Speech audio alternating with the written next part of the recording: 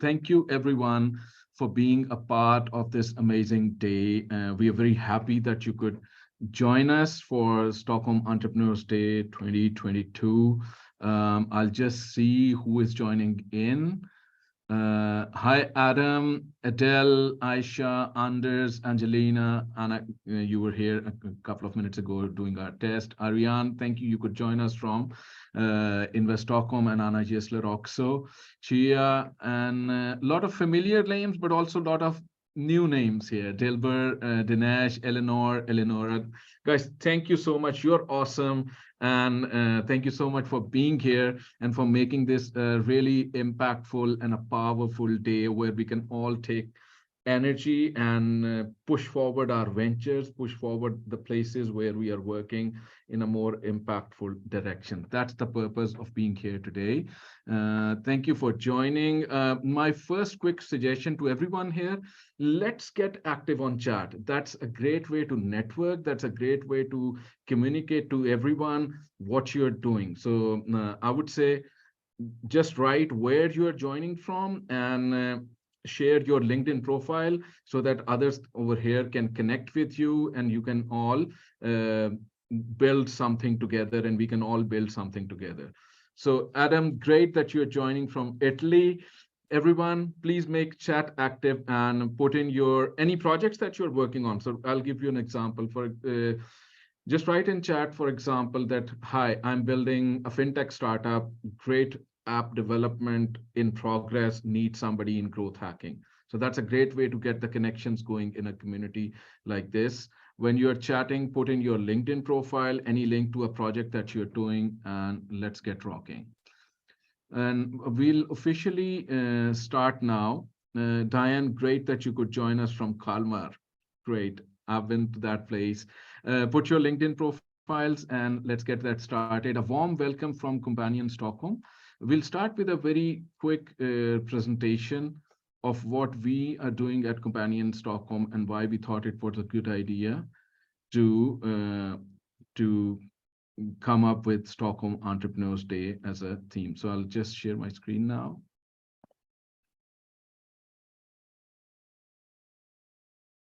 Hold on, let's see. Can everybody see my screen? Okay, so a warm welcome from Companion Stockholm. I know it's getting cold in Sweden. It's not started snowing yet. Soon it will. But let's see how long we can hold off the snow and enjoy the last warmth of the warm season. But Companion Stockholm is Stockholm's leading advisory organization for cooperatives, social entrepreneurship, and impact startups. I'm going to give you a very quick introduction of what we are doing at Companion Stockholm and an overview of day's agenda, and then we will walk straight into our keynote addresses for the day. So before I talk about Companion Stockholm, it's important to know what is Companion nationally. So we are a national organization, been around for more than 30 years, and we work with cooperatives, associations, both for and non-profit, ideella föreningar och ekonomiska föreningar, social innovation, and startups working as teams. Our competence is working with groups, with teams, and building togetherness, democratic feeling. That's how Companion works nationally. We have 25 different regional offices, 100+ people in Sweden, and we have helped more than 10,000 businesses to set up and grow. Another part of our business nationally is national and regional development projects, which are on their own themes like social innovation, entrepreneurship, and sustainability. Our work is financed by, it's publicly financed from Tillväxtverket, regions, municipalities, EU projects, partners, and even members. It varies from region to region. But when we come to the Stockholm region, there are two Companion offices. In the north, you have Companion Roslagens and Norrud, and then in the middle and south, it's Companion Stockholm's LAN, and we have two offices, one in Norrhen, which is an impact accelerator, an impact hub, an impact community. They are doing great, awesome work in Norrhen. A couple of their people are joining us for our panels today, and also in Södertälje Science Park, where my colleague Eric runs that office. Companion in Stockholm helps setting up an early stage, providing early stage advisory services for SMEs, cooperatives, associations. Associations, again, I would say for and non-profit, which in Swedish means ideell och ekonomisk förening. Social innovations, and again, startups working as a team. In Stockholm office, we advise around 1,000 plus entrepreneurs. We are very happy that we are able to reach out to around 50% female founders. More than 3,500 people attend our events like this, smaller events, networking events that we do, all sorts of events. And more than 25,000 people receive our digital information. We are sector agnostic, as you can see from the right side. We work, when I'm giving an example, if we take the food sector, we work anywhere from a restaurant to a restaurant looking into franchising to a food tech startup. So anywhere in between we're working, and we also run a lot of interesting and exciting projects. I'll talk about them shortly. About me, a very short intro. I'm business advisor and partnerships lead here, and I am also the moderator for today's program and the previous Stockholm Entrepreneurs Day. Coach a lot of early stage founders. Love doing events. Was finalist for Nordic Startup Awards in Ecosystem Hero of the Year, and part of several startup networks, tech communities, and mentor actively at accelerators, and have an early stage impact tech portfolio. Also do music. You can find me on Spotify. Enough about that. When we come to Companion, we basically say that we support anywhere from idea to concept launch and early growth stage. And if you see that circle around it, anywhere starting from finding your purpose, idea structuring, business model, research validation, company formats, very importantly, working out a team and partnership strategy for your startup, go-to-market, investor readiness, launch, and early growth phase. That's all Companion speciality. We do a lot of ecosystem projects, Yala Rinkeby being one of them. We were engaged in building the economic association to create work possibilities for foreign-born women standing far away from the work market. Now that project is running independently. We are very happy when we create projects and they run forward. Another project, another example is that in 2017, we got funded from Almana Arts Fund, and goal was to create a social cooperative for homeless through cooperatives, sell favors and products. And that project is also going very well. And today we have around 20 to 30 members engaged in different divisions, departments such as city walks, farming, music bands, and so on. Current running projects, we have React as a main project. It's a business development program for Stockholm region focused on creative culture, travel, retail, hospitality, and other sector entrepreneurs. 100-day program, free of cost. Second cohort is in progress.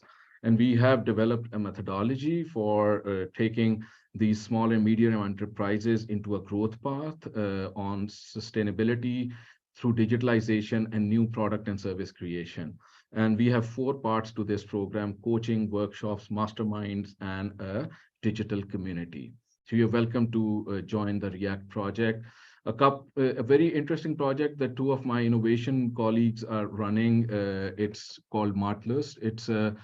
It's a project in the food sector, bringing Södertälje into a regional node for food development and innovation. It's a development program with a lot of interesting activities. Eric and Maria Michael are 2 of our awesome advisors in innovation working with that program.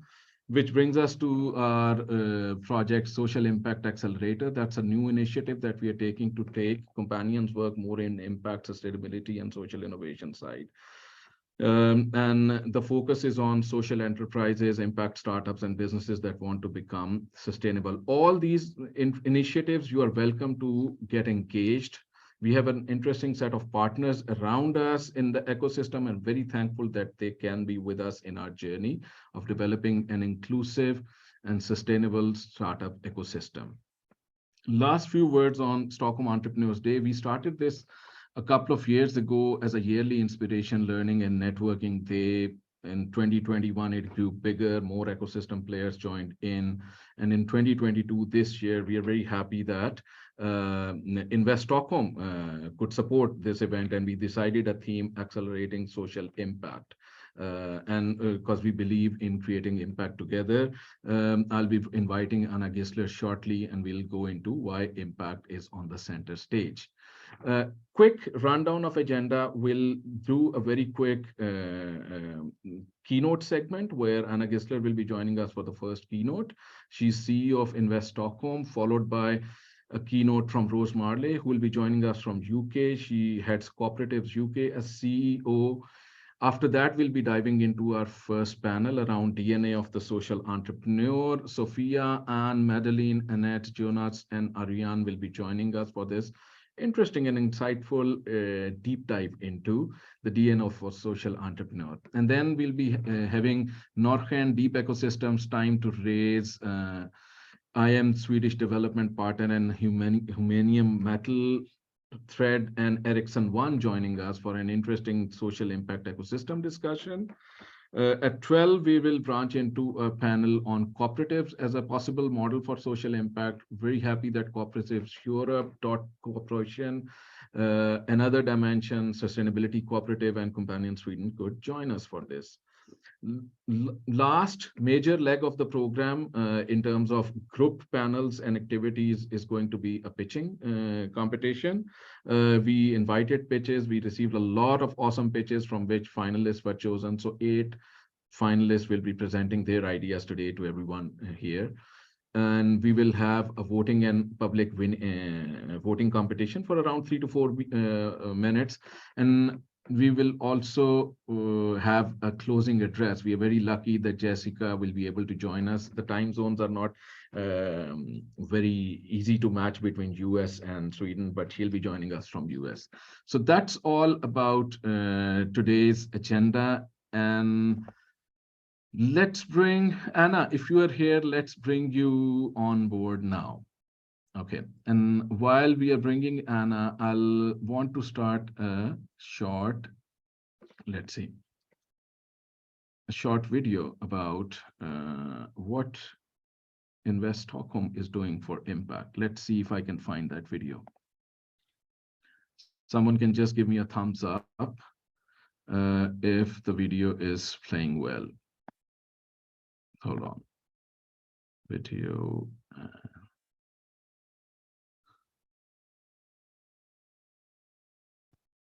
So we are starting a short video. Let's watch it and then let's dive into a panel discussion, into keynote address with Anna.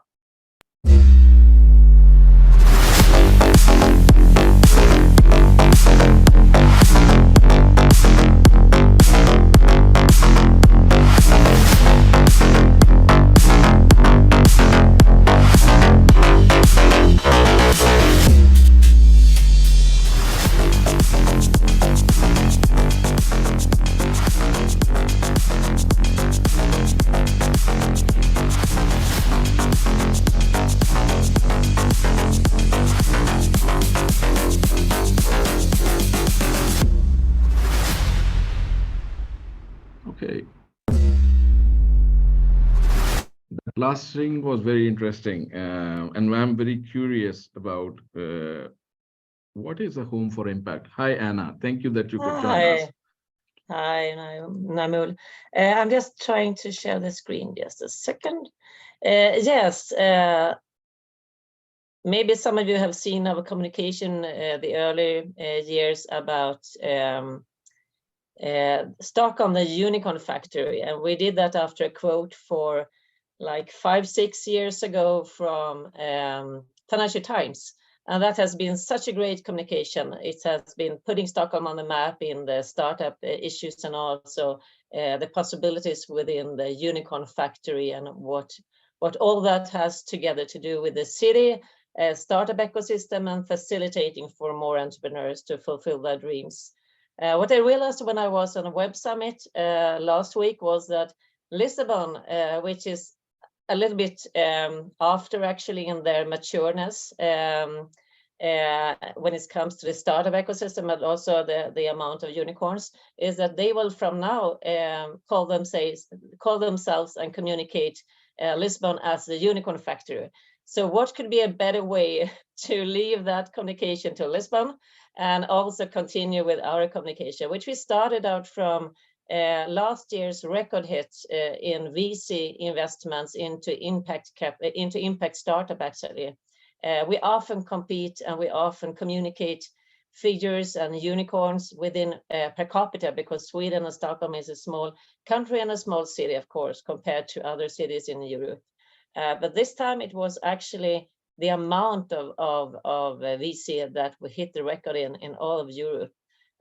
So this is something really huge in our eyes and in everyone's eyes, of course. And I don't think we will hit it again. Maybe Germany will pass us next year, or UK or Netherlands or someone else.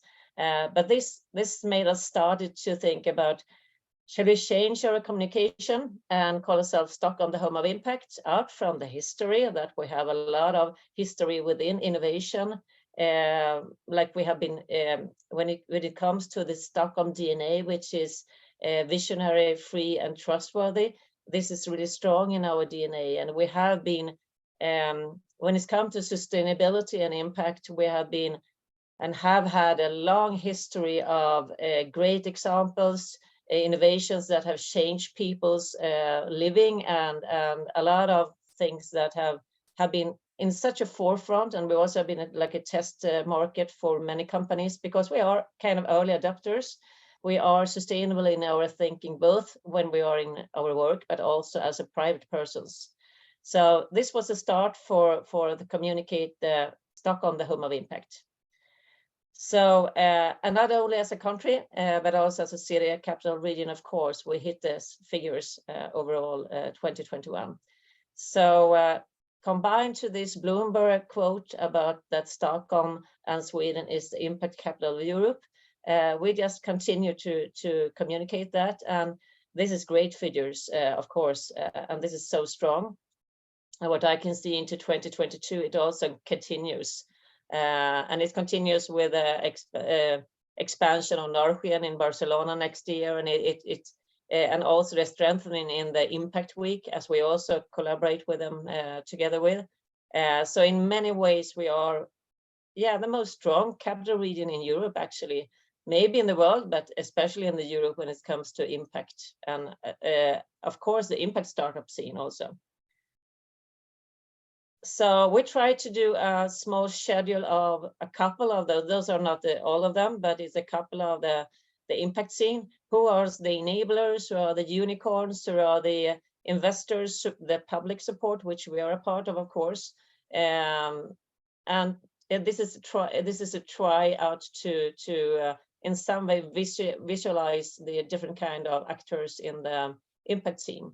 So this has also been important to not at least communicate with the ones in Stockholm and the Stockholm Greater region, but also as we have responsible to marketing abroad, and to also try to find inward investments to the Stockholm region, but also establishments, of course.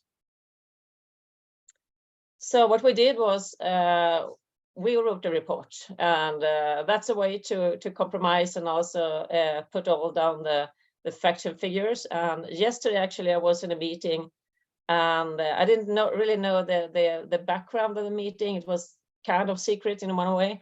And the company, which is a huge company in Stockholm, come up with a printed report of this and said, we have read this, and we want to do something totally different out from what you have written in the report. So this is in some way an answer of, and also a good way to feel that, okay, our reports actually matters. We try to compromise all the facts and figures, and that is what we have done. We have tried to tell the story about how did Stockholm and why is Stockholm the home of impact.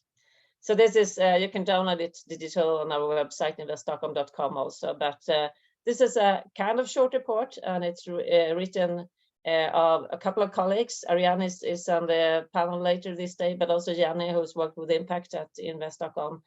So this is a totally homemade product from Invest Stockholm, and even the communication Stockholm, the home of impact, is actually me and the colleagues who has actually done the work from this, and so a lot of credit to my colleagues at Invest Stockholm. So what we did to strengthen the communication of it was, of course, to add on the Impact Week. Norway has already started last year, and entered it together with them. And we did a Stockholm Impact Week, the 6th to 14th of September. Started at Norrsken, we continued it at Epicenter and Space. And it was such a great success. We worked day and night, and Ariane was one of them who worked really day and night. And we have learned so much out from this year. But one thing is for sure, and we will continue even stronger next year, but maybe more compromised, a couple of shorter days and more intense day. So we'll come back with it, but it will be in September. So a new Impact Week next year, and we're looking forward. And we're also looking forward to all the good ideas that you in the ones that you have during this meeting, of course, things that come up during this day, and also different kind of organizations, because I think this is such a strong way to communicate the possibilities in Stockholm, but also, of course, the challenges. There are so much challenges within the impact and sustainable issues. So we'll continue, and we will do it even stronger. And I think that when we started, and when Norrsken, who was a driver, and it started to talk about the unicorn impact factory, or the impact unicorn, actually, to hit 1 billion people instead, or help 1 billion people instead of $1 billion. That has been a paradigm shift in one way, actually, to look at unicorns in another way that we did before. So what we did during the Impact Week was we gathered a lot of startups. We did a job fair. We did investment days. We had a lot of international panels, but we also gathered our counterparts in the Nordics. And that's also something that we have seen being more and more strong. We have a lot of similarities, but still Stockholm and Sweden is the biggest country. So we are in head of that, and we also are driving the work together with them. So you will see a lot of new initiatives together with the Nordics also further on. So shortly about Invest Stockholm. Ariane and me are together in different parts on this day with you, Namul, and Companion, but we also collaborate in other parts. We have something called Invest Stockholm, which is a consulting kind of service to entrepreneurs, and you are one of the companies, organizations that are feeding in with coaches and advices to the entrepreneurs in that project. Together we have a kind of more than 35 different kind of organizations. We have the Stockholm Scale-Up program, which is mainly a service to female founders, entrepreneurs from abroad, actually, and kind of also living more in the outskirts. So it's a combination of geographic and gender program combined to the entrepreneurship. So that's a way to try to scale up a couple of companies. We also facilitating, and that's something that we have done for many, many years. Our mission is to of course create sustainable growth, but we do it together with connecting. We're a lot about facilitating, actually, and we have been realizing that the last years that facilitating is very much out of what we do. We facilitate meetings between entrepreneurs, investors, startups, different kind of organizations, and we have also a great huge network of real estate owners. So we try to facilitate different kind of investments, establishment, but also good ideas to create something new. It could be, I mean, we are a member of a couple of hubs in Stockholm, and we have been a part of the creation of a couple of hubs also. So that is also something we do. And of course, the talent attraction, which is a driver for the companies also to get in Stockholm and to establish here, and also a crucial thing for all the startups to be able to scale up.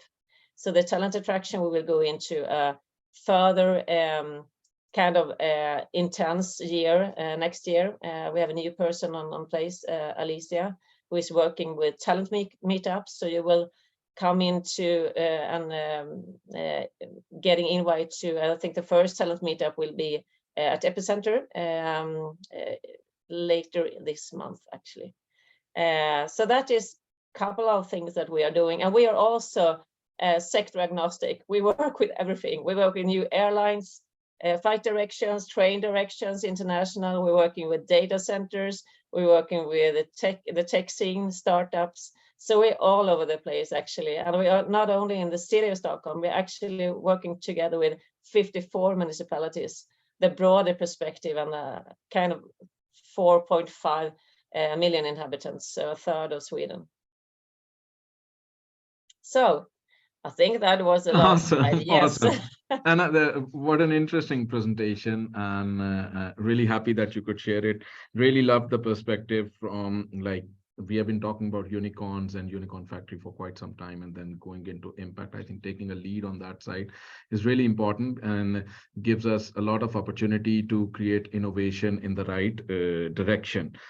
Also love your point on sector agnostic. Companion also works sector agnostic so that we can support as many as we can, and Startup eGate is a great service. Thank you so much for being here, and a big Thank you for inviting me. Thank you. And audience will now be moving to Rose Marley, who will be doing the second keynote. Rose, we are just bringing you up. Thank you, Anna, for being here, and Invest Stockholm, who are also our partners on this event. Let's see. Which means the panelists who are already coming in for the next panel, which is the DNA of a social entrepreneur, that will get slided by around 5 minutes. Rose, thank you so much for being here and joining us here from UK. Thank you very much for inviting me, and I really appreciate the opportunity to talk to such great attendees as I'm seeing in the chat. I'm just going to share my screen. And what I'm going to do is, I believe I've got about 8 minutes to give you a whole host of information. So I am going to be throwing quite a lot of information at you over the next sort of 8 minutes. And so therefore I will, I've sent these slides to Namul, and I'm happy to share them afterwards because there's information on there that I think will be helpful to you. Awesome. Awesome. And I'll just want to give a quick shout out to the awesome people who are joining in. Great that Julia, great points. Lucas, great that you're joining us as well.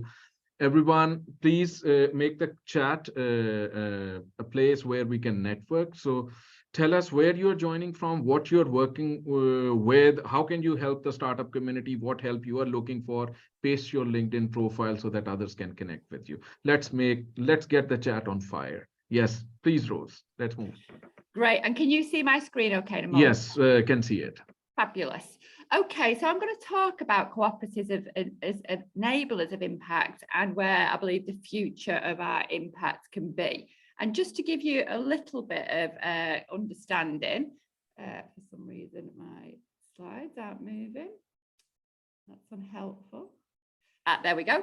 I'm just going to give you a little bit of understanding about Cooperatives UK. We're the voice of the UK's cooperative movement, and that means we represent over 7,000 independent cooperatives in the UK, with a membership of just around 14 million in terms of our members, and an annual turnover now from 2022 of £40 billion. Just to put that in context, music industry, which is a big area of export for the UK, brings in about £5 billion. So it's significant. And I reference the music industry, not least because I see that Sarah from Stockholm Music City is here. But that is my background: music, entertainment, creative, digital and tech. But I am a serial social entrepreneur. So as well as being the CEO of Cooperatives UK, I am a founding director of Sharp Futures, which is a community interest company which specialises in creative, digital tech and young people. So in terms of why I believe co-ops have got this real opportunity and already enable impact, is because cooperatives, we've been able to demonstrate in the UK, are 5 times less likely to close down than other forms of business. Now, we ran this through the pandemic in 2020 in terms of resilience, and it was 4 times less likely.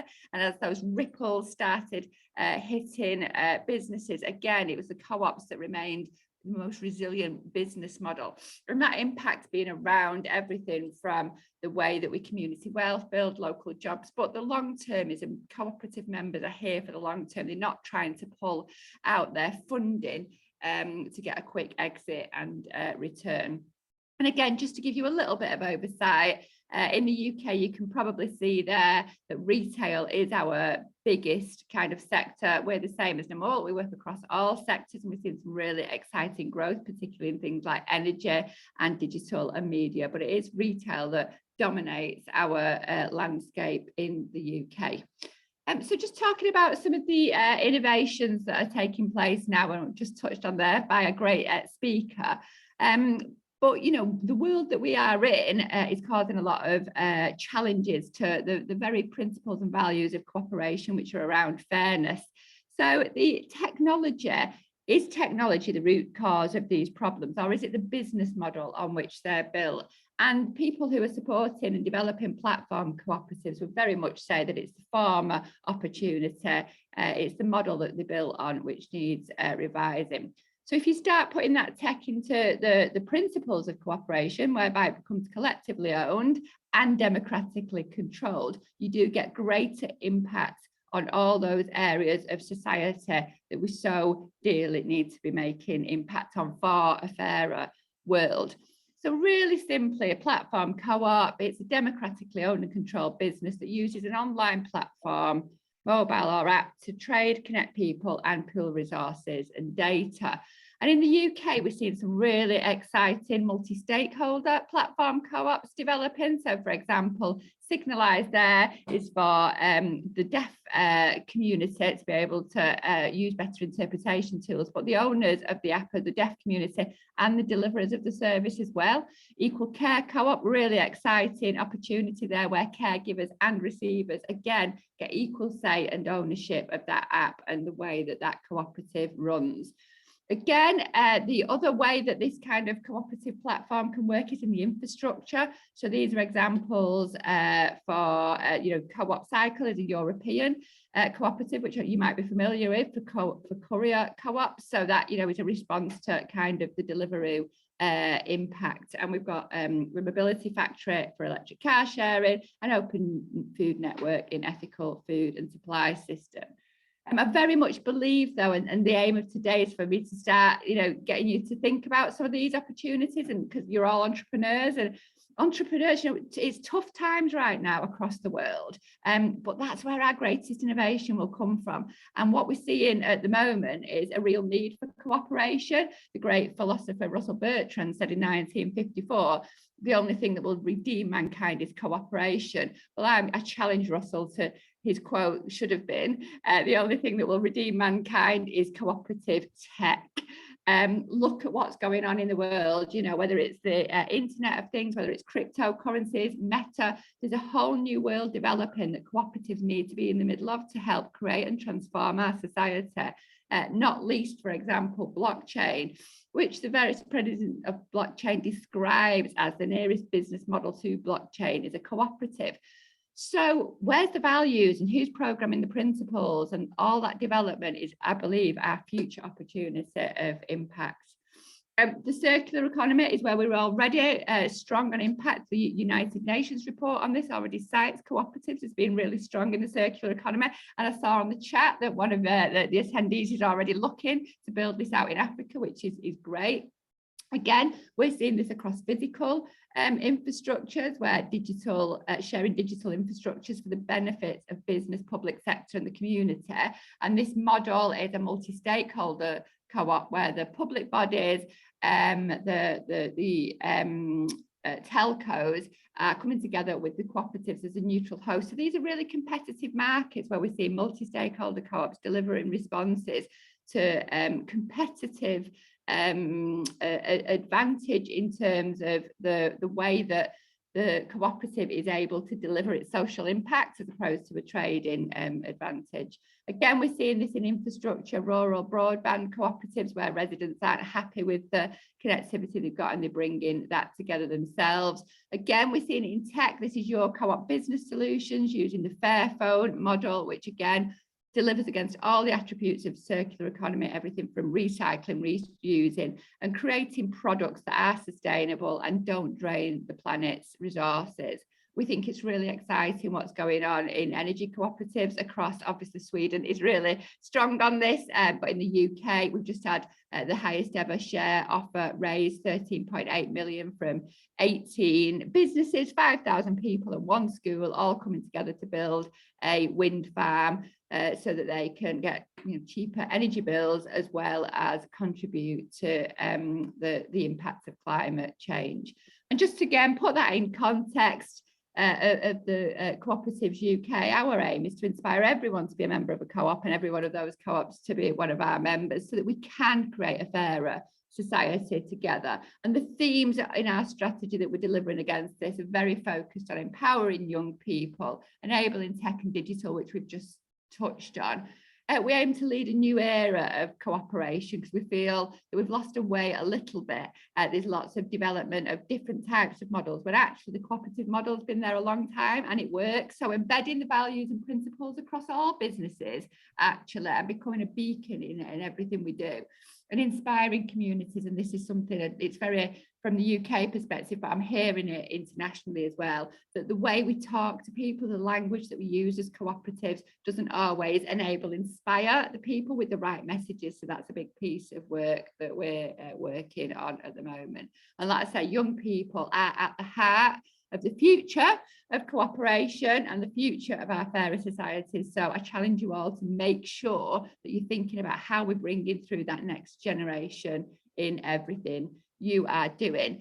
So like I said, I will share these slides with Noel so that he can share them with you, and hopefully, and that's how you can contact me directly as well on socials there. But hopefully I've given you enough of a quick blast of where we believe our future opportunity is and where we're enabling impact right now.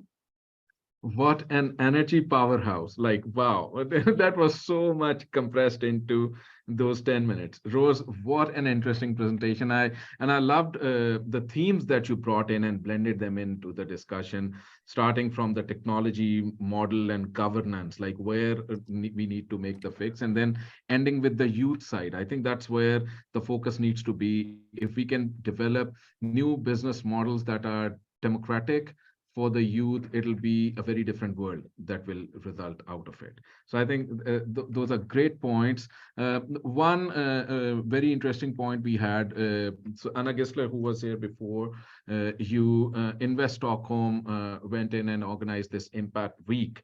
And there, they, in collaboration with Deep Ecosystems, Thomas will be here in our panel after next. So they created a kind of an ecosystem hackathon, and not many people were aware about cooperatives in that interesting, innovative discussions. And then when companions started talking about that, they said, okay, wow, this is a good way to build the future business.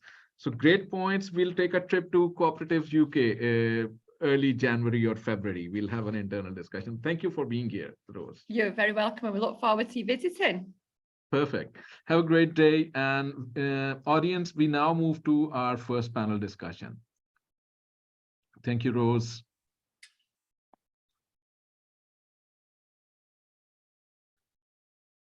Okay, so I see people joining in. Hi, Annette. Great that you could join us. Let's see. Great to be here. Thank you. Yes. So audience, you need to wait on for 1 minute or so, and we are on. And this panel is going to be very interesting. We are going to be talking about the DNA of a social entrepreneur. I like the word DNA used in entrepreneurship context, because we are trying to figure out. Hi, Ariane. Hi, Anne. Great that you could join us. We're just waiting for a couple of more of our friends here. Jonas is joining in, I see. And we're waiting for Madeline and Sophia now to, let's see. Sophia, I've located you here. So let's see if that's working. And Eric, if it would be great to have the name of organization written out as well. so that audience can relate. Let's see, who are we missing? Annette and Ariane, Jonas and Madeline. Let's see. Yes, Naimul, I was speaking with Madeline. She has a real problem with the connection. We can see we can fix that, but you can start a panel discussion. We see. Brilliant. Her somehow. Okay. First of all, a warm welcome to Stockholm Entrepreneurs Day, and thank you all for being here, supporting this day, and joining us for a very interesting discussion on DNA of a social entrepreneur. But why don't we go around and do a round introduction? Let's start with you, Annette. Tell us about yourself, your organization. We don't have time. You are at the Climate Summit also. Yes. Yeah. Something. So what about you, about your organization and your role in impact? Let's take around 1 or 2 minutes per participant. And you think I'm going to do it in 2 minutes? That's very nice. Okay. Or shorter. Let's work around the 1 minute the pace now, right? All right. Okay. So I'm here today as a chairwoman for We Don't Have Time. I'm thankful to be on the panel. I also like a panel about the DNA of a social entrepreneur. I'm very thankful to be here, but I think that I'm actually replacing Ingmar, who's the founder, Ingmar Renzock, who's the founder of We Don't Have Time, as he is actually in Egypt today, or this 10 days for COP27.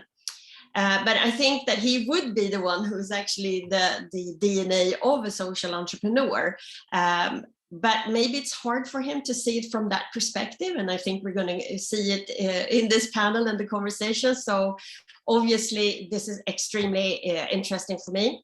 I've been a chairwoman since the starting year for We Don't Have Time, which is the world's largest social media platform for climate solutions. So we do broadcasting, and today, this week or this 2 weeks, we're doing over 150 hours of COP27 together with UNDP and Business Sweden as partners in the booth, but also from the general audience and so forth. So we are filming. You can go in and I'll forward the link to you. Today's day 3. It's very interesting about actually shifting shifting power and money, which I think is a very important thing of investing and so forth. But I also have another role, been advocating sort of sustainable investing for a long time, and then also for research-driven innovation to sort of clean up dirty industry, which I love, and I've been doing it for quite some time. But it's also a lifestyle that I have chosen to be in a sort of in sort of talking about environment all the time, and extremely excited that we before the summer were able to close the 100 million euro fund with Butterfly Ventures, which is for Nordic entrepreneurs. It's deep tech, and it's all about shifting, you know, to sustainable solutions and so forth. So I think this is extremely interesting. This is one of the first funds that are actually in venture capital based on Article 8 in the EU kind of commission for sustainable financing and disclosure. So it's SFDR, if you want to Google it. It's all about then having the companies that we are investing in together with ourselves are actually carbon neutral. Great, Annette, you're doing so many things, and great that you could come in and represent We Don't Have Time today. And Ingemar, you're right, he was to be here, but great that he's running something much bigger, like and addressing millions of people. So really happy for the great work that you're doing, and also with Butterfly Ventures, great initiative. I think it'll benefit a lot of impact entrepreneurs going forward. And let's move to you and talk about Hack for Earth. Hello, everyone. Great to meet all of you. And thank you so much for having me here in Amul. Very grateful for being part of this amazing panel. I am the Secretary General of the Hack for Earth Foundation, and we create citizen-driven innovation by using hackathons as a tool. And right now it's actually very busy days for me, but I didn't want to miss this panel. So I said, sure, we'll do this anyway, even though it's really crazy right now, because we are organizing a global hackathon at the COP27 for youth.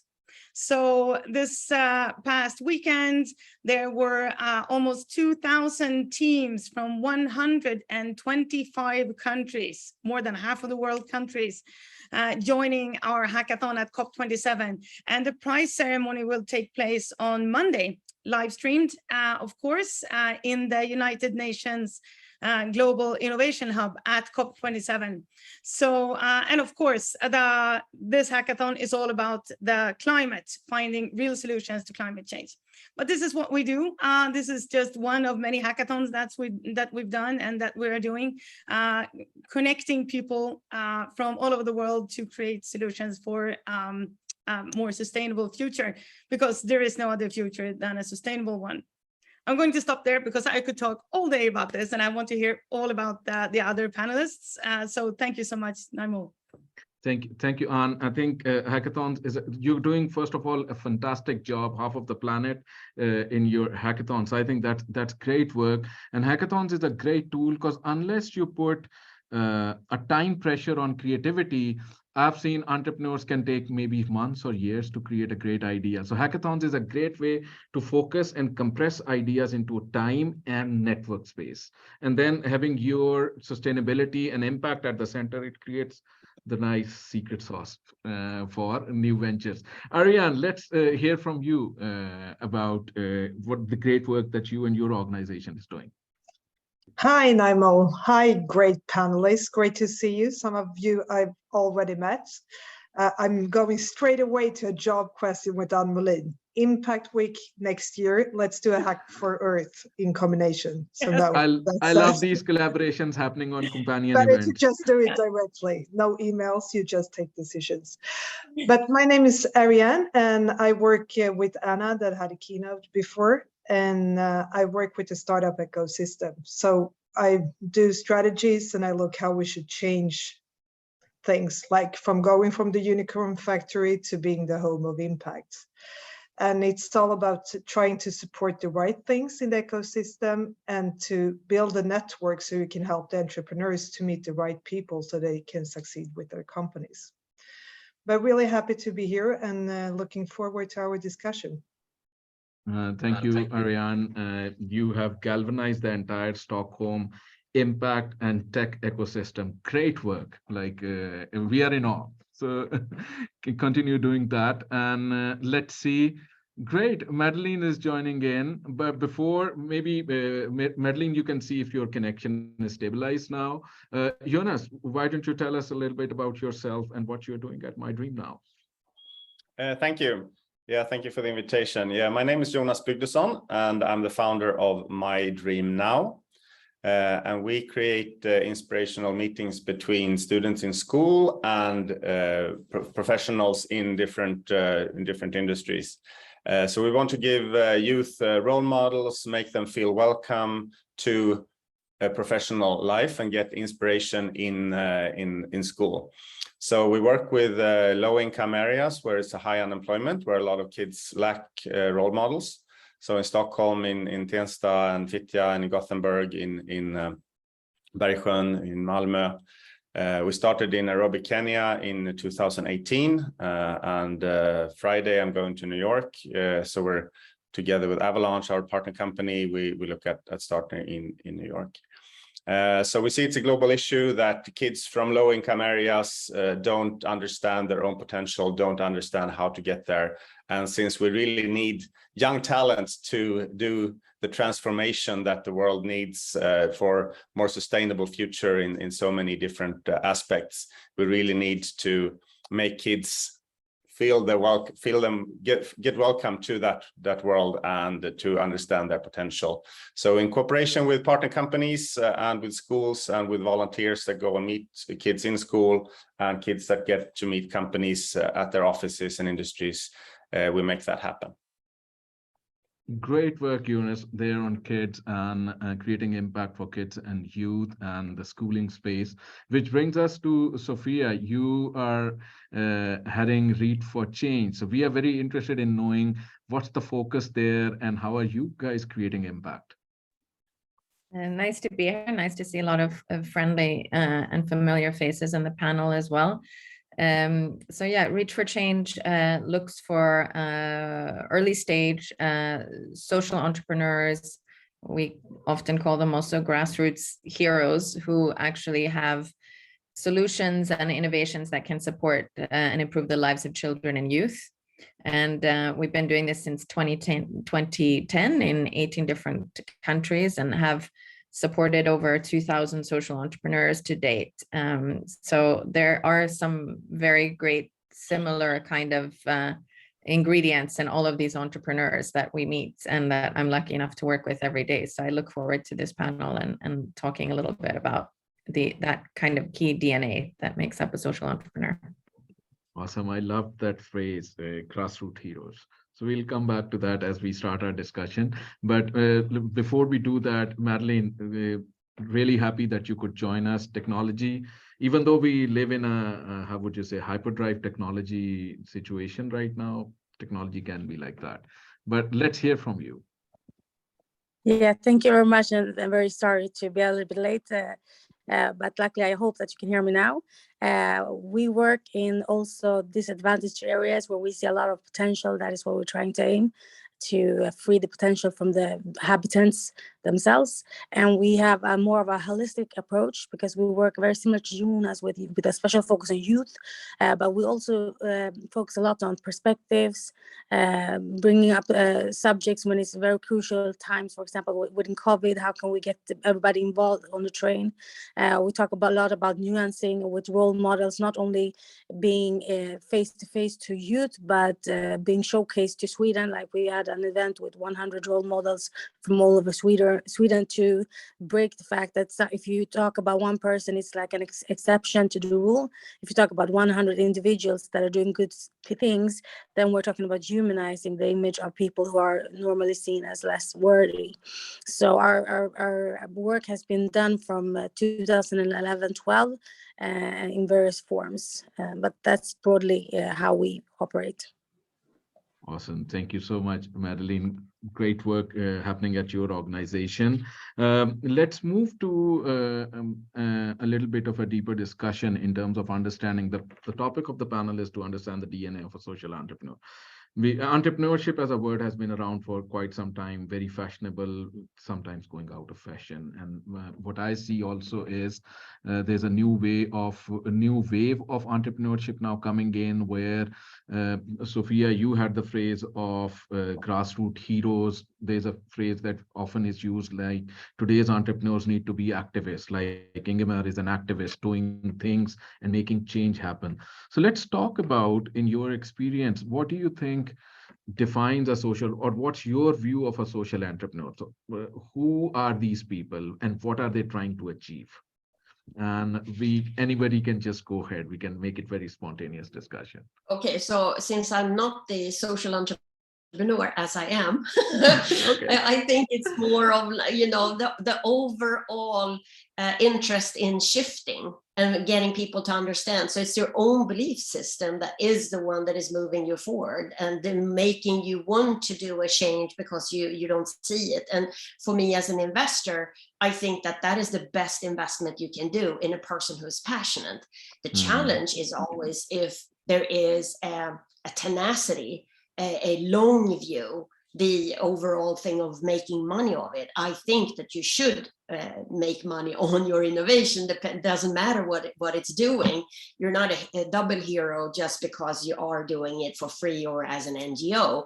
It depends on the business sort of alignment and where you're looking for funds. But I think for profit is something that you should do. And today it's not a question about it. But 5 years ago, it was a huge question about why would I ever invest in impact? It doesn't make any sense to participate in.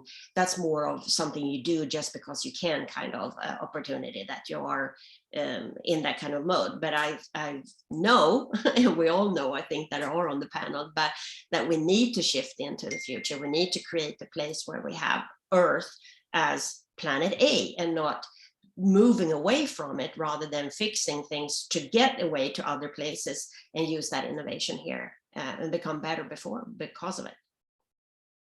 Very interesting point, because you say that change is an important part, and then the passion and tenacity to stick around with that. And also you talked about making money, and the other side is that impact is now in the center, so the investor side can also. We can continue the discussion, whoever wants to go next on your view. Yeah, Anne, go ahead. Yes, interesting point, and I think you're really onto something there. And to add to that, I really believe it's going to be hard to be an entrepreneur at all in the future from now on if you don't have a sustainability focus, because if there is no other future than a sustainable future. So to just focus on making money or good tech stuff, it's not going to be enough to be successful. If this was an option before now, it's no longer an option to be successful, to also have a sustainability focus. I really believe so. So it's the world is changing so fast, and with the climate crisis the way it is, and the world looking the way it does, with this, with us getting further away from the sustainable development goals, we really need to turn this around. Okay, very interesting point, because Annette, you said there is no planet B, this is the planet A, and then you are saying there is no plan B, which is non-impact. So impact is plan A and everybody. So very good points over there. Let's get some accelerator perspective. Sophia, if you could tell us how and how do you see a social entrepreneur when you are looking at them from a lens of a change-making organization? Yeah. That more than 2,000 people are impacted through. Well, there's something that we call, we talk about quite a lot. It sounds very lofty, but I think it's quite important. It's around the systems change aspect. So it means basically that the common element that many of the entrepreneurs that we work with is that they see that the systems that we have today are kind of broken. So they want to challenge these systems, and they want to do that through innovation. So that's one important aspect. The second important aspect, which I think really characterizes the entrepreneurs that we work with, is not, working or marketing a product or service at your target group or your beneficiary group, but working with, or maybe from, or coming from that beneficiary group. So there's a whole different element of like how you design products and services today that for me, the social entrepreneurs that we work with, they're inclusive, they're representative, they're diverse, they're maybe challenging the power systems that we have today that aren't so diverse. So that's an important aspect. And the third, I think we were talking about it, maybe both Anne and Annette, but this idea of really wanting a social return or an environmental return. So not only focusing on the financial return. And that means it has less to do with what organizational form you take, but more to do with how you invest those profits, how you look at building out your business model. So what you're really what your driver is, what gets you out of bed in the morning, is that you're actually making an impact on society and on planet, which is positive. And that should be inherent in the whole business model. So I would say that that's the third ingredient, which is really exciting. Okay, great perspective. Like systems change, working with beneficiaries, and making diversity happen, and social and environmental return. Great points. Before I move the question over to Ariane, and so that we can get an ecosystem perspective, like how does the ecosystem see social entrepreneurs? I'm very curious if we stay on Sophia, because you work in multiple geographies. Are the trends the same, or are challenges different? We can deep dive into it, but I just want a very short answer in terms of, do you see the definition change as you move from Europe to Africa to Asia and other places, or is it the same? Yeah. Well, there's a lot of discussion and a lot of research around entrepreneurship and how maybe in certain countries it's entrepreneurship by opportunity, and in other countries it's entrepreneurship by necessity, because you have to actually create services because there aren't other services that tackle this. But I would say for social entrepreneurs, the exciting thing is that that's not so important. These kind of distinctions, they really have this kind of common element. Like all the social entrepreneurs I meet, whether from Kazakhstan or Ethiopia or Sweden, and a number of them are working on really similar issues, like the big issues that we're facing. And I think that that's so exciting to see, you know, an entrepreneur in Ethiopia working on getting more young women into tech, facing the same challenges as, you know, a Swedish entrepreneur working on the same. And, you know, they all have this kind of common element of this grit and this wanting to persevere and to like solve the societal issue. And that ingredient is like so similar, like regardless of geography or culture, which is so exciting to see. Great. Annette, we'll move to you in 1 or 2 minutes, but let's move to Ariane. We need your perspective of in terms of from an ecosystem building organization or the government or the custodian of the entire ecosystem in the region. How do you see social entrepreneurship? Is it something, a trend which is gaining momentum? Do you think this is helping the kind of the ecosystem? So a little bit of perspective from your side. Thanks, Naimo, and great comments from you all. Totally agree. Yeah, I would say that for the last years, we haven't talked that much about social entrepreneurship. But when I started, the one thing that I wanted to do is to discuss female-funded companies, gender equal companies, diverse companies, and how we can make the change. And what I see now on the Stockholm ecosystem scene with entrepreneurs, they're all purpose driven, because it's not about making money anymore. It's really about changing and saving the society. And I meet a lot of entrepreneurs, and as Annette mentioned, that, you know, you can make money by being a social entrepreneur. And that's really something I want to say to all the entrepreneurs here. It's not an ugly thing to make money by doing good, because if you're not looking at your business model, it's just a project. So I meet entrepreneurs that come to the city of Stockholm and they say, okay, I'm doing this great thing in the outskirts of Stockholm to help the youth. I'm like, that's great, but try to find how you can make money on it without the support from governmental agencies, because you can do it. And I think that's a change that we see. And with Norsken, that is running their big hub here. And the thing that Anna mentioned, that, you know, it's about making a change for 1 billion people, not making $1 billion. And I really see that in the entrepreneurs that I meet in the city. They all into wanting to do good. So I would say that that has been the change from the unicorn factory and discussing technology and new fintech companies to more and more companies that it's great. You can be a fintech company by doing good. So we have a lot of fintech companies now that are actually doing good with those technological solutions in financial technology. So I'm really proud of everybody in this city for being a part of the change, because we need, you know, the community, we need the networks, and we need to all help each other. And that's one of the greatest things with Stockholm and being the home of impact. Brilliant. I talk too much. It's great. Ariane, amazing points. So with all of your amazing comments, I'm trying to build a caricature here. But you mentioned a very interesting point, because if you don't have a business model as an entrepreneur, then effectively you are on a time-bound project which finishes, and then you are on the lookout for more support. We'll go a little bit in deeper with that with Jonas and Madeline shortly, but that was a great point. You talked about something which is very important. We see there's a lot of discussion about the VC space switching to the female side. It's still not happening, the female founder side. So I think there is a lot more work required at the grassroots levels by organizations. Like Companion, we have, right now we have around 50% female founders, but other organizations also need to rise up and address this challenge so that more female entrepreneurs can join mainstream entrepreneurship.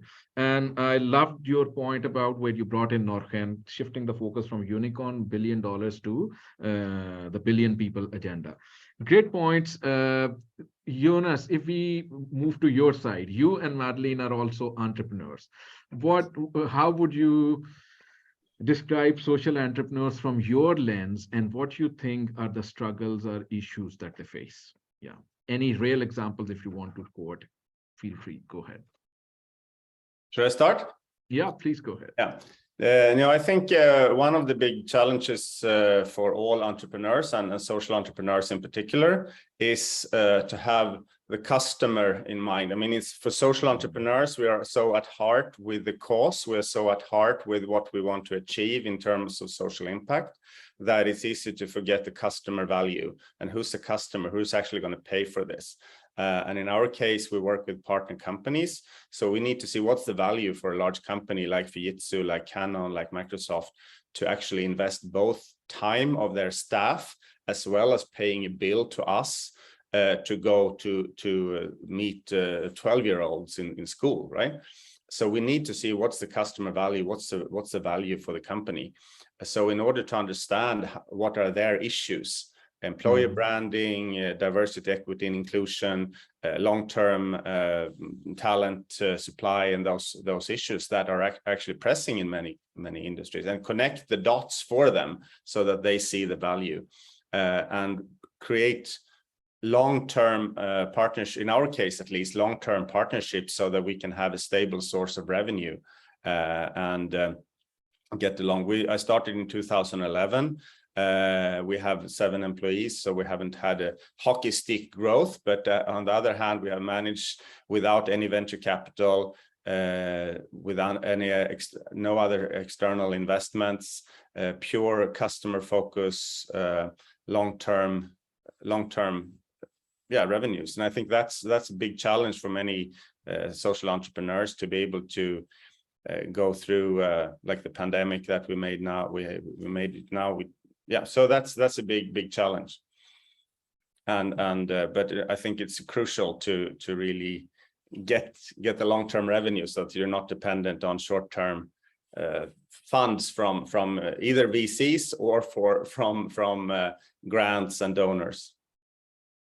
Very interesting points. You talked a lot about partnerships. I think we'll go deeper into those questions, but you brought in a very interesting word here when you talked about VCs and the hockey stick.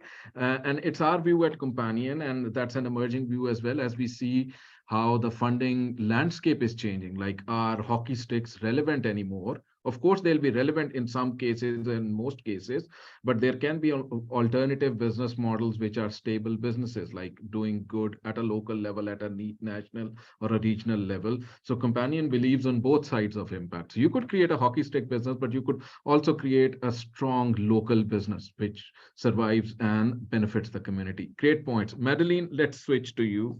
Tell us about your experience of being an entrepreneur, about building movements. Yeah, thank you. For us, it's more about understanding the root purpose of your of what you're doing. And in this case, I think like one of the questions we don't ask is, when it comes to social entrepreneurship, is, are we creating system change? How are we creating system change? When are we going to create system change? Is it possible to create system change as a micro organization? Because as we're talking about funding, a lot of social entrepreneurs are micro organizations which are funding. The funding is not so extensive to create system change on its own. So we have to look at very long-term type of models. And that has to go back to how, if for a social entrepreneur, you see the business sector as perhaps an early adopter, a partnership that could be somebody or some entity that can drive the change forward. However, a lot of the challenges are to explain, like, okay, if you invest in somebody who's 13, 14, 15, in 10 years' time, this might affect the whole society, it might affect the whole ecosystem. And because of the whole, the way the business logic operates is very short term, it becomes a very tricky situation to actually achieve that type of system change within that framework. And that's why for us, it's always about looking at, okay, so we have tried this, and for us, the money becomes like a method to achieve the change, and not an end means. And even if we can have a sustainable business, that's not either the main end means, but the end means would be to cease to exist, so that there would be equality, for example, in the schools, equality on the job market, etc.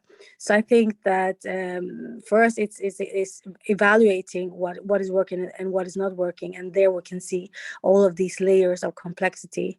that is making it quite difficult. Lastly, I would like to say, looking at system change, going back, because before you had social entrepreneurship, you had the movements, you had the civil rights movements, you have the women's rights movements, and the question is, did they affect the world more than, for example, what the social entrepreneurs are doing now? Not saying that the social entrepreneurship is not good, only saying that perhaps we have to reevaluate our partnerships and our ways of working to be even more effective. Very good points. Madeline, you echoed with the points with Sophia raised about system change. So I completely relate. And then you went into a perspective of why social entrepreneurship now. And you also mentioned something very important, which is probably politics, businesses, ecosystems, investors, business as a core philosophy, and such social entrepreneurship and system change as a movement, the difference in the time syncing of these things. Because some things have time synced on now, 6 months, 1 year, as opposed to the results which from social entrepreneurs would deliver would be more long-term, as you're saying. Great points over there. Annette, you had the hand raised like 7-8 minutes ago. I don't know if you remember what you were thinking of. Oh, even more now, right? Yeah. I don't know why I have so crappy connection. I'm in the middle of the city, so it shouldn't be a problem, but maybe that's the problem. So I'm trying to be on my phone instead, if that works better. Anyway, no, but good points, everyone. And I'm glad that you didn't give me the word, but I usually want to interrupt and this, everyone who's talking, because I always see other linear things. But Ariana, I think, said something, and we were also dipping our toes in women entrepreneurship and why we don't invest in women as much as we do. It's all these projects that people are doing. It's all the smaller projects that they think, I'm going to do something and it's going to be awesome. Everybody's going to, jump at it because it's going to be so fantastic. And Madeleine, I think you are onto something, that there is a lack of movement. There's a lack of, people being pissed, or people, we can only not have only one person. Greta is the one who's the angriest, she's not a teenager anymore, I think, but you have to have more people in the movement. And we don't even see that from the US, when they're now shutting down women's rights, and they still, the other party, they are actually the one who wins the Senate now for abortion rights. And it's freaking women who are in the midst again that are not getting what they're supposed to do. So I think we need to rise to another level over what the environment, how important it is for us and what we actually are doing, because we can't sit home at our dinner table or breakfast table or whatever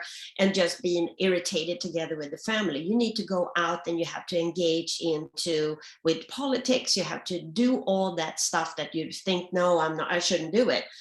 I started in politics 6 years ago because I felt really frustrated in what we're aiming for. And I think that we now have an environmental agenda in the region of Stockholm, because I'm actually at the regional municipality house now and working for one of the more middle liberal party. And it's really, really important that we actually are engaging and that we understand the rules and regulations and where we can actually shift and impact. It's not only about being passionate, it's about being driven in the passion of doing and then be active. All these women and men that are doing all these fantastic health applications or learn to read more, better, whatever it is. If you guys just mush together into a big pile of people and just had your bright ideas and start to work on the verticals together rather than thinking that it's competition, it would be way, way, way better on everything. Not to me only as an investor, because it would be clear, but there's a lot of people out there that are doing so many good things that are sort of thinking that investors should pay for their dinner. And that's not what it's all about. You need to find the customer, like Jonas said. You need to work together with the customer. You need to work with the ones that are feeling the pain that you feel that you can do. I'm on a soapbox now, so I can go on forever. But I want everyone who's listening, because it's 150 people that are in the room, and you guys need to get your shit together.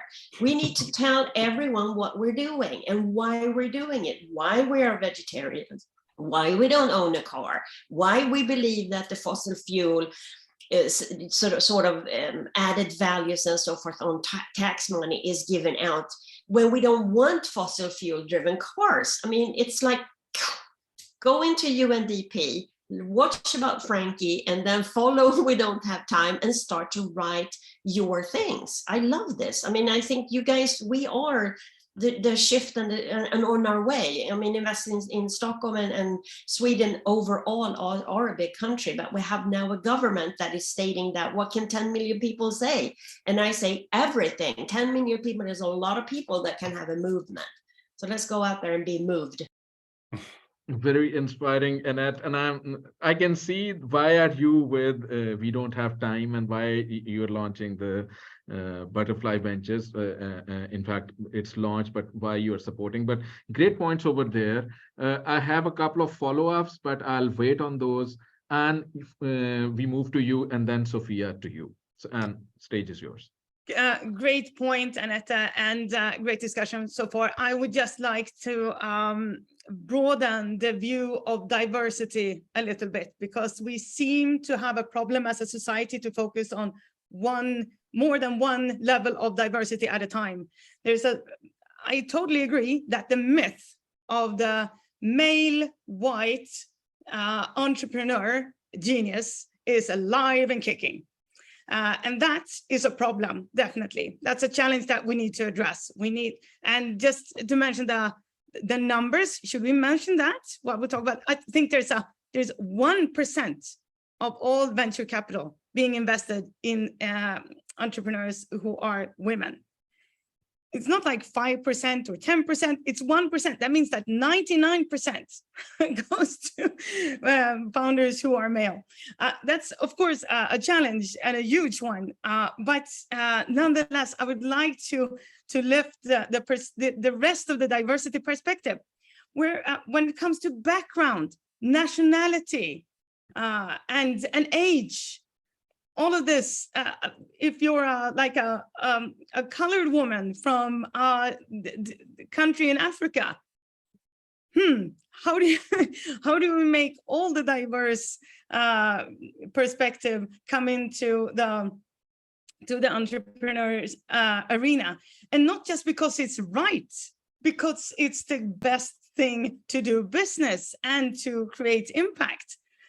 This is not just because I'm saying it. Science proves that diversity in teams and in companies creates higher levels of innovation. Let's remember that. So if you want to be successful, not just in terms of social impact, but in business, you need diversity. And we seem to be forgetting this. Okay, I could talk about this forever too. I'm going to let everybody else say smart things now. Thank you. No, very, very good and a real moment of truth. And thank you so much for sharing. I'll just add one point, Sophia, before we move to you. We have been at Companion questioning and in our teams, in our discussions, in our meetups. We don't have a solutions yet. Is venture capital as a tool flawed to address this? Does that need to change? Because that is not changing with all the...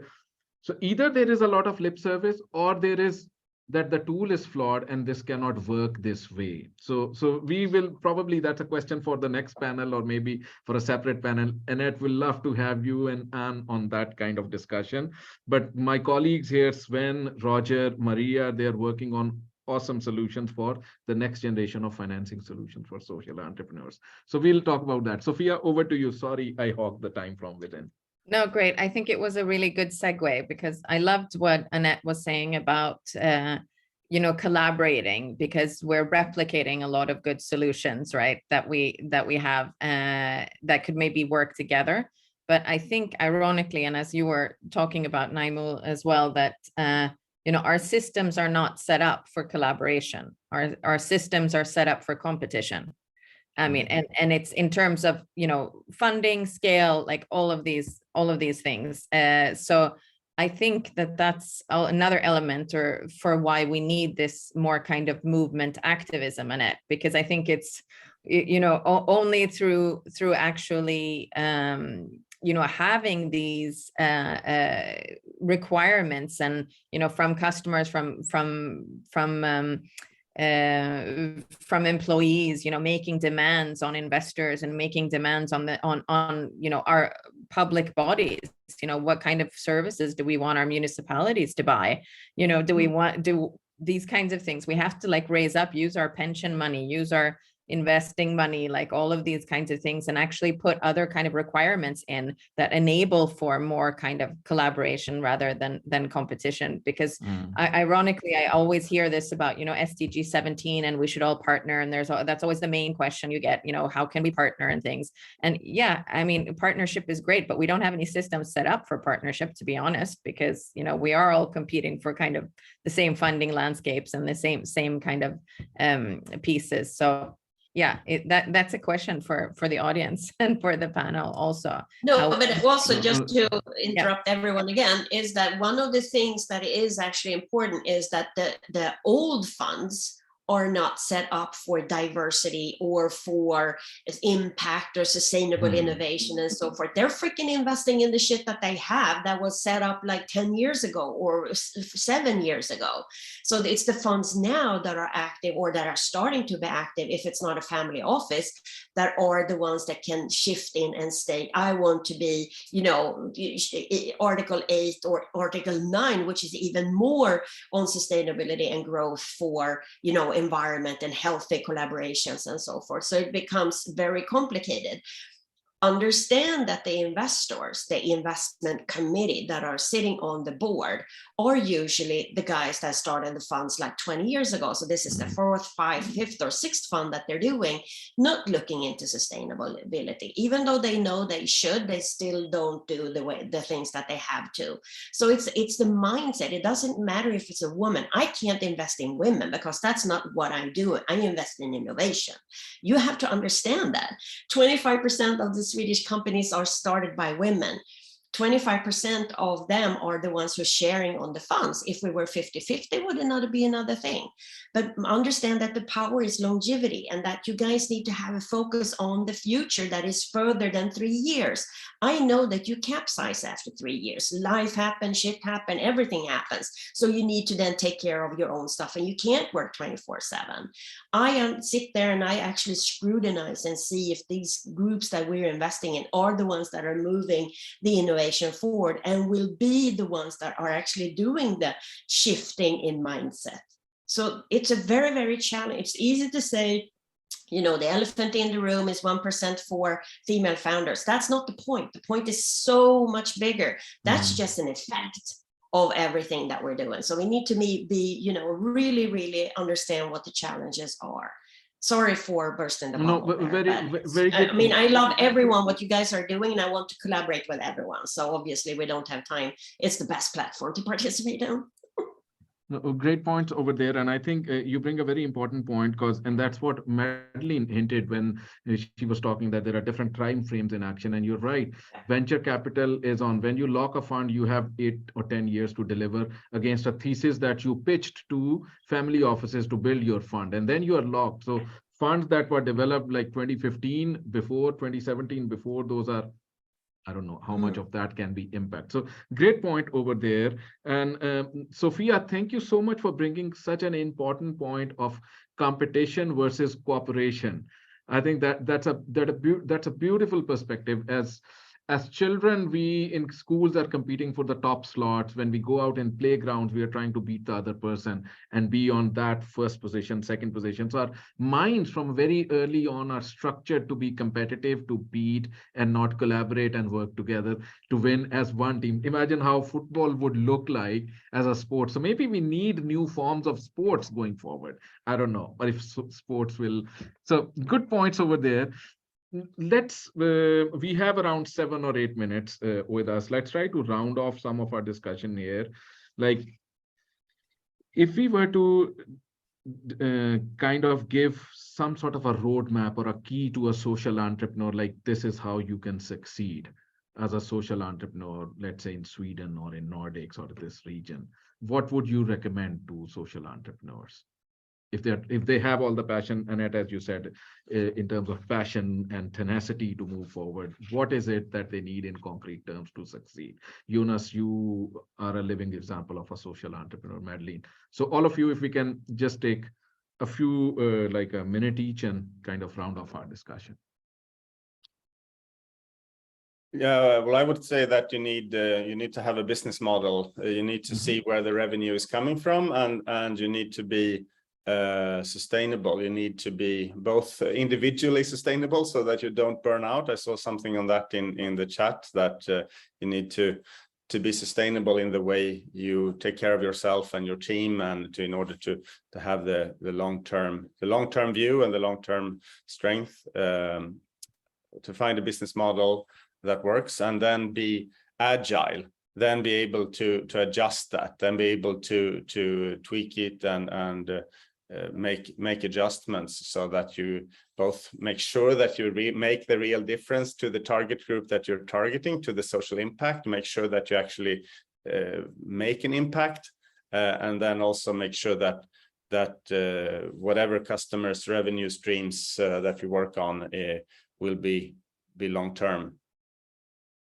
Very interesting point on the business model, and you brought out a very deep point of taking care of yourself as an individual and you don't burn out. Who would like to go next, maybe?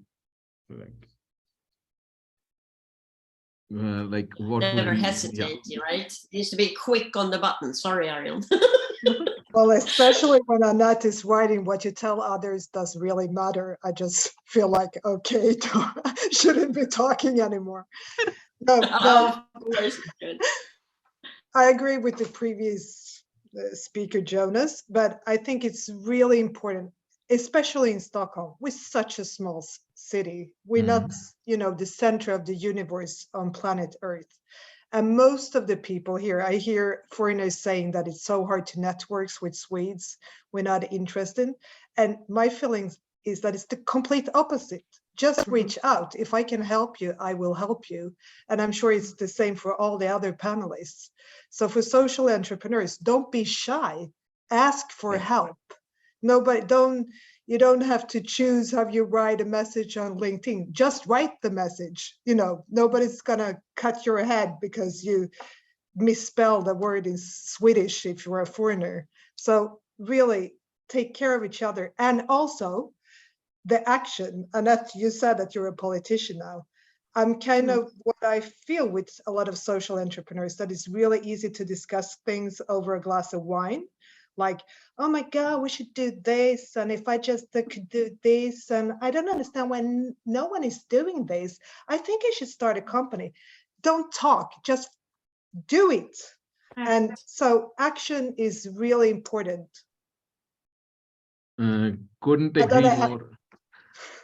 Ariane, great points. I moved to Stockholm 8 years ago. I had a huge network in Middle East, Pakistan, and all that region, and globally as well in US, UK, but zero in Sweden.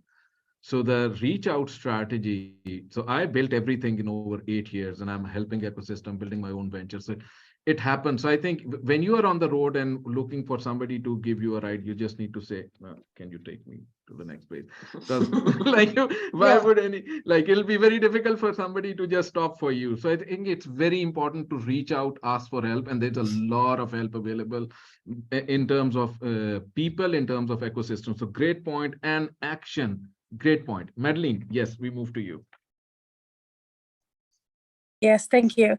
I believe that, the financial stability, personal health considerations, the taking actions, all of these components are very important. But I think that especially living in one of the wealthiest countries in the world, having not only infrastructure made for entrepreneurs, but having infrastructure made for personal development is kind of enabling and also empowers and obliges one to not look only for building healthy businesses, but again, the system change. How can we create long-lasting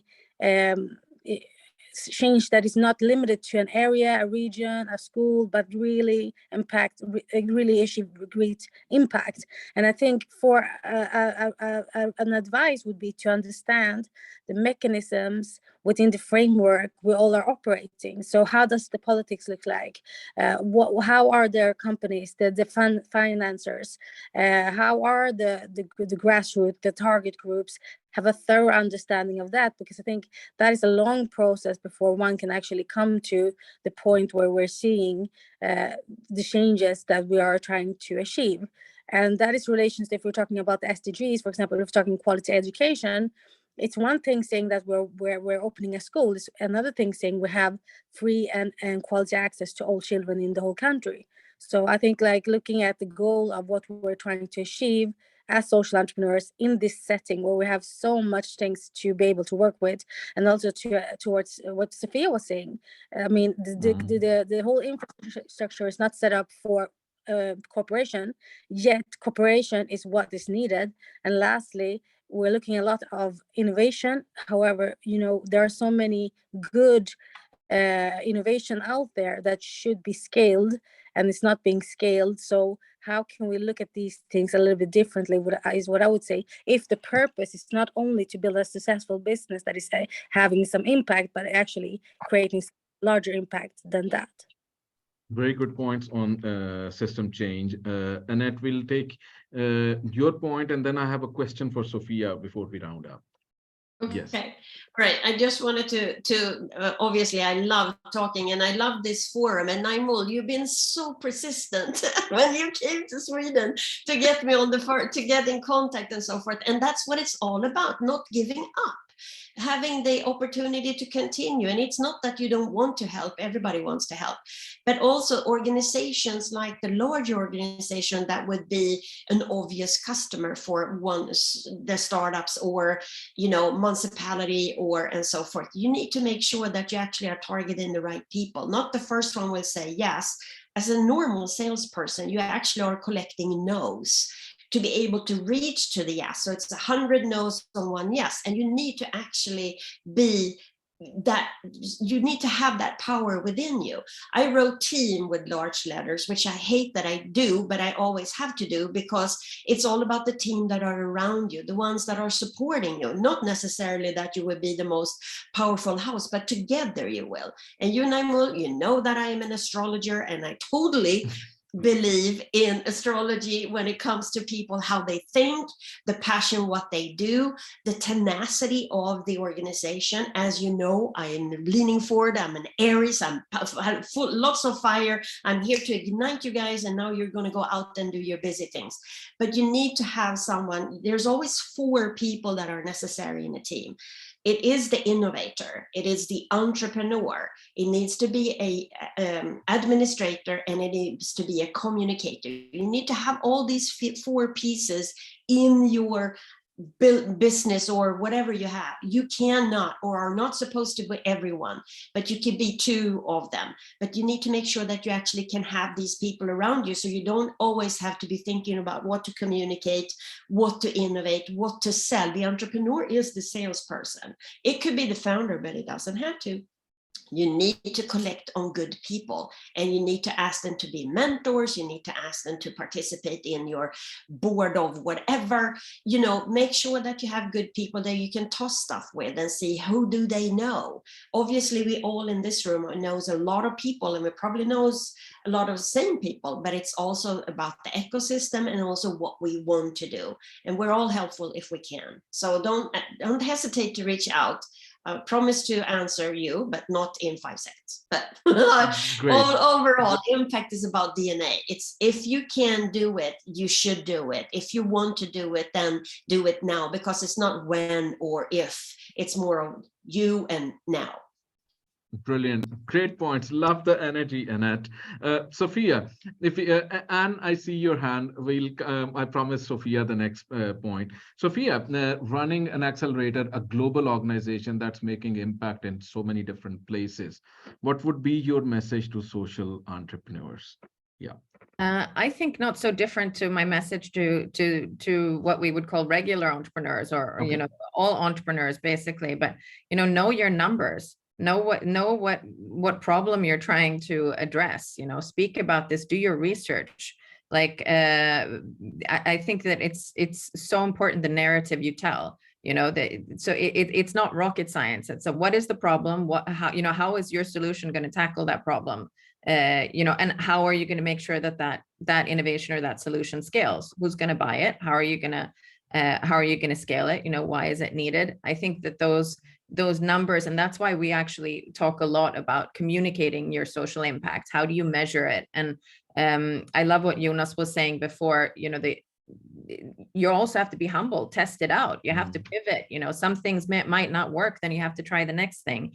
And I think that it's not only relevant in business, but business model, but even extremely more important when you're dealing with like social and environmental issues, because the mistakes you can make are so much, you know, so much more of a dire consequence, really, than if you get a business model wrong. So you know, you have a responsibility to really keep pressuring and keep asking yourself, is my solution really tackling the problem that I'm trying to solve? And to have that persistence and have that grit and to continue questioning yourself and, you know, refining your model. The ones who stick with it, you know, can really achieve amazing things.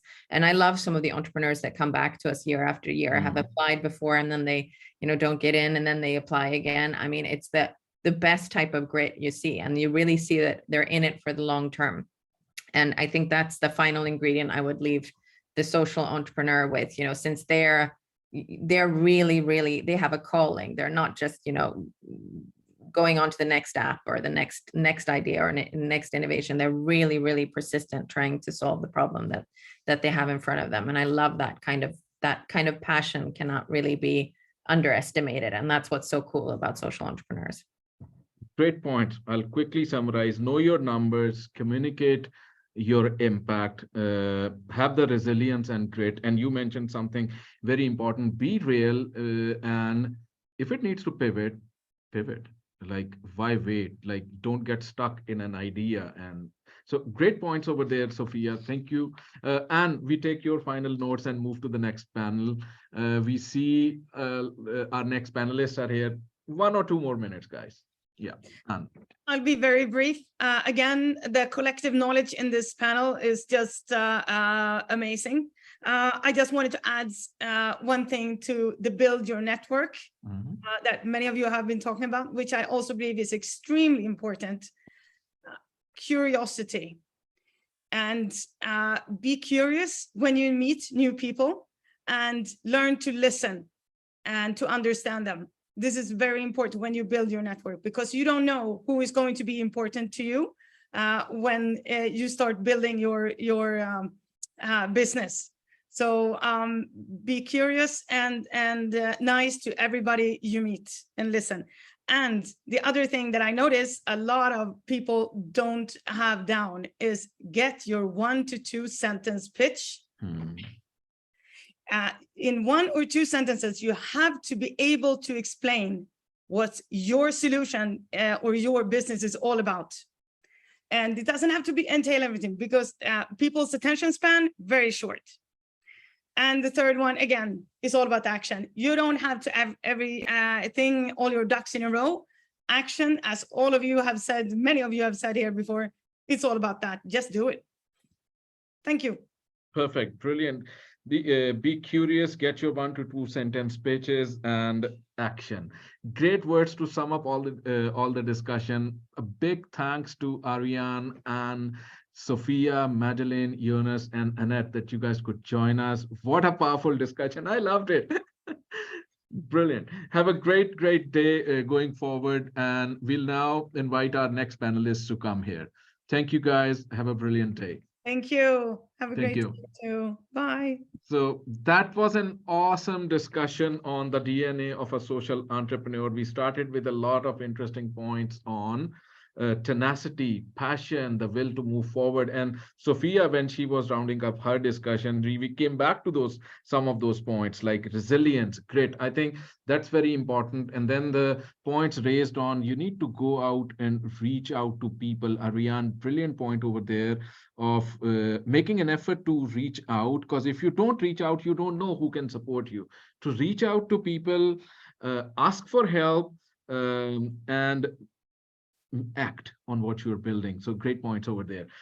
I see already, Olena, you're here. Morgan, thank you for joining in from Norrken. Olena, you're joining us from IM Swedish Development Partner, Humanium Metal. You are joining us from Norrken. Morgan, let's see who else can make it. Vincent, hi. Time to Raise a MasterCard Lighthouse. You're here. And Jonas, great connecting. Last time we connected at that Impact Hack. Or did we? Yeah, we met there. So you're joining us from Ericsson One. Let me see who are we missing right now. So we should have Kevin with us and Thomas. Let's see.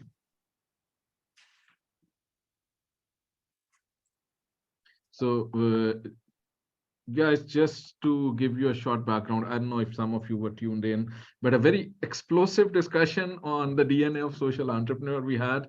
Vincent, your picture maybe you can rejoin. Yeah, brilliant. Now it's looking great. Okay, and Thomas, you're joining in. Brilliant, everyone. Thank you for joining in. Just before you, we had a very interesting and a very deep and a very broad and a very exciting discussion on the DNA of social entrepreneurs. Lots of new issues came out, lots of confirmation of previous biases, previous issues that we have for social entrepreneurs out there.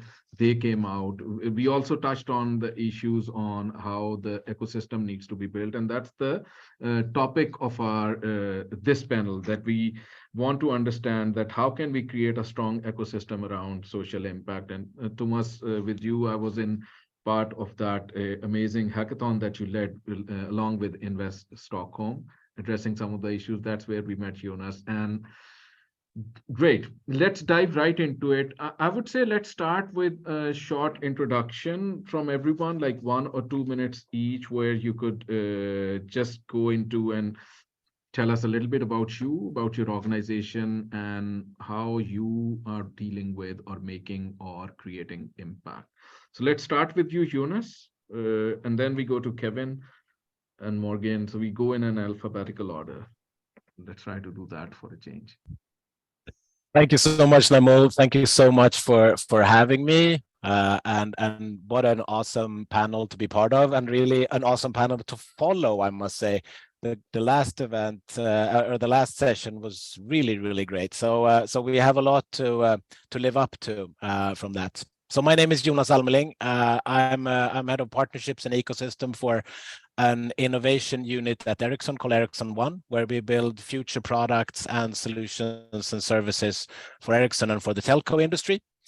I've worked for a little over 10, somewhere around 15 years with ecosystem building in the startup and tech world. I've had various roles in the Swedish and Nordic ecosystem, always with some type of direction on building a sustainability future, supporting the ones who are trying to solve the real problems in our world. And at Ericsson and at Ericsson One, we're also trying to do so. You know, we have the mission to create these future products as future services, and we always try to look at them as ways of creating a sustainable impact as well. That's hard. It's super hard, and I'll share some of that hardship with you guys. And that's the sort of the topic of discussion here. In my experience, this is I will relate to this both from an Ericsson point of view, but also from more sort of a general ecosystem point of view as well. So thank you for having me. Thank you, Jonas. Great to have your experience of building ecosystems and Ericsson One here, and we'll dive definitely into that going forward. Kevin. Yeah, hello everyone. Great to see you again, Naimo, and nice to be here. My background is I'm a Canadian who moved to Sweden about 20 years ago. Business guy, worked for Unilever, asked a lot of questions that bothered people about why the world should be more about sustainability than about laundry detergent, and found a chance to move to Sweden to find like-minded people. Spent my first 8 years at a place called Frisus, that some of you may know. I now sit in the board of that NGO. Very passionate about what that organization has meant to me in terms of being a part of an ecosystem in Sweden for integration and for newcomers coming to the country. And that also inspired me that there's a possibility to make a career as a social entrepreneur. And I spent my first 8 years running the basketball club there, and learned a lot about Sweden. And then in 2009, I left and started a company called Thread, which I'm the founder of, which is a small consultancy with about 20 people, where we are working to make meaningful change, primarily in 2 ways. There's 2 things that we do. Primarily, the biggest is inside business consulting. We work with the M&A space. So we work both pre-deal, during deals, like the assessment of founders and founders teams, and also post-deals and growing companies and management teams. So working a lot with executives. Over 500 people have gone through 8 to 10-day trainings, which we've designed and run, which start with self-leadership and sort of the IDG kind of stuff, all the way up to working with how to develop teams and manage complexity. And then the impact of that when transactions are made, and what investors actually want from the companies they invest in. So that's one part of the business. The other part is 4 or 5 years ago, we started a foundation, which I'm also spent 50% of my time making sure that it runs smoothly, which is called the Tillväxt Initiative, which is the growth, in English, you would call it growth initiative. And the basic idea is to give municipalities a tool for helping entrepreneurial growth locally, with a very specific group of entrepreneurs. That's entrepreneurs that already have between 5 and 50 employees, and help them grow with business development, recruiting support, and a larger network or ecosystem, including a group of investors. And what the goal is to create 1,000 jobs in 5 years. And we are very close to that number after 4.5 years in Botkyrka. And we started in Upplands Väsby with a team north of the city recently. And now both these teams are running, and we are talking to other municipalities about spreading the initiative. So fantastic to be here. We see it as a tool to impact integration with entrepreneurship as the focus. So ecosystem is really everything for this type of initiative also to have success. So great to be here. Brilliant. What a journey from, as you said, laundry detergents to sustainability and making real change. Frisus, Thread, Tillväxt, Botkyrka, Upplands Väsby. Great impact that you're making.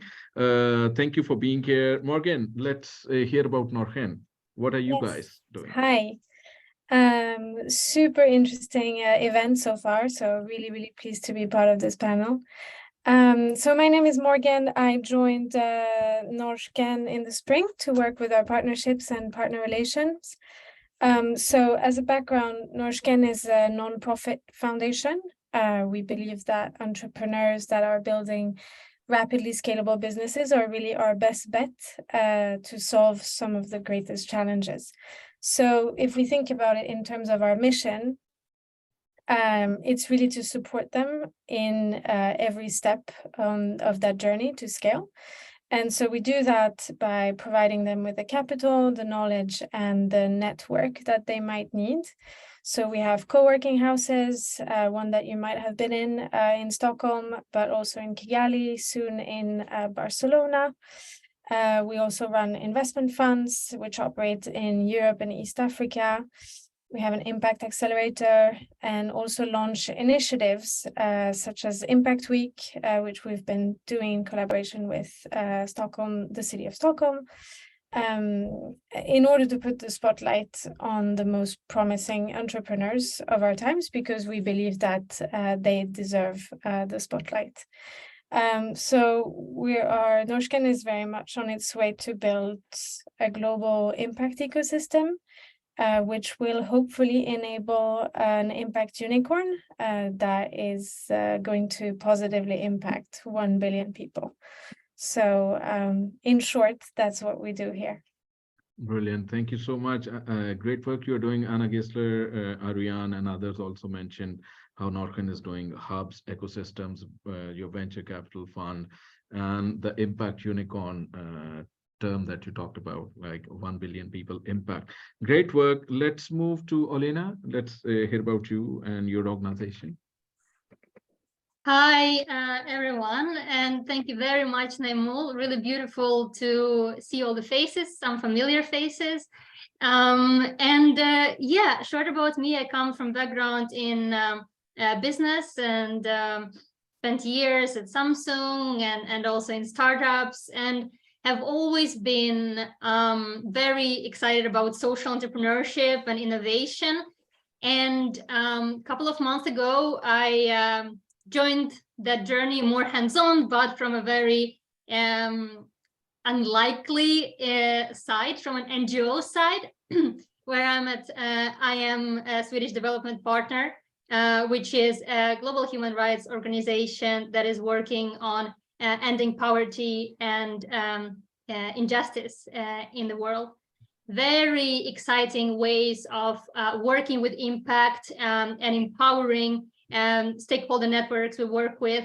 And then one that I work with a team hands-on is Humanium Metal, which is probably the most exciting thing that I got my hands on during the last 10 years. And it's the metal obtained from destroyed illegal guns, made available for commercial production, that we use for creating innovations together with our business partners, and channeling profits to finance and support communities affected by gun violence.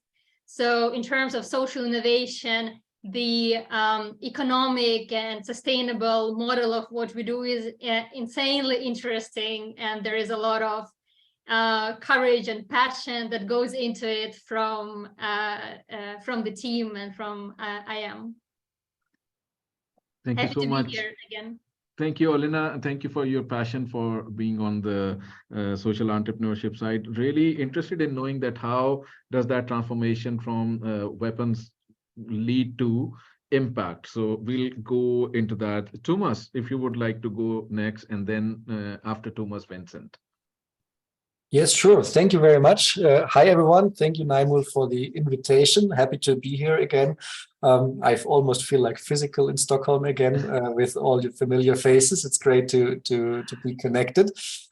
So my name is Thomas Kösters. I'm based in Munich in Germany, but I run an international organization called Deep Ecosystems. And Deep Ecosystems is an accelerator for ecosystems, local ecosystems and vertical ecosystems that grassroots and entrepreneurs want to build. So we are working with individuals who are passionate about new topics that no one else believes in yet, and they really want to create the community around it, want to create the structures around it to enable the growth of that sector. And we do that, of course, as how would you do this otherwise, in form of an accelerator program that we have started 2 years ago. So there's an ecosystem accelerator program that people that want to create new structures can join. Yeah, and the experience from this has taught us a lot about the potential in social entrepreneurship. I'm not coming from the social entrepreneurship world.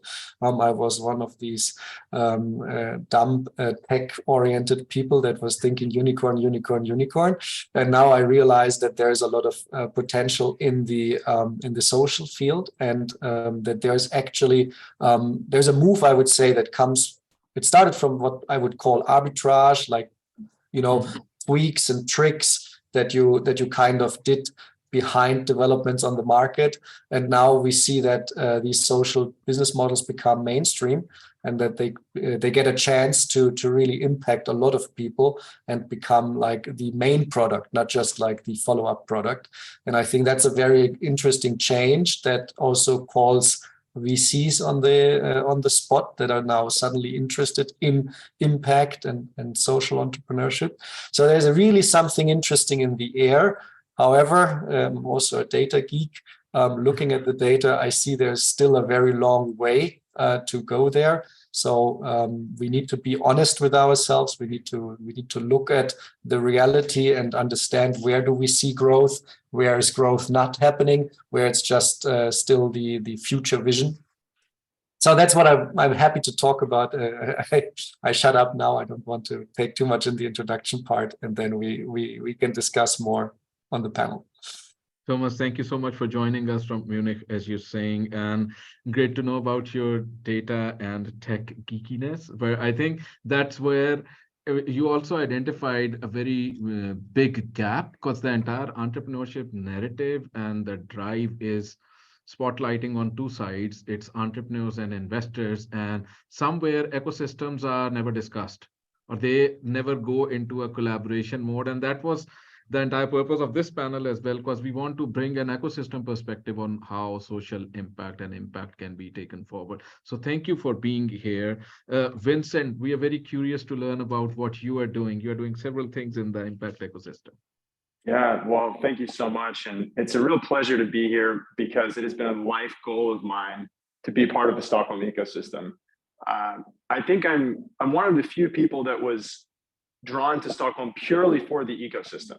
Most people that I meet from abroad move here for love or a job, and I literally just wanted to be in Stockholm after experiencing specifically the startup ecosystem 8 years ago. I met Sub 46. Some of my best friends to this day are still part of that Sub 46 original crew.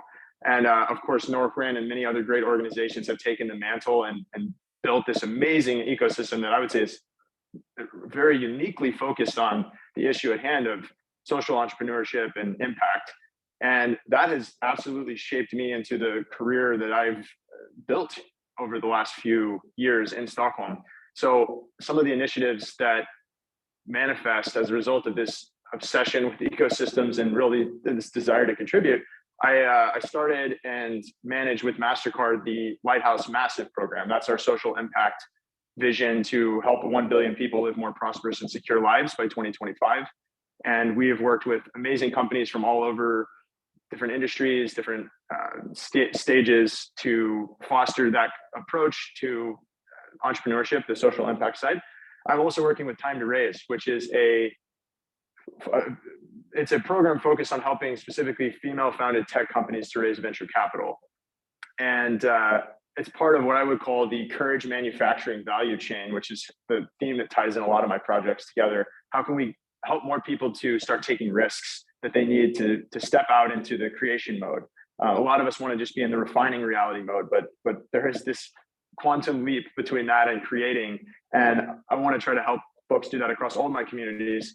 I also have a club that meets out of my home every Sunday. I've been doing that almost like a back in the US, people would have said that's like a church or something. And I really see it as this place to build other people up and sow seeds back into the ecosystem. So that's the Stockholm Founders Club.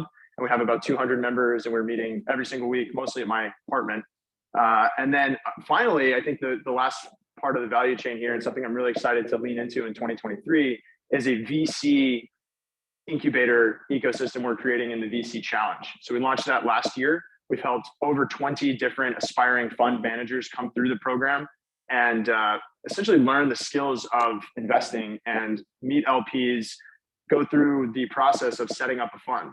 We've had 5 people do that, and our goal is to create more funds. Our goal is to have all ESG funds, and of course, to create a platform for more women to become interested in investing so that we can foster more investments into female-founded companies.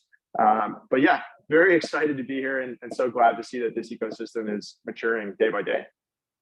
Great. Thank you, Vincent. So many hats. MasterCard, Lighthouse, great work you guys are doing both on the fintech and the massive side. Time to Raise, of course, it's huge. I remember I interviewed Helen Barnico a year ago or so, or 1.5 years ago when this was being launched, and it is a great initiative because that you guys have. Loved the club that you're running in your apartment, and the last thing you discussed, the VC challenge. I think what you're doing is great. We have seen globally there's a lot of success in that space coming from Adio Ressi, who runs VC Lab now. He was previously chairman of the Founder Institute. We have a great guy in Stockholm called Simon Olsen, who should be somebody you should collaborate with, or maybe already are collaborating on this VC challenge. Very familiar with Founders Institute's work on this. It's a great step, and we want to make it more regionally specific and more focused on impact as opposed to just generic VC. Brilliant, brilliant. I'll get some connections going over there, but let's start with our first question for the panel that you guys are working. So we have an awesome mix here. We have Jonas, you in your current role, you represent a tech giant or a multinational. Kevin, you come from a huge consulting experience background in social entrepreneurship, consulting, transforming organization. Tilvex, both Chirka, you talked about. Morgan, you're coming from a global impact, how would you say, the impact creation factory and not the unicorn creation factory, what Norken is. Olena, you come from a very interesting NGO background, Thomas, ecosystems, and Vincent, let's call that acceleration background in impact. So if we combine all these, so my first question to the panel is, if you see this ecosystem around us in Stockholm or in Greater Sweden, in Nordics, what do you think is working and what do you think is not working in your experience, where it could improve? Let's start from there and then we can pick up some threads to go deeper in. And anyone who wants to go first is welcome. We'll take it like the last panel. Well, I have a tendency to never shut up. But so yeah, having been working in the ecosystem in many different roles for the last 15 years, I mean, this, as we say, it's really grown and it has grown a lot. And I think, Vincent, to your point, I love this of sort of courage manufacturing. I think that's a very interesting perspective on this. We don't really lack. We have two sort of leading words in the work that we do. We need to be curious and we need to be brave. And I don't think we lack the curiosity at all, but we definitely lack some of the courage and some of the bravery in this, because that is really what is the hard part here. So the ecosystem in itself has been really good, but now it needs to take the next step in really, being brave, in investing in things that we don't know where it's going, in trying to create the unknown. What Sweden did in the 90s when investing into broadband, when investing into a digital talent pool, investing into a digital market, things that we really didn't know where it was going, but we did so because we thought that it was right and we knew that this was a part of solving the problems in the future. So what I really do in leading and guiding words on this is that we need to make some really brave and courageous decisions here, that we don't know where it's going to end. And that goes from anything from Ericsson to the city of Stockholm to the government and to every startup and NGO here. So that's sort of where my take is. So big, brave, courageous decisions. I think that's a very powerful message to go forward. Let's build on around that. And the original question, what do you think is needed in the ecosystem, or where we are good and where we are not so good? Kevin, over to you.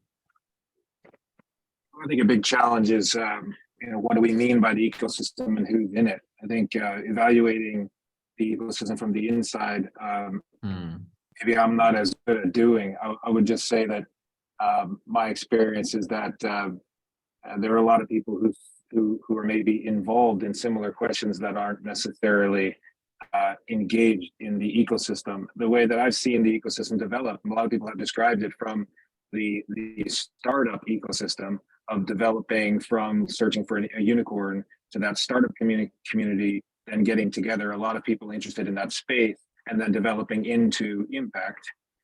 Means that a lot of people within the space that I've encountered in any case have also had interaction with the startup impact community.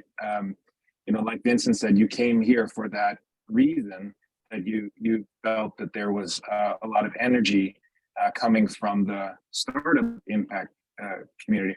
But if you look outside of that, we did a mapping before we started the Tilvex initiative in 2015, where we just looked at all the different parts of the ecosystem and recognized that there's very little collaboration from smaller NGOs and from those working with public sector initiatives, for example. And it's a very big challenge for some organizations who've been working, say, municipally financed or through moving away from sort of the reform that we've seen in the Arbetsförmedlingen into the more of an innovation space. That there's a lot of capital and there's a lot of investment in Sweden within that sector, and at the same time, it's not always connected or collaborative. So we know that there are institutions set up for this type of collaboration to take place, but that's also very bureaucratic. Like, for example, municipalities talk to each other through regional development initiatives, but they don't necessarily participate in this type of social impact forum, which would be also fantastic because there's a tremendous amount of resources also connected within the public sector system. So I'm a real believer in cross-sector collaboration and multi-stakeholder dialogue. And I don't always see in public sector environments that there is a bridge coming over to this more innovative startup community, impact-based community. So I'm trying to be one of those bridges, and it would be fantastic if we could build those bridges on multiple levels. Brilliant, great points. You started with the definition of ecosystems, and then your main message here is collaboration, cross-sector collaboration, multi-sector collaboration. So I think this is a great perspective. I see. Okay, Olena, your hand was first raised. Let's go there, and then Thomas. Yeah, thank you. I agree very much with both Jonas and Kevin. In terms of, let's say, narrow-mindedness, I think we can agree that it exists in like all parts of the of how we work. Like you're mentioning, Kevin, there's a lot of bureaucracy when it comes to applying for funds. For sure, it can take months of full-time work to get to apply somewhere on a good level. At the same time, in the private sector, there's also this narrow-mindedness where, you know, you might have selected which SDGs you work with. That's great, but then you only follow that strategy and you keep to that for a few years. There is, I think, need to be more priority-based than, let's say, this is our strategy and we keep doing that, when it comes to collaborations and when it comes to solving real challenges. And that's something that we definitely see when it comes to working with a very tangible, real problem, gun violence, that also can be perceived as sensitive. You know, questions from the private sector can get very much nitty-gritty on the, you know, origin of guns, which, you know, it's impossible to know that for sure. And then that can be a, let's say, a deal breaker for a beautiful collaboration that will, you know, be mutually beneficial for all stakeholders.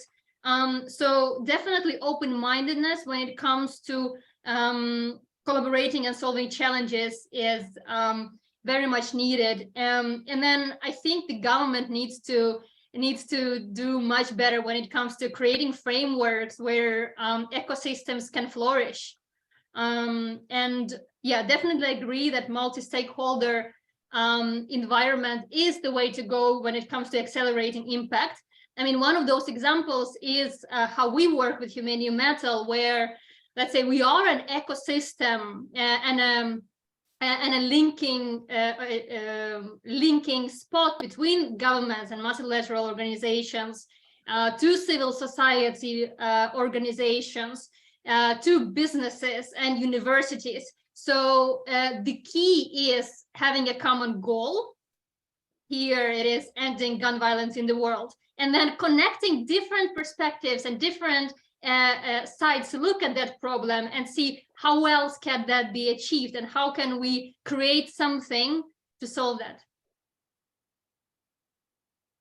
Great point over there. You talked about narrow-mindedness, and maybe if the challenge is great enough, kind of jumping in as a priority measure. So I think that's very important, and maybe that's the way the businesses currently operate through a commercial. In the last panel, we also talked about timeframes, like organizations probably need to meet a quarterly or a yearly thing, and then in terms of delivery to the board or the targets, and then that makes it very difficult for long-term sustainable collaborations.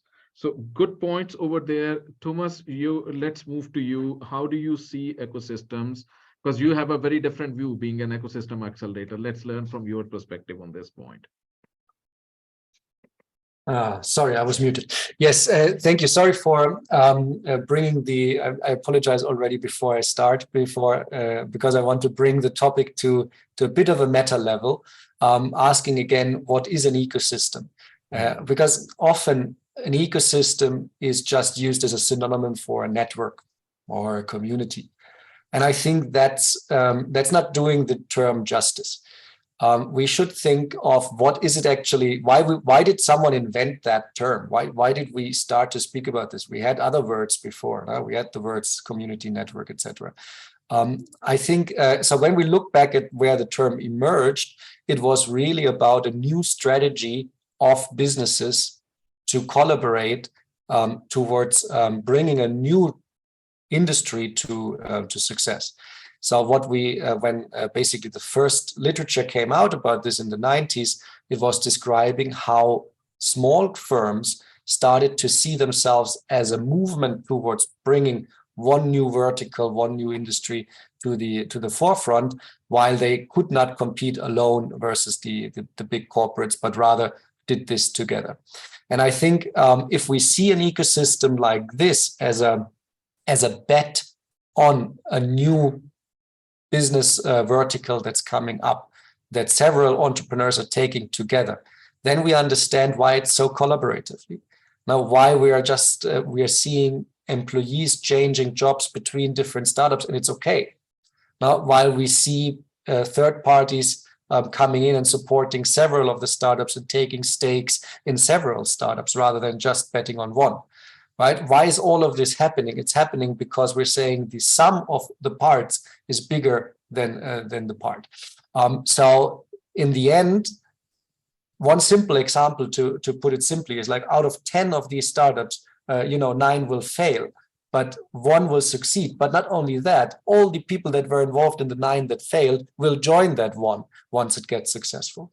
Right. And that's kind of the difference, I think, when we look at ecosystems. And what is so exciting about the social and impact related ecosystem now is that we're really starting against odds. Now, if you look at what venture capital is telling you, they don't invest in hardware. Hardware is terrible. No one wants to invest in hardware. No, it's no European VC has a portfolio of hardware startups. Now you see impact startups that are all focusing on batteries, that are focusing on clean energy. They're all hardware based. The VC industry was not prepared for this. So there was no funding available for these kind of startups just a couple of years ago. Maybe now this is improving a bit, but this was against all odds, right? And there's many examples where this new ecosystem that's coming up is going against the odds. And I think that's what we need to take into the picture, is a group of entrepreneurs starting from a small scale normally. It's a few that go into this, that bet on their collective success by collaborating and growing something. So that's my perspective from like a meta level, how to see an ecosystem. I hope I formulated that in an understandable way. Maybe it helps a bit to guide the discussion of what we're trying to create. Very good point. Taking this at a meta level, Thomas, and something which is also very important, especially in case of Sweden, to understand like how this works, because we have Stockholm, which is one, so ecosystems can be regional. Sweden has an organization called Swedish Incubators and Science Parks, which is operating in multiple municipalities and regions. So there are micro ecosystems in different places. You are saying, you're also talking about your organization also works in vertical accelerators. So vertical accelerators, which are sector-based or geographical acceleration, and how does that collaborate at a national level and multiple national economies or accelerate like ecosystem collaborating regionally or globally. So I think the ecosystem needs to be defined in a much better way. You're absolutely right. Like at what level we go into that discussion. Vincent, we take your point. Yeah, thanks. Well, Jonas started us off talking about courage, and Thomas just mentioned this point around the health of the ecosystem and kind of learning from other people's failures. And something that I see with the communities that I manage is that there is this shift in maturity. It's, I guess, similar to what humans experience growing up. And there's this period of incubation and youth and real vulnerability that is where we as ecosystem participants and leaders are there to foster and encourage, be cheerleaders. I call it the shift from being a cheerleader to being a thought leader.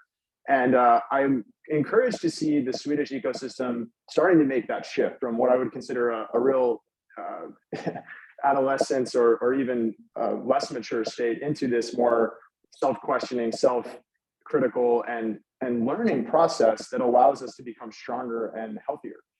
So the shift from cheerleader to thought leader that I see playing out in a lot of the different organizations that I manage, it starts to come when we say, how can we do this better? How can we learn from the best practices around the world? How can we not just pat ourselves on the back and tell ourselves that we're so special, we're so interesting, exactly what you would tell your kid, your 8 or 9-year-old kid, but rather moving into that more mature phase. I think it's a challenge that I would issue to all of the organizations that I'm in. And I'm glad to see more focus on what Sweden can do better. I'm glad to see us connecting to other ecosystems. And I think that that is one of the best ways that we can overcome what has always been a bit of a geographical disadvantage. For Sweden, it's been far out of the way. We've been the hermit kingdom, to quote a Wall Street Journal article talking about our last election. And now we're finally starting to experience some of these issues that have been in the world for decades and decades. We don't have to just copy other VC funds' portfolio strategies. We can come up with our own ideas. We can be true leaders when it comes to impact. And we should lean into learning and being critical and having contrarian opinions in a society that tends to be very conformist and very conflict averse. This is actually a way to, I think, grow up a little bit. Okay. Thank you for the perspective, Vincent. I wanted to go one point deeper with you in this discussion because you're building something very interesting in Time to Raise and MasterCard Lighthouse. What has been your experience? Was it difficult getting these projects off ground? Like that is a very real moment for a test for ecosystem. Yeah, I wouldn't say it was difficult, actually. I would say, if anything, we were surfing on trends that in some ways had already peaked, to be totally honest with you. So if you look at fintech formation, in the case of the Lighthouse program with MasterCard, that peaked in Sweden in 2018. And that's exactly the year that we started the program. So this was also the year that iZettle went public, or rather was acquired by PayPal. It was a peak moment for Swedish fintech. And that's a lot of times when big corporations and other parts of the entrenched value chain decide to buy into a certain movement. And in some ways, you know, it's our value to the ecosystem should be measured in terms of, can we create another wave? Can we take the momentum from that previous wave and turn it into something? Can we actually build our mission? Our explicit mission with Lighthouse is to strengthen the Nordic and Baltic tech ecosystem. That is something we talk about all the time. And for us, the real big challenge, back to this previous point, is to move from being a mere cheerleader where we create hype videos and we post nice little LinkedIn articles saying how great everybody is in our program, to actually calling out the real issues that we as leaders need to face, and that those around us should, and calling them on to excellence. So I see that as an opportunity as well for a Time to Raise type program. Obviously, it's very easy to come in and point to a lot of different stats and say, oh, why aren't we changing these statistics about women receiving funding or whatever? These are deeper embedded problems, as the previous panel discussed. And I think it's our job as a leader to think, what role can we play? That's why we've taken the additional step with Time to Raise of saying, this is a systemic ecosystem-wide problem, and that there aren't very many women going into venture capital investing. So what can we do to create more venture capital investors that are women? And we've developed some really interesting methodologies based on a lot of peer-reviewed research coming out of global research centers saying, okay, the best investors in the world are the ones that are the most connected. These are literally people that have the most connections to people that are going to start companies. So we can measure that now. We can use tools that we built here to measure things like network connectedness. And then we can identify top performing women on those dimensions and say, hey, are you interested in starting an investment fund or learning how to angel invest? That's exactly how I started working at McKinsey. Somebody tapped me on the shoulder. I had no idea what McKinsey was. And they said, you should be a management consultant because you're structured and you can speak clearly, and all these things that I didn't realize were skills for that sort of environment. We want to create that same push and that same leadership pull, in a sense, for others to come and step into these prominent and important roles in the ecosystem. Great point. I'll just pick one word from what you were speaking. You mentioned the word we. many times, like we can do this now, we have this technology now, we can measure connectedness. And I'll try to form that as a question and spin it to Thomas. Let's say, Thomas, you brought in that we need to raise the discussion to a meta level. And if we pick Vincent's point on V, in building an ecosystem, who is we? Where does the responsibility go? Whose shoulders are we referring to? Yeah. I don't know if that is too pointed a question, but I'll like your spin on it. Yes, shit. No, but yes, I would say we start with the entrepreneurs. That's always my first bet. In the end, if you try to build something top down, you're up for a very big challenge, right? If you come from the government and you try to say, I want to create a social entrepreneurship ecosystem, it's like, okay, have fun. So it's like you don't have the tools, you don't have the talent, you don't have the people. How do you want to do that? So I would say the best bet you have is the entrepreneurs themselves, because they have skin in the game, they have an interest to make their companies successful, and they know that they're up against the odds. They're creating a new market, a new vertical. They could not do this alone, right? So often it's country by country, right?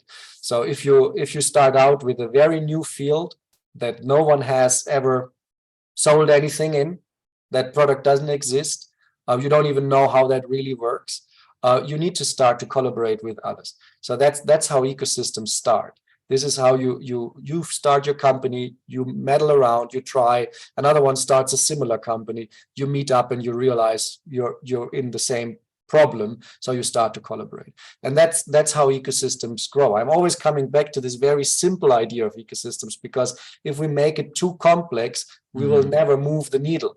Now, Vincent also was explaining, it's about the guy tapping the other one in the shoulder saying, you can help me out. And that is in the end what ecosystems are, and they grow from small to big, and suddenly they boom and go very big by pulling in resources from different players. Now, so once these guys that have been starting to collaborate, starting to build, having their first successes, once they show that, they attract support from others.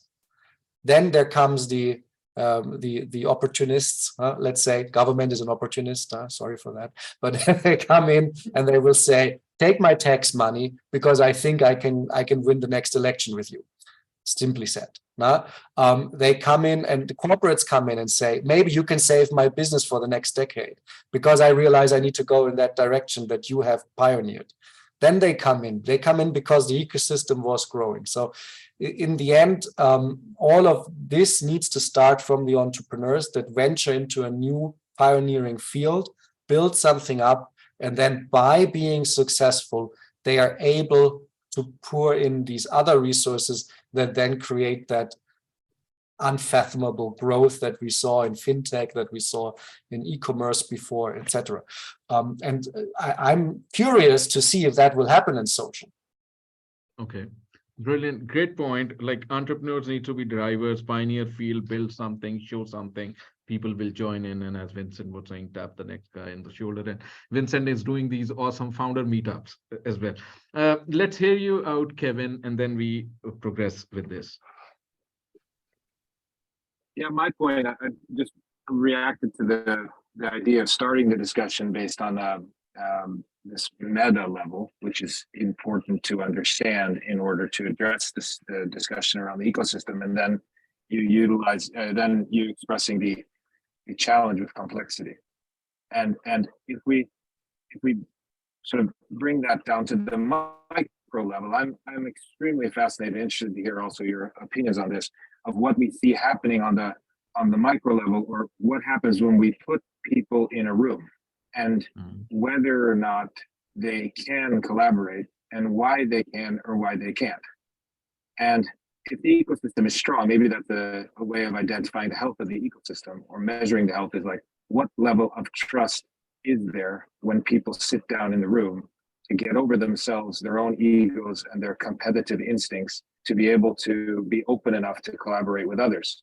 The trends that we see, at least in Swedish suburbs, is that social trust is declining rapidly, that people generally, and we see this in the recent election, that a lot of election results are impacted by a sense of fear and uncertainty about the future. And that is something that impacts how individuals interact with other individuals in their communities and interact with the various ecosystems they are involved in. And if for an ecosystem to thrive and a collaborative multi-stakeholder approach to work, there needs to be a level of trust or a level of sense of security in self. And you described the idea of an entrepreneur's journey, that maybe it needs to reach a point where the entrepreneur themselves has established themselves, and then they can then collaborate. And the challenge, the paradox with entrepreneurs is that we're often all fighting to prove that we can achieve this goal, which is also paradoxical towards collaboration. When have you reached that point where you feel secure enough that you're not in survival mode yourself to be able to interact and collaborate with others? I'm a firm believer that if people have come at this issue or their own entrepreneurship journey is motivated by a social impact goal, that can impact how quick they are to collaborate with others and see alignment behind their own entrepreneurial journey and other people's interests. I'm hopeful that might help. But my feeling is, how do you manage a room to build that level of trust so that people are willing to collaborate and that there needs to be investments made in that, and also thought leadership, to your point, Vincent, about the skill of being in a room and bringing people together and have common ideas and goals so that they do not feel threatened by each other and are willing to embark on a collaborative journey. I'd be interested to hear maybe some other people's comments on that. Brilliant points, Kevin, when you mentioned about from meta to micro level, the room, the social trust dimension, and the fear and the political, how would you say, the cloud and within which we are all operating, within which all ecosystems are infused in. So very interesting points. Jonas, let's go with you. We have one question here, many questions, but we'll take one very quick question from there. Jonas, over to you. Thanks, Kevin. I just can't resist to go down that rabbit hole a little bit. I think that's a very, very good comment. I mean, from there's so many different aspects of it, but in terms of impact and in terms of the purpose that we're driving towards here, I think especially fear and the world that we're painting is a world where we're sacrificing a lot. There's very little to be excited about in the world of sustainability and impact and the change that we need to go to. Like, the message is really a pessimistic message that we're sending out, and that means that there's a huge lack of purpose that we're driving for. And purpose is what people need to come together around to be able to collaborate. That's like the least common denominator that is needed. And if you share a purpose, that's where you can start building trust. That's when you can start taking collaborative action towards that purpose. And that's where that meeting needs to come together. And as Sofia Breithold said in the last session, I mean, the system is set up for competition, not collaboration. And if we then as individuals and as entrepreneurs and whatnot really drive for that problem solving without that positive force of that purpose, I think we're always going to miss that opportunity in itself. So to me, it really is about whether we can change the direction and change the message here towards a more positive one, and that needs to come from everywhere. And I think, you know, the last years of polarization and whatnot has really not been good for this type of impact. So to me, that's really the absolute most important part is to get people on a positive force towards impact. Great point there. On the positive side, you go deep into the pessimistic message and collaboration. Very interesting points. We'll take these three questions. Let's say, Thomas, you had, okay, we moved to Morgan, and then I saw one or two more hands. Morgan, yes. Super interesting. I agree with everything that was said, but I just want to continue on the fact that we need to turn the story into a positive one right now, because it is true, like everything is very complex problems are difficult to fully understand. We also have only 7 years into 2030, which is the Paris Agreement. So this is the decade of action. So we need to do a little bit less talking, but more action. And something that we do at Norsken is really try to put the limelight on the positive success stories, because we believe that they can actually inspire and foster change. And because these people that are building incredible companies, and those companies that are actually like great businesses at the same time, so 1 unit of business is equal to 1 unit of impact, that inspires. And we really think that this is actually the way we can foster change and inspire the next generation to do the same. So brilliant, great points over there, Morgan. Olina. Yeah, know that we are short on time, but 2 things that I don't think are like loud enough or pronounced enough in this room. One is inclusion. I mean, of course, when we talk about, even if we talk about Swedish context, even if we talk about Stockholm context, it's mostly like inner Stockholm, right? Like there's not so much inclusion on like all the different kind of measures of it, which is something that I know you guys who work with ecosystems and impact ecosystems in particular are putting a lot of focus on, but that is for sure like a way to go to achieve this sort of courage and that is needed to innovate on a scale that is required for us to survive. And the second part is global, even bigger than Sweden. Of course, that's how we work with our startups or initiatives or ecosystems. Of course, we are not in isolation of this country only. And I think especially for startups, when you need to show results quickly, you are looking for like expansion strategy that is not necessarily in Sweden in general. And, talking about solving challenges, most things that we need to solve are global. So there are probably collaborations and a kind of liaison to make with not any kind of affiliation geographically. That's what I wanted to mention. 2 things that are important to Thank you. Thank you, Olina, for starting with inclusion, diversity, and Vincent, let's go to you. And just a very small point here, because I hear folks saying we need that positive message, and I agree. I think the great religions have taught us that if you can create a problem that you are uniquely positioned to solve and call out the best in somebody, that is a winning strategy for spreading a message, because we want to believe in the positive. We also all know that there are problems. And if you can give me a really clear framework for understanding how I can improve, how I can make something in my life better, then that is the way to lead, I think. Perfect. Brilliant. We take a couple of more minutes. Any last thoughts in terms of what can be done to improve our ecosystem even better on social impact side? Maybe 1 or 2 sentences each, or whoever wants to go. Go ahead. I don't know. I see lots of hands now. So Kevin, you want to go first, and then Thomas, and then Morgan.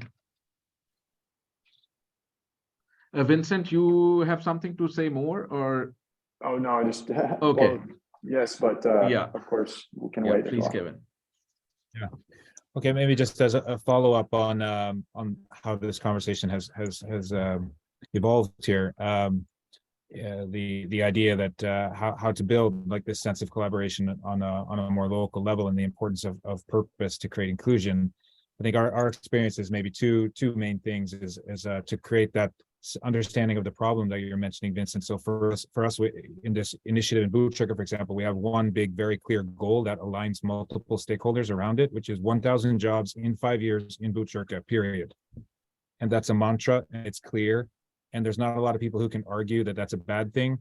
And you can have a discussion about how that impacts integration on a local level, and different stakeholders can get involved in helping to support that. And that cause is very clear and is unifying.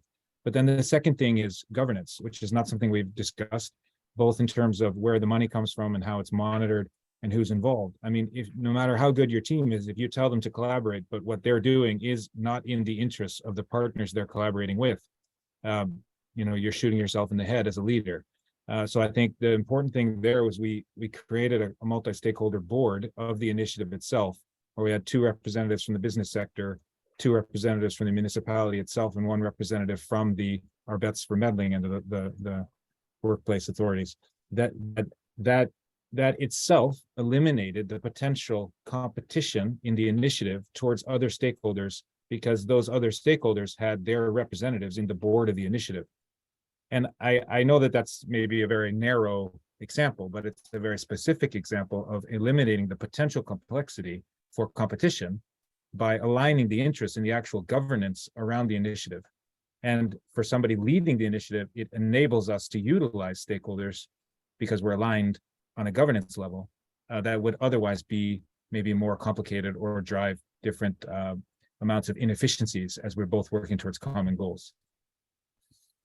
Great points, Kevin, about eclectic boards and governance. I think that needs to be in the center stage.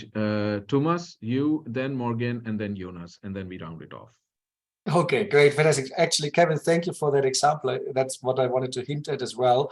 I think that what we need is structures that can help us to maintain trust and establish these trust environments that allow us to collaborate. Purpose is an important Kickstarter for this, but purpose only reaches to a certain extent. Now you can, if you get people rallied around the purpose, you get them to collaborate. Yes, that works. But there's a lot of forms of human interaction and human collaboration that actually is not based on a common purpose. Now just think of the stock market. You invest in companies, you don't have any common purpose with these guys. Now most investment decisions are not done on purpose.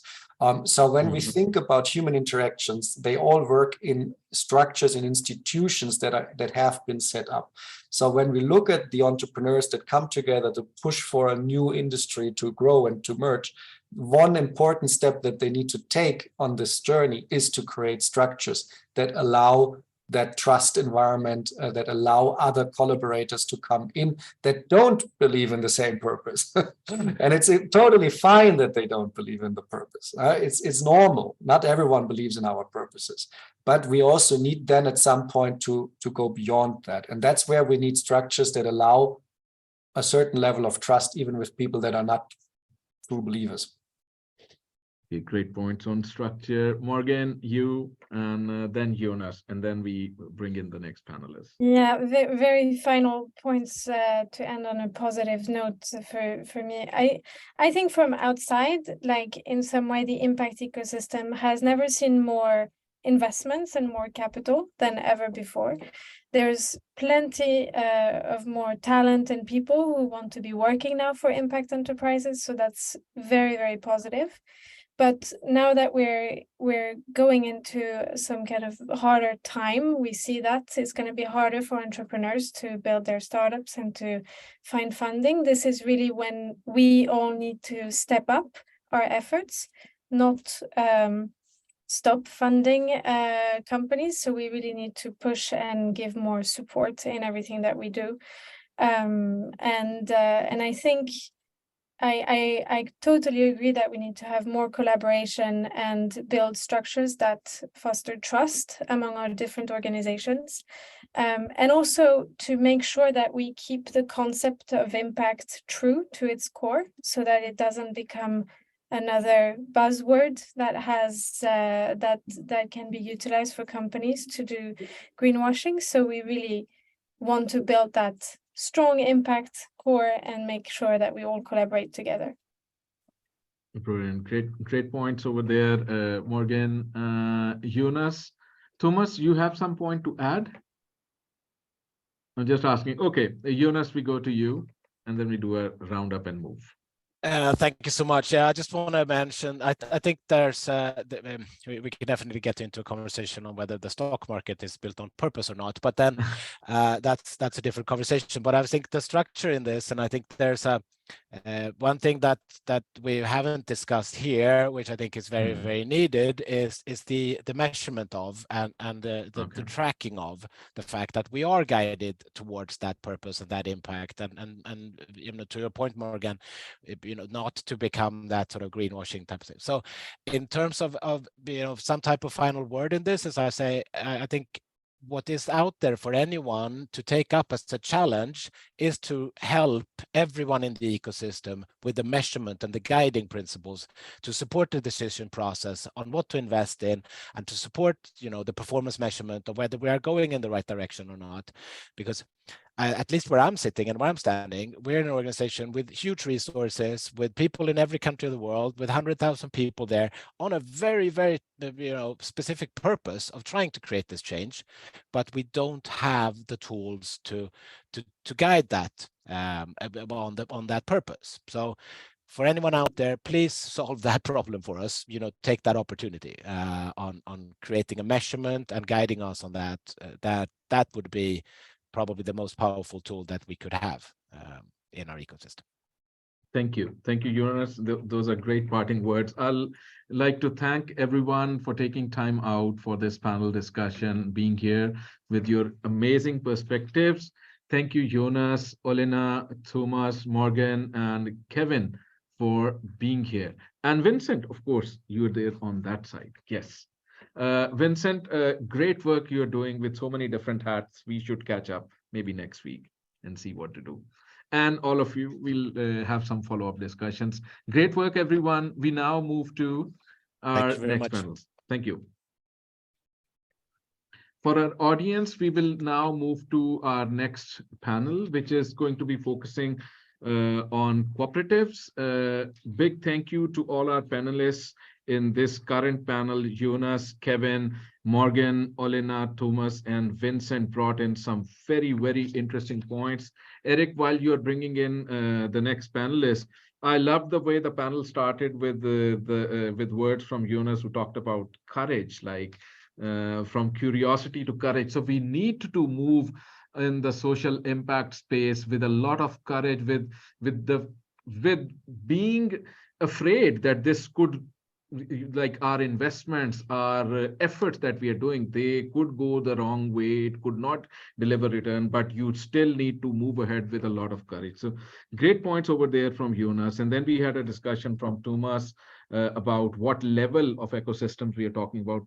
Very interesting points. And then Kevin kind of brought it to an entirely different dimension when we moved into, like, how do you manage that in a room? So where we went to the micro stage and we talked about collaboration and cooperation as the key themes as opposed to competition. And we also moved into the theme of social trust and fear, the politics around in that. So very interesting points. What a powerful discussion. Let's see who is joining in. So I see Sana here, Agnes is here, Marcus is here, Violetta, you're here, you're joining from Dot Cooperation UK. Yes. And let's see, we had one more panelist. Let's see, Richard, there you go. Yes. Brilliant. Thank you so much, everyone, for joining in our panel. We have had some very interesting discussion, but the main common thread that has come out of two previous panels, if I kind of bring it down to the single common denominator, the first panel also mentioned it, and that point was raised by, if I remember correctly, Sophia from Reach for Change. Like if we talk about, and then system change point was also raised by other panelists. If we talk about system change, and if we need to bring that, are we in a position to bring that? Because we talked about, like, we are structured in a competitive space, our minds, the way we operate, the way businesses work is in competitive space, while maybe system change needs cooperation. That brings us to this panel about cooperatives. First of all, a big welcome and a thank you for being here at Stockholm Entrepreneurs Day and joining us as esteemed panelists. I would say if we could go around and get some basic understanding of who is here, from what organization, and a little bit of your background into how you work with social impact and cooperatives.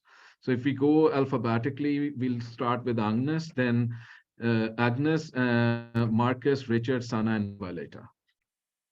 So Agnes, if you want to go first. Yes, please. That's the advantage to have a first name starting with an A. You're always the first one, usually, to have to introduce yourself. So yes, indeed, my name is Agnes. I say Agnes Matisse. I'm the director of Cooperatives Europe. And I'm a lawyer by professional experience, but since now some years, let's say, I don't like to count, I'm a director of Cooperatives Europe, which is the European organization representing cooperatives at European level. And when I said European level, it's beyond the European Union. We've got members from Turkey, from Ukraine. And so, I mean, globally, we're representing 176,000 cooperative enterprise. And from Sweden, we've got a different range of members going from HSB, the housing sectors, to Companion, with one representative is among the panel. We are mainly acting on transsectorial issues, meaning promoting cooperative business model through the classical action of advocacy, communication, and developing some programs. And of course, we're very much involved on the impact social. I will be very happy to detail that later on. Thank you. Thank you, Agnes, and thank you for explaining the scope of the organization. Really happy that you could join us for this panel. Let's go to Marcus. Hello, everyone. Thank you. I'm Marcus. I'm very happy to be here. And my background is I'm an economist by profession and an entrepreneur by heart. I've been involved in startups all my life, more or less. And lately, last 6 years, I've been involved in this mission and companion with the progression of the cooperative movement in Sweden. And so I work both regionally and nationally. I'm doing two things currently. I'm running a project nationally and working with the team regionally. So, well, happy to be here, and I hope to be able to share my thoughts with you guys. Thank you, Magnus. Magnus is a fellow colleague from Companion, and thank you that you could join us and share your regional as well as national experience on this panel. Let's move to Richard. Okay, Richard Bloom. I'm Australian, Swede, sitting in Stockholm here. I'm one of the co-founders of the Sustainability Collaborative, which is a cooperative change agency of sustainability professionals. Our main focus is helping other organizations and those that are interested in working towards sustainability to apply methods and to essentially backcast from a sustainable society. How do you do that in practice? Thank you, Richard. We'll go into your entrepreneurship background as we dive into the issues and opportunities we have in cooperative space. Sana, if you want to go next. Yeah. Hi, everyone. Happy to be here. And I guess I'm here as a social entrepreneur and board member of Companion Stockholm, and as a transformation designer who has, well, I've been focusing my career on systems innovation and trying to find ways to innovate society into a more regenerative direction. I believe that we can't just talk about sustainability because we haven't been living sustainable for 50 years. So I believe we need to talk about regenerative societies and regenerative ways to work, live, like in the political arena as well. How do you make regenerative political decisions? And when I say regenerative, I speak to, I mean, it's more a more life-affirming way to live and orient. How do we orient ourselves according to life, rather than extracting life, which most of our systems are doing today, both in the human systems and the ecological ones.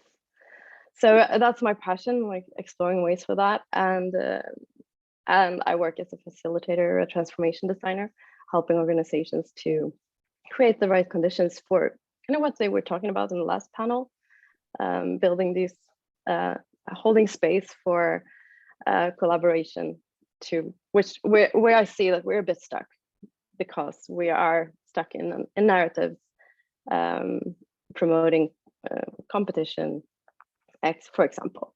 And also there's a lot of fear that we need to hold with compassion. So that's what I do for a living. Thank you so much, Sana, for your background, and great to know that you're working in regenerative space. Violeta, if we could move to you. Hello. Yeah. Well, thank you for inviting me to such an interesting panel and a great bunch of people. And so I work for Dot Cooperation. It's a US based company, but I am Greek. My name is Violeta Nafpaktiti. So, and I live in the UK. I represent a company that essentially is providing, is from within the cooperative movement, is owned by the International Cooperative Alliance. And indeed, Agnes and I have been in the same space for quite some time, because it's the key stakeholders or the global stakeholder of the co-op movement that back in 2002 collaborated with other co-ops in the digital space to bring a namespace, an internet domain name for cooperatives. So I've been with .coop since its inception in 2002. Well, I joined in 2003. And essentially, we're providing the tools for co-ops to position themselves as distinct businesses, as democratically controlled businesses, people-centered businesses, a highly sustainable business model, and bring it to the forefront. Co-ops are not new. They've been around since the 19th century. And indeed, the organizations that support the co-op model across the world, associations and incubators of co-ops, are doing quite a lot of work. And yet the business model itself is not that mainstream. So what .coop is trying to do is to provide tools for a digital transformation and bringing the model into the 4 billion users, well, probably now 5 billion users of the internet, make it known. Alongside the domain, we also provide a logo that we want to make it like an equivalent of fair trade for cooperative organizations around the world. And that also is owned by the International Cooperative Alliance, who are our parent organization. Thank you. Thank you. Great to know about your organization, about you and different geographical backgrounds. But you also mentioned something which caught my attention here, like the cooperative movement, and why it needs to be a movement, or why it should be a movement or should not be. I think those are the questions we go into. And before we go into the social impact side, for our listeners and attendees, and of course this would be an event which will be on our digital assets as well going forward, with a lot of reach going forward. If we start with, before going into social impact, if we start with cooperatives, let's try to understand what cooperatives mean in this panel, and how is a cooperative different from other business model, and why is it a movement? So let's try to build that as a single question. Let's try to give a better understanding to our listeners in terms of what is a cooperative, how is it different from other business models, and what do we mean by movement? So anyone who wants to go first, and then we will rotate. Ready to start if you want? Yeah, keeping the alphabetical order. Well, in fact, it's an easy and non-easy question, because it's easy because it's social. Differently from social enterprise, there is a statement on cooperative identity which is recognized and which is promoted by the International Cooperative Alliance. So we have a definition which is shared by all the cooperative enterprise, meaning that a cooperative is an autonomous association of persons who are united to meet their economic and social needs through a democratically joined enterprise with also an economic objective which is in line with their needs. So it seems to be easy. It's associated to values and principles such as democratic principles, open membership, etc. But we notice that regarding the communication, it's not very easy to promote. And I think, Violetta, I think you're nodding yes. And it's true. We have a challenge regarding the communication and to have an easier approach of cooperative. And usually when I have to present it to young people, I say the difference is because it's an enterprise which you own, which is owned by its members. We are not talking about shareholders. We're talking about members.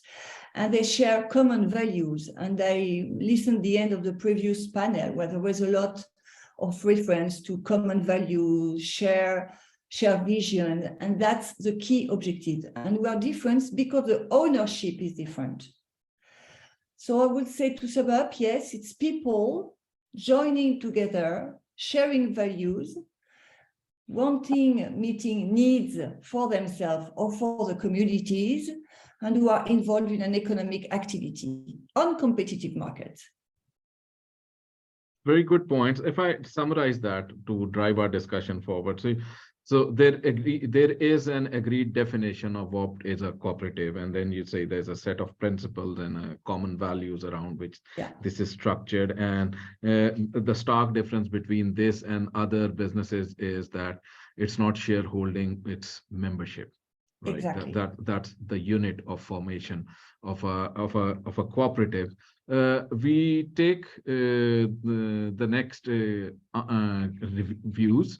Violetta, we'll move with you, then Marcus, and then Richard. Thank you. Sorry, audience, if you have any questions on cooperatives, on any of the organizations represented here, please write them here.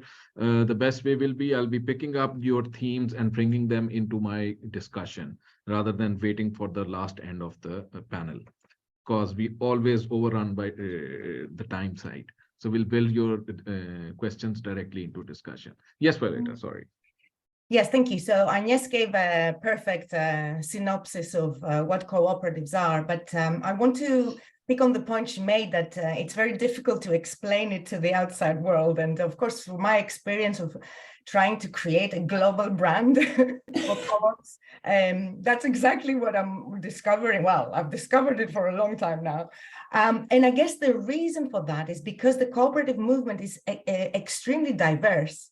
Every country, every culture, and different historical circumstances have led to the creation of a co-op movement, sometimes without even communicating with each other. But they're all, as Agnes said, values-based enterprises. They put the people at the center. And they're not about value extracting, but it's about sharing and collaborating and essentially creating value for the communities they serve. So, but a challenge is that the co-ops are so diverse and they're grassroots organizations usually. So they stem from a need of a community. And so that community, their priority is to serve their own needs, is to address very important needs they have, and less so to communicate and to promote themselves and their model. So that is probably a challenge for us when we're trying to capture the story of co-ops. Great points. And since you're working with the identity side of cooperatives, I literally hear you when you say it's difficult to explain. And of course, when you talk about the diversity of it in different geographies, different time spans, different ways the movements have been, but you also bring out two very interesting points. You mentioned the word people focused, and something which I've written here, it's value sharing versus value extraction, like that. I'm just writing it here. That's really good. So let's move forward. Marcus, let's move to you, and then to Richard, and then we have Sana. Yeah, and I agree with you, Violetta. One of the challenges the co-op movement has is to explain what it is and why it is and why it exists. And particularly in Sweden, we have a pretty weak tradition from the co-op sector, which, by the way, is why we exist as a support organization in companion to that point. But for me personally, I think cooperation happens when you go from shared efforts and shared values, so to speak, to shared ownership. To me, the co-op moment is about ownership. And within the area for platform cooperation and the digital space, we talk about owning the future. And to me, that's the burning question: who owns the platform? Who owns the initiatives? And what are we in that, in that aspect? And there's these 7 cooperative principles that we all cling to, and that are very much relevant still today, although they are pretty much 200 years old or something, but hugely relevant still. And the principle about one member, one voice, really, that's basically the core of the co-op movement as well. So it's about democracy, it's about shared ownership, and being part of something really to the core. So it's something else than collaboration, and it's more profound. So it's more deeply rooted, so to speak. But in all, it's about doing business together, and in a way that's sustainable for us as members, as owners, and the society around us. So that's my take. Very good points over there. I've written 2 notes from what you said. You hit a very strong nerve here when you said that cooperation is more profound than collaboration, because collaboration has emerged as the theme in the previous 2 discussions. When we were talking about social entrepreneurship and impact, or at an entrepreneur level, then we moved the discussion to the ecosystem. And then in both of these, the common learning point was that we are structured as competitive and not collaborative as a species. So collaboration came out as the key common denominator. And then you are now saying that cooperation probably is the route to go there with a much more profound way. So good point, Marcus. I won't tell you which is the other point that you mentioned. I'll bring it up later. But Richard, let's move to you. Yeah, I was thinking about this form following a function. And I know from our perspective in the Sustainability Collaborative, we saw the need to form an organization that was targeting a community of practice. So our community of practice is sustainability professionals that are looking for impact. So we need to team up, and we need to have more collaboration happening, and we need to create teams on demand and find new ways of connecting expertise to where there's a need. So we started looking at what's the right form. And I mean, the cooperative principles and the cooperative values are one thing, but I think the next level down is, how does that translate into the actual organizational form, like the legal structure? So I think it'd be interesting to have that in the discussion here as well. Like, I think you can have cooperatives that have different legal structures. And then I think even Agnes has mentioned the diversity of cooperatives. I think you can have cooperatives formed around any type of community. And then there may be specifics that are related to sub-communities, or now if you'd say, I know we're going to talk more about ESG and some other topics as well, but just a few reflections there on, I can resonate with the previous comments. Brilliant points, Richard. Thank you so much for bringing that to the table. I've noted that. We'll go into the legal structure as well. Sana, let's first hear you out. Well, I agree with what everyone has said so far. I would say, when looking back in my own journey with my companies, I mean, you can have a cooperative as a legal entity, but the question that's been leading me into working in cooperatives of different sorts is that I've been guiding my working career from the question, like, how can I work in a way that gives me more energy, joy, creativity, everything like that. And that has taken me into cooperatives, that form.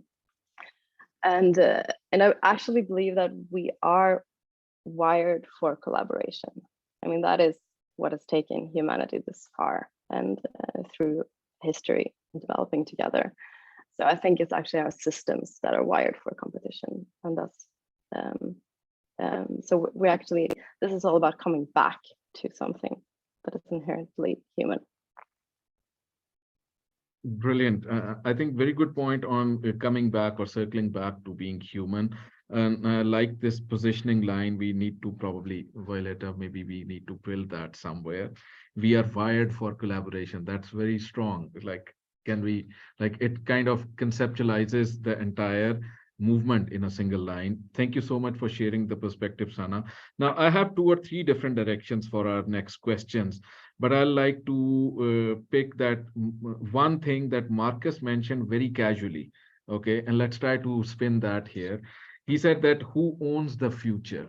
And let's try to, that's a very good point. And let's take that in a very current form. Like a couple of weeks ago, one of the largest social media platform goes into the hands of one person, good or bad.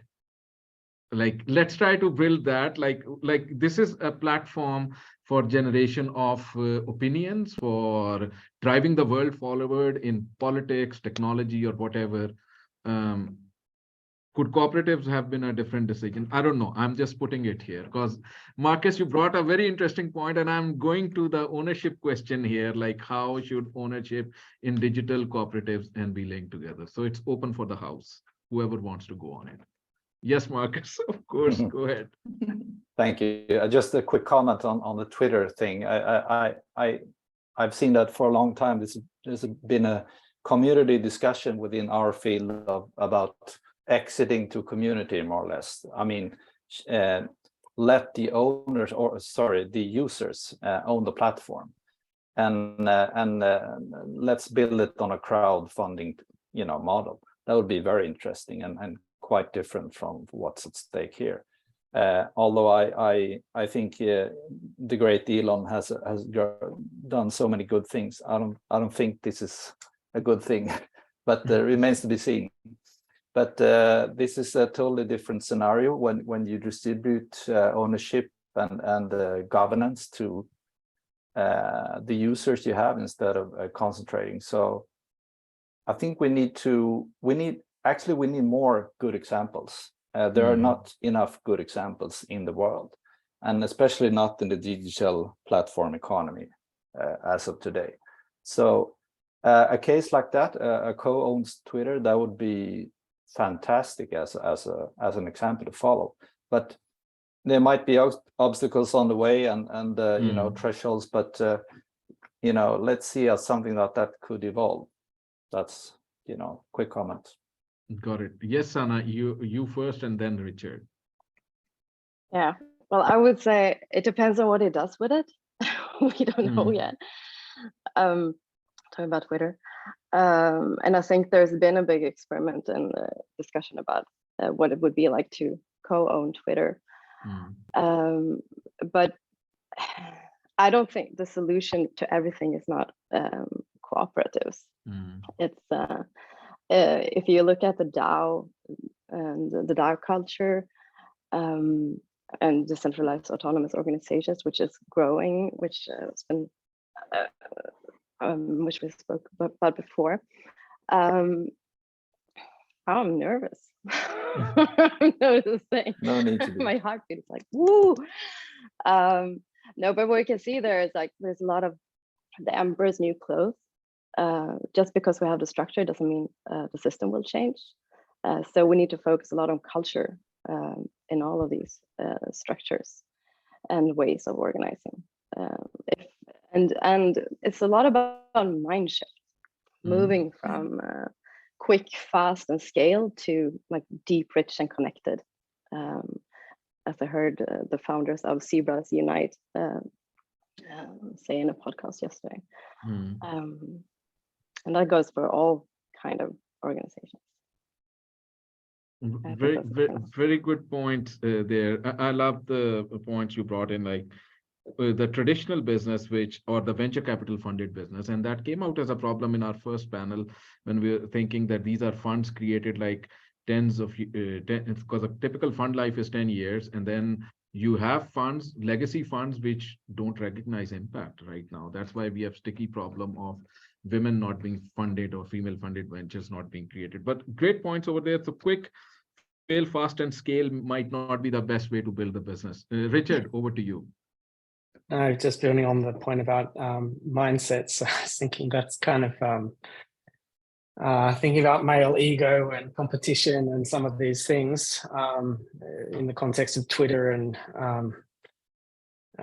anyway, maybe we don't go down that path. But I think with cooperatives, there is something deeper that has already been mentioned around the purpose, values, and even operating principles. There's the high level cooperative principles. What we did in our organization was we developed a well-being index that was looking at, that was trying to build from a few different sources of inspiration, where we were looking at what do we need as individuals in a cooperative where it's democratically run.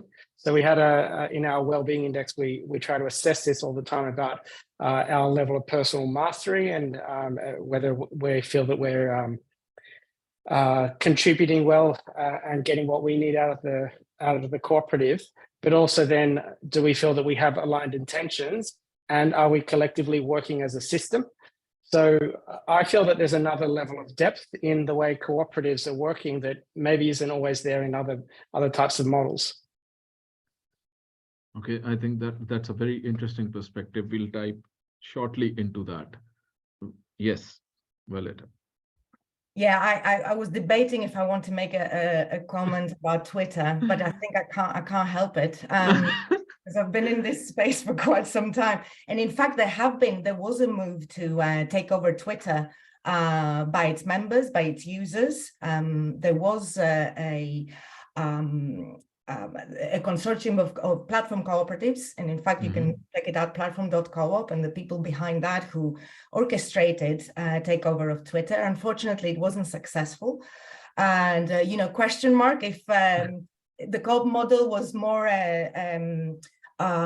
mainstream and people understood what it is.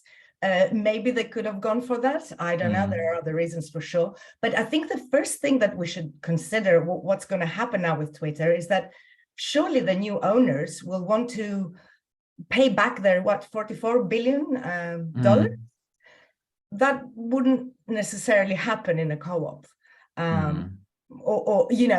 This is the main difference. And I agree, the access to capital, the access to wealth creation, to have the opportunity to support yourself and your family is not easy in the systems that we have of privately owned businesses. Okay. So that's to me is a key difference, and I agree, of course, with everybody on the panel who go a bit deeper on understanding what cooperatives can do. I think very interesting point. And if we remove even the name of the company in question, if we are generally talking about traditional businesses, traditional tech businesses, there's a lot of wealth accumulation that happens because there's a capital being pumped in, and then that goes in vertically into an organization, which eventually resides at the very top on the shareholding pattern. And going back to what you were saying initially, like ownership by members, Agnes made that point initially that it's an ownership by members and not shareholding. I think that makes it very different, distributive, and even more democratic as the discussion is progressing. But let's move to, I have a couple of points here before we move into the legal structure side. Maybe we don't have time for that. Let's take the social impact side. Like what's the link? And the question that I have in mind over there is that if we take cooperatives, what's the link between cooperatives and social impact? Does the business by its design lead to better impact, or is it as like other businesses or other business models? So what's the link between cooperatives and social impact, if anybody wants to move ahead with that?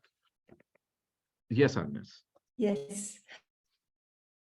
Well, it's a very interesting question. And now, since that I was going to say the traditional economic world is discovering sustainability and citizens and long-term visions, there is a profusion of new business models that aim to sustainability and to be more open to the challenge that the society is having regarding social impact, environmental impact.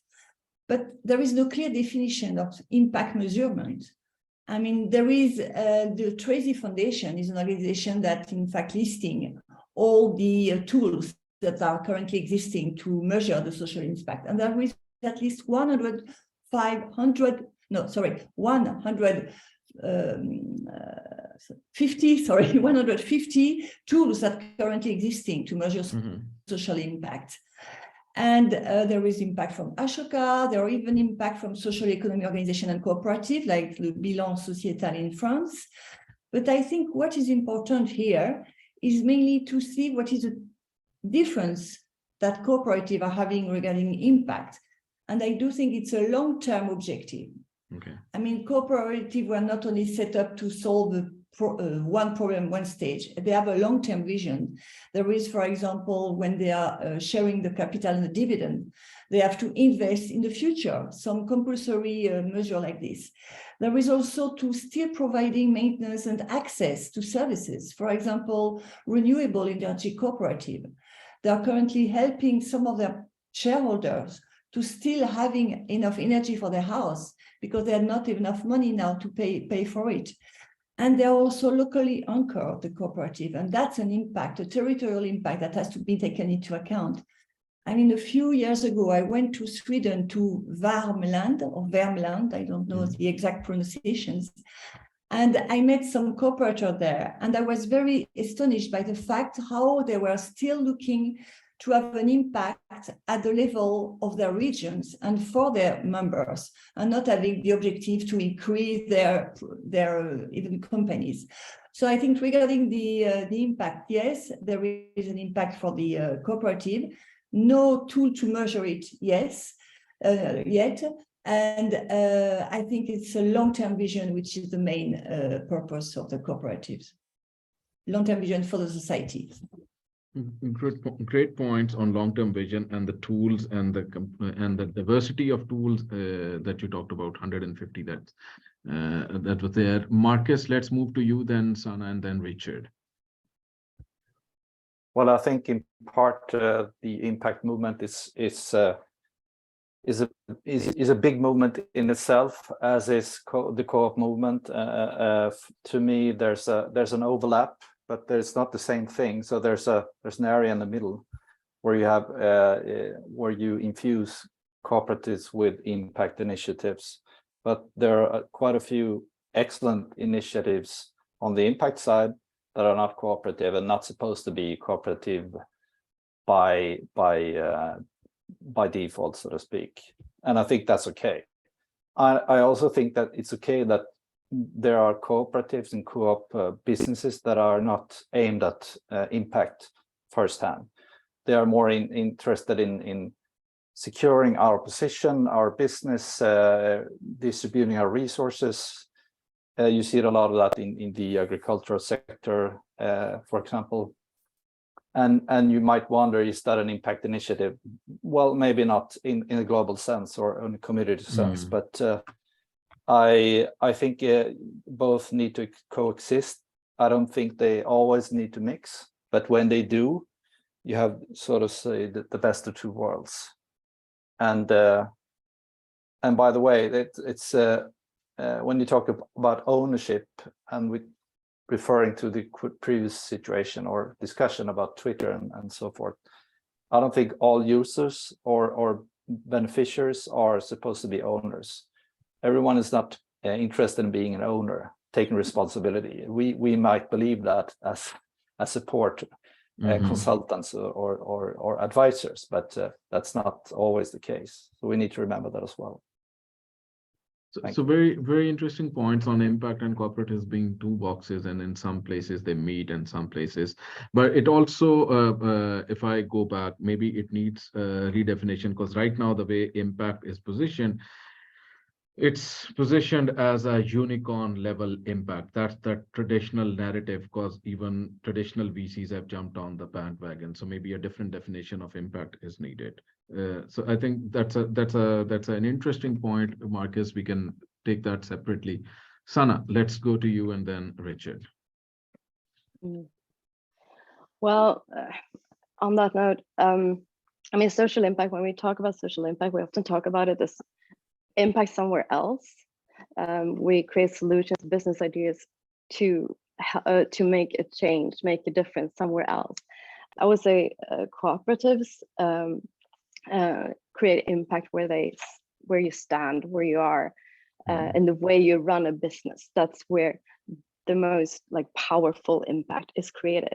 So, and that kind of clashes with this desire to measure impact, because it's just some impact is just difficult to measure, and we lose like the importance of it. Because I believe when we talk about systemic innovation, we both need to talk about it on a meta level and on a big, broad scale, but we also really need to look into how am I part of systems change, and what can I do to change where I'm standing, where I'm working, in what I'm doing. And as I see people who work in cooperatives, it's a paradigm shift there, and it's an important one. Very interesting point. I have hard time writing that, like how should I write that, because you brought in a very interesting point. I don't know, it links to what Agnes, you were mentioning in terms of tools and measurement of impact, because what I hear, maybe I've heard it wrong, but you're saying cooperatives leads to a business structure that leads to X impact, because by design it leads to something, and we in current tools bracket we are unable to measure that, because that's a governance level impact maybe. Okay, we park that discussion, maybe take that later. Let's go to Richard. You are running a business, yeah, as a cooperative, yeah. So I was thinking about agency, and this is also going to, like who's creating the impact and how do they feel about the work that they're doing. So those that are in a cooperative, I think that's part of the impact as well, for the people that are part of it, as well as the impact that they do through the outcomes of it. And that's maybe not always recognized, because you can go work in any organization and feel like you've got a crappy job and your boss is a loser and everything like that, and not feel so good about it. And I think this, I mean, you saw this headlines with McKinsey that was in the spotlight for its employees. Not so happy about what the consulting work they're doing for the oil and gas sector, for example. I think there's lots of other alternatives, and I think a lot of people are searching for more meaningful work. And I think cooperatives are a model for providing a form of empowerment where people can pursue the type of impact that they want on their own terms. That's kind of what we're trying to do. We have a bunch of people that have got all different experiences and interests, but together we can support each other. And then it comes back into what are the values and the how does the model actually work. But I think this point about agency is really important. And just the second thing on the impact measurement, I think another thing that has been a challenge is maybe we've been looking at it from inside out rather than from the system in, so outside in. I mean, if we say we want to have a global resilient regenerative society, we need to understand how those systems function and then measure our impact in relation to the systems that we're trying to influence, rather than just my business or my thing and the unicorn perspective on that sort of thing. It's more putting it in the context of the systems that we're trying to transform. Great point over there, Richard, like from individual to systems. And okay, Sana, you have a subsequent point to this, please go ahead. And then Violeta. Violeta, you had the hand up. I just wanted to know, you want to contribute to this discussion? Great. Sana, we go to you and then to Violeta. Yeah. Yeah, just quick. I think this is a lot about the success story, because a lot in the success story, what is that? Is it to become a unicorn and to, or is it to, which is kind of egoist. I mean, that's the hero journey and that's what we're fed with, but is that the best one for us all? Or could the success story instead be the regenerative one, which is a win-win-win for everyone? That would change if we would change the success story. I think that would shift a lot of things in the system. Great point. If we change the success story, Violeta. Yes, thank you. So I was was putting my hand up and then keep taking it down because all these comments, they're brilliant. And actually they're pretty much things I had noted down to mention, some of them, in different words, of course. But what I wanted to say is that traditionally co-ops do serve underserved communities. They take risks and they fill in a gap. I mean, we have brilliant examples of, for example, the whole of rural America. No private investors wanted to touch that, you know, and they provided electricity. So it's very important to point out how grassroots they start co-ops, and of course that totally influences the way they are as businesses. And then when we talk about, you know, the human element and how happy people working for co-ops or being members of co-ops are, and these are not easy things to measure, especially in a system that has completely different key performance indicators, and we'll look at society in a different way. But I personally believe that right now, this is the era where cooperatives, the cooperative model has huge opportunities and is starting to shine again because, for example, with the gap between the poorest and the richest in our society actually becoming bigger and at a higher rate, with access to wealth or creation of any type of asset from young people, with a housing market, for example, and indeed in Sweden, you have a huge housing co-op, and yes, we'll talk about that probably more. But what I'm trying to say is that young people today understand that they won't be able to move away from their parents' home as fast as you know, our generation or older generations. And so communicating to them that there is a different model and there is a different way to cooperate and collectively own your future is very important and high impact. Very good point. We will, in fact, take it as our last closing question, like the connection between cooperatives and youth and new emerging ventures that are coming up. So let's park that after Agnes's comments. Yes. Yes, I was going to speak about the youth, but okay. Yeah, please go ahead. Go ahead. No, because I wanted to share something with you, because listening to the panel, I think we have to approach social impact not being isolated. What I mean is now every classical enterprise is talking about social impact, social reporting, social sustainability, and they have their own measurement. And for different reasons, they are maybe better than we are regarding communication. So their model seems to be the good one.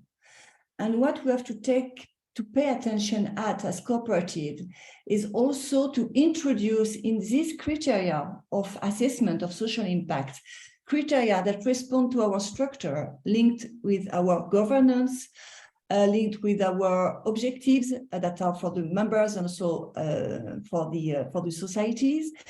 So we tend a little bit, like cooperatives say, yes, we have best practices, we should promote our best practices, it's true, but we should also approach the private organization or public authorities that are building up some tools to evaluate their social impact assessment. Otherwise, we're going to be the very good one in our own world.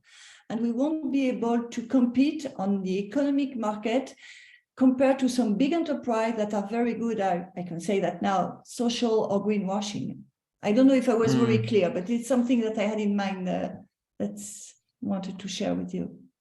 No, very important point you made about social greenwashing and impact washing, as we say, and also that impact being so much mainstream. And there's also a lot of reporting requirement coming from European Union and other organizations globally, which will make it almost impossible for businesses to be run without any reins defined for social impact. So I think that's a very interesting point. If we can round off our discussion in the next 2-3 minutes or so, or 4 minutes, it would be what do you see the relation of the, because we started with a very interesting point on movements, like cooperative is a movement. What's the relation of that movement to upcoming business models that are now coming up, or the youth? What's the relation? Do they know about that there is a business model, or is there an information gap? Is there a incongruity in terms of they don't understand what this is? So where is the gap, and how can this be bridged, in your opinion? So it's open, however, whoever wants to go first. I mean, maybe a link to the, sorry. Yeah, go ahead, Richard, Yeah, and sure, Marcus, yeah. then we'll come to you. A link to the previous comment as well. I think there are a lot of different schemes, if you say it like that, that are trying to create communities around impact, for example. You know, like even just a discussion as well, like around, for example, the B Corp movement that is looking at trying to change constitutions, which has just been part of a discussion this morning around what is coming into this the corporate sustainability reporting directive in terms of directors' duty of care. And I think there's a very, I'm pretty sure that there are many in the B Corp movement that are cooperatives like us, for example. And I think that there's sort of, maybe people are gravitating to different initiatives that are all part of the cooperative movement somehow. So maybe they're not identifying as clearly or promoting that they're a cooperative. I'm not really sure, but that's just an example. Got it. Yes, Marcus. We move to you. Yes, I'm not sure if I understand your question correctly, but to me, I look at the younger target group as more ready, more willing to embrace cooperative principles than ever before. So that gives me a lot of hope. I do see some obstacles in terms of, again, the young audience or people are not very keen on formalities and formal organization. So they want to be able to go in and exit pretty smoothly. So that's a challenge for the co-op movement, which is quite bureaucratic in itself and formal by model. So, but I think Richard mentioned the question of organizational structure or types of organization. And Sweden, there's, like any country, there are various models you can apply when you want to do something. And I think in my view, it comes down to the question of funding. If you want to build something that needs a scale, funding is a big issue with co-ops, at least in Sweden. So if you go to Norrsken or whatever, and you have a co-op movement, you have an organization model that's an economic association or something like that, and it's not a shareholder company, there's no way you're going to get funded. So where can you turn to get the funds needed to build what you want to build? And I realized everyone are not after building the next Twitter or Facebook or whatever in the co-op sense, but I think this is an area where we need to step up in order to be more relevant and the whole movement to be more effective. So yeah. Perfect. Brilliant. Thank you so much, Marcus. I think we have reached the end of the panel. So a big thank you to everyone from Companion Stockholm, from me, from my colleagues who are here, Maria Aziz and Eric Idung, who are here with me, and we are managing this event from 2 different places. Thank you so much for being here. And I think we have an audience question. Scott has a question. Can panel direct us towards any books or articles on this model, cooperative model? So you guys are free to write in the chat of any resources that the community here who are joined in can benefit from and start thinking about. And Marcus, I completely relate with you what you're saying. I actually last week advised an organization who were unable to get a rental contract just because they were cooperative. So they needed, so the renting contract provider wanted them to be a commercial company in a specific shareholding format. So I hear you. Thank you so much. Thank you, Agnes, Richard, Violetta, Sana, and Marcus for a very interesting discussion. We'll continue this discussion separately as well going forward in our collaboration. Thank you. Thank you. Thank you. It was nice Thank to you. talk to you. Bye-bye. Thank you so much. Thank you. Thank you. Bye. For our audience, we are now going to be starting the social impact pitching. This is going to be very tight. I would say, let's see, I need to figure this out. Yeah, so this will be a very tight discussion going forward with the panel. So I'll invite all our great panelists. I see Andrew, you are joining in. Hi, Andrew. Thank you so much. You could join in. And for our entrepreneurs who are going to be pitching today, they will be going one by one, and we have already communicated a list in terms of who will be going at what stage. Hi, Krista. Thank you so much that you could join in. Let me just see here. I just wanted to make it double sure that all the panelists have access to the pitch evaluation sheet. I just wanted to know. Let me just have a quick look at it. So Krista, Lynn, I need a quick, yeah. I'll just send out the link here. Hold on.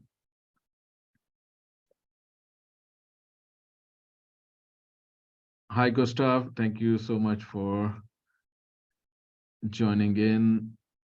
Let's see. I need to send the link off.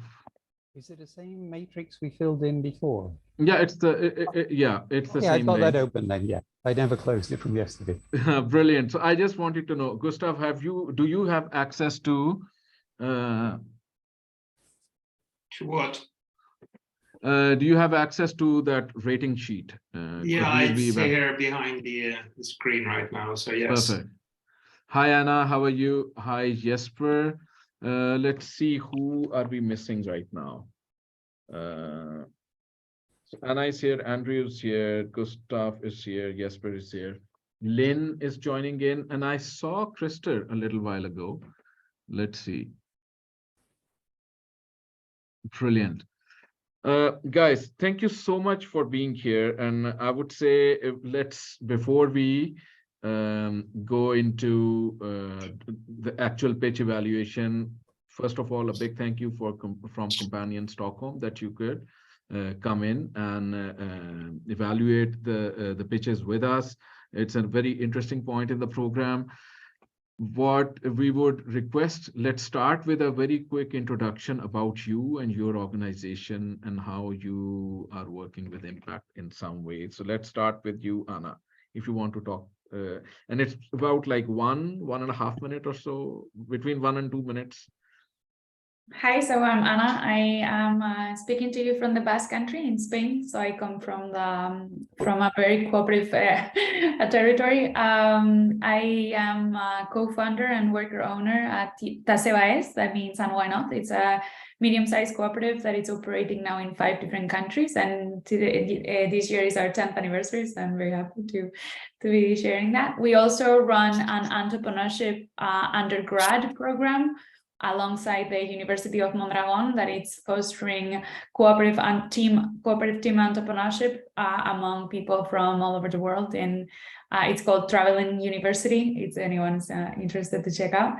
And I am also currently serving as the Global Youth President of the International Cooperative Alliance. So I took upon office 3 months ago now, so it still feels a little weird to say that I am the global president of something.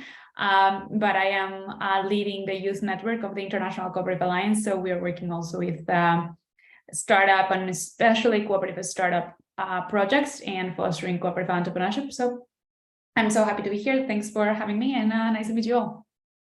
Thank you so much, Anna, and great that you could join us. Because when we were setting up the jury, it was very important that we had all these diverse and eclectic perspectives on social impact. So we made sure we had people who have been working with and developing and building accelerators, impact places, hubs and communities, cooperatives, organizations that work with impact, pitching coaches, business advisors. So thank you so much for sharing your perspective. We move to Andrew. Let's hear about you. Hi, Nimo. I'm Andrew Hennigan, and I'm coming to you from Impact Hub in Stockholm. And my sort of day job is that I'm a consultant. I do various things, but I'm probably best known for teaching speaking, presenting, pitching, influencing, and all the things like that for various audiences in corporate, startups, universities, government, at all levels from undergraduate to cabinet minister. But I also do a lot of pro bono stuff. And the most important of that is that I'm the head of the speaker team at TEDx Stockholm. And our goal is to give a platform to those who don't have a platform, to try and find people who are not speakers but have an idea. So we're always going out, trying to dig underneath the established famous speakers, trying to find the ordinary person with a great idea and who maybe isn't going to make any money from it, but we give them a stage. And also this year, I worked with the UNHCR to help them create a new refugee speaker program with the idea of giving refugees a voice so that they can go on stage, they can speak, they can make their case and get more empathy from the people. So that's been a very interesting success. And we're going to do a new program next year as well and expand it beyond Sweden to other countries. So that's basically what I do. Thank you, Andrew. I always love your presentations when you're talking about pitching your idea, business models, revenues. So especially one with elephants. We'll talk about that separately. But thank you so much. Let's move to Christer. If you could tell us about yourself, Norken. Yeah. Thanks, Naimul. Great to be with you today. For those of you who are new to me, I'm Christer Bergqvist. I'm a general partner with Norrsken Impact Accelerator, but maybe taking a step back more on what Norrsken is, we're sort of we brand ourselves as an ecosystem these days. So we started off 6 years ago by one of the co-founders of Klarna, Niklas Adalbert, who wanted to take his experience from scaling technology companies fast and applying that to sort of the impact perspective and helping impact entrepreneurs rather than just for profit. Some might know us for our co-working space in Stockholm or recently in Kigali in Rwanda. Some might know us through our venture funds, and some might come across us during our morning raves when we just try to have a good bit of fun. More so on my side, I'm one of 2 partners in our Impact Accelerator. We run a yearly cohort where we sift through 2,000 plus applications of aspiring impact tech companies, select the most promising 21, bring them to Stockholm for an 8-week program where we match them with up to 15 mentors who range from unicorn founders to startup operators to investors, stage coach, pitch training, you name it. We basically put rocket boosters on their trajectory so that they can bring more impact to the world and solve all the challenging problems that they're facing. So that's me in a nutshell and what we do at the accelerator. So look forward to seeing a lot of promising startups today. Thank you so much, Christer. Love the word rocket boosters and spotlight on the companies trying to change the world for the better. Thank you for sharing these details about Norrsken as well. Gustav. Hi, Gustav Wilhelm Hellstedt. I start with a pitch because somebody did that talked about the importance of a pitch. And my pitch is that I make people think in new directions to grow as persons, but also to increase their revenues. And I have an 8-week program. Every wall is a door. Every wall is a door. So that's where I'm coming from. My background, entrepreneur since the last 45 years. I've been touching base with everything from art and antiques to farming to IT, security, health, and you name it, I'd most likely touch base with it. I'm an inspirational speaker sometimes, also keynote speaker globally. I currently work with startups in Montenegro, a tiny little country on the Balkan. 620,000 inhabitants, but they built a startup hub with 15 to 20 startups where I'm involved. And that's very interesting. And we are interested in cooperation with Klarna, with Norrsken. So that we need to have a discussion about. I've been working with so many things, but it's innovation and also the social impact. It's been very important in the driving force all through this. And we all need resilience. Defeat is a state of mind. No one is defeated until defeat has been accepted as a reality. So we carry on whatever we do. But that's short who I am. Thank you so much, Gustav. And every wall is a door. I like that metaphor. It sticks in the mind. So it does, doesn't it?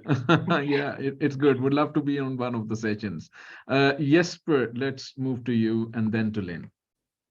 Thank you, Namol, and thank you for having me here. And I also like the metaphor that every wall is a door. I'm going to remind that. So my name is Jesper. I'm the founder and chairman of Impact Hub Stockholm. Impact Hub is the world's largest movement of changemakers. We have spaces in more than 100 places around the world in more than 60 countries. And we really work from the bottom up. We are a grassroots movement. What we do is trying to create an ecosystem and enabling an ecosystem for changemakers, people who wants to create a new and better future, someone who can connect people to each other. So creating a really safe space between people. So we put people first so that everybody can be part of the change that needs to happen. I also been working for Vinnova for some years now in terms of consulting them on their challenge programs. And I know how hard it is to actually find the real root cause of problems or challenges. There are so many solutions out there who only address some of the consequences of the real challenges. So I really look forward to hearing the pitches today, and thank you for having us here, Nemo. Thank you so much, Jesper. I love the community that you're building and your space. We're actually sitting here running the event. So great work you're doing. And I love the way Stockholm's entire ecosystem has grown up to support impact. We have had that discussion since the morning. And great work by Impact Hub, by Norrchen, by City of Stockholm, and all individual actors also going in to make that happen. Thank you. Lynn. Yeah, I echo the others and thank you for inviting me and nice to be part of such a amazing group and the pitches that we're going to hear. My name is Lynn Thomasdotter. I work for Tinker, which is a quite small consultancy. We are focused on innovation, but innovation in an impact perspective. So all the projects that we work on they have to be linked to sustainability and impact in some ways.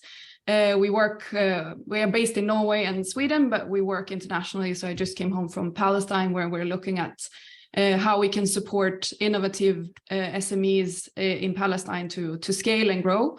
For example, or we work with a small school in Norway that wants to help their students become change makers for sustainability, or we work with universities in Uganda, Somalia, and here in Sweden. So it's quite broad range. So I would say that innovation is our main focus, and the impact is the goal of all the projects and all the people we work with.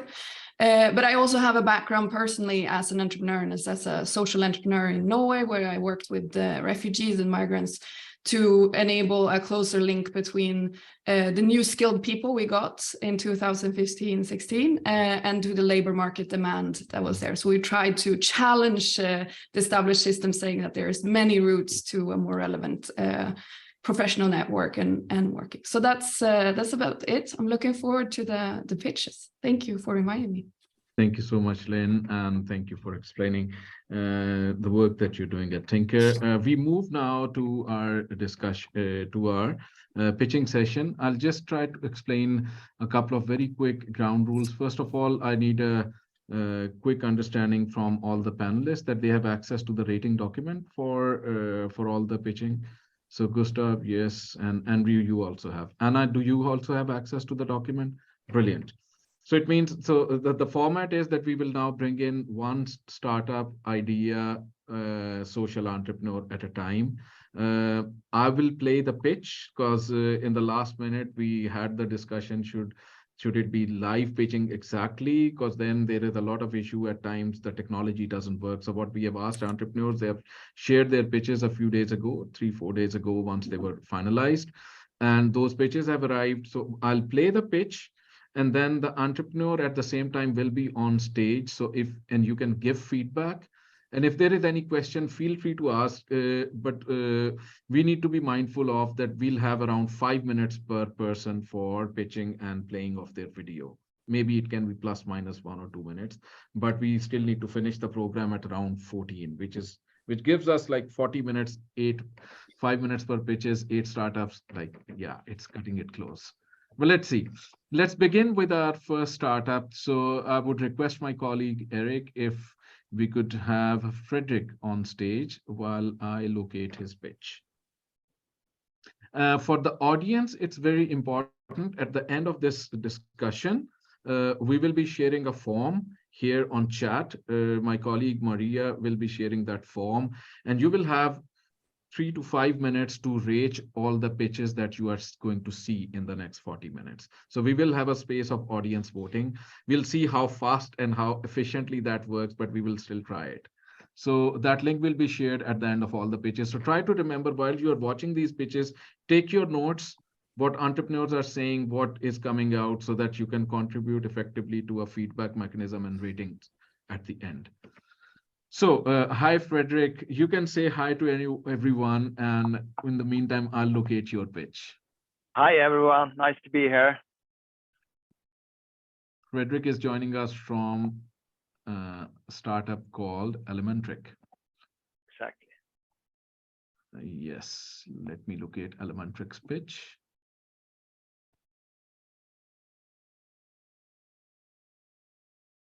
Hold on. Do you see my screen of pitching? Let's see. I need just a minute. Black screen for the moment. It's a black screen. Okay, let's see. Okay. Yes. Now we see it. 300,000 water damage occurs in the Nordics every year to a cost of 20 billion SEK. A third of those occurs in the kitchen, where it takes time to discover. Sorry, I'm playing it back again. There was a volume issue, so now we play again. 300,000 water damage occurs in the Nordics every year to a cost of 20 billion SEK. A third of those occurs in the kitchen, where it takes time to discover these leaks, often already too late, as a water damage. 2016, I was the chairman in my housing association, frustrated over paying deductibles for every water leak that occurred every year. That's why I started Elementric. Elementric has developed a wireless connected mat that very fast and early discover drop leaks. We call it a drop mat. In combination with our SaaS, we're offering location independent monitoring by sending detailed information to an app or through subscription to BMS or as SMS. We are targeting real estate company and insurance company and make it possible to increase the quality and time saving in their work with risk screening and proactive damage control. At the same time, with our data, we make it possible for them to create new business opportunities and transform them into services for their customers. Thank you. Brilliant. Thank you so much, Frederick, for that pitch. The house is open to everyone, and everyone can comment, or it could be a selective few evaluators who can comment. We have 3 minutes. Do you like me to go first? Go ahead. Okay, first of all, I think it's really good to start with the numbers. There was just a little bit of confusion in my mind about the unit. When you're talking about 300,000, I'm not sure exactly 300,000 watts, so that maybe needs clarifying a little bit. And the other thing I noticed was something, not something that was there I didn't like, but it was something that I felt I missed, and that was how are you going to get the traction? What's the go-to-market plan? And I felt we were a little bit lacking that.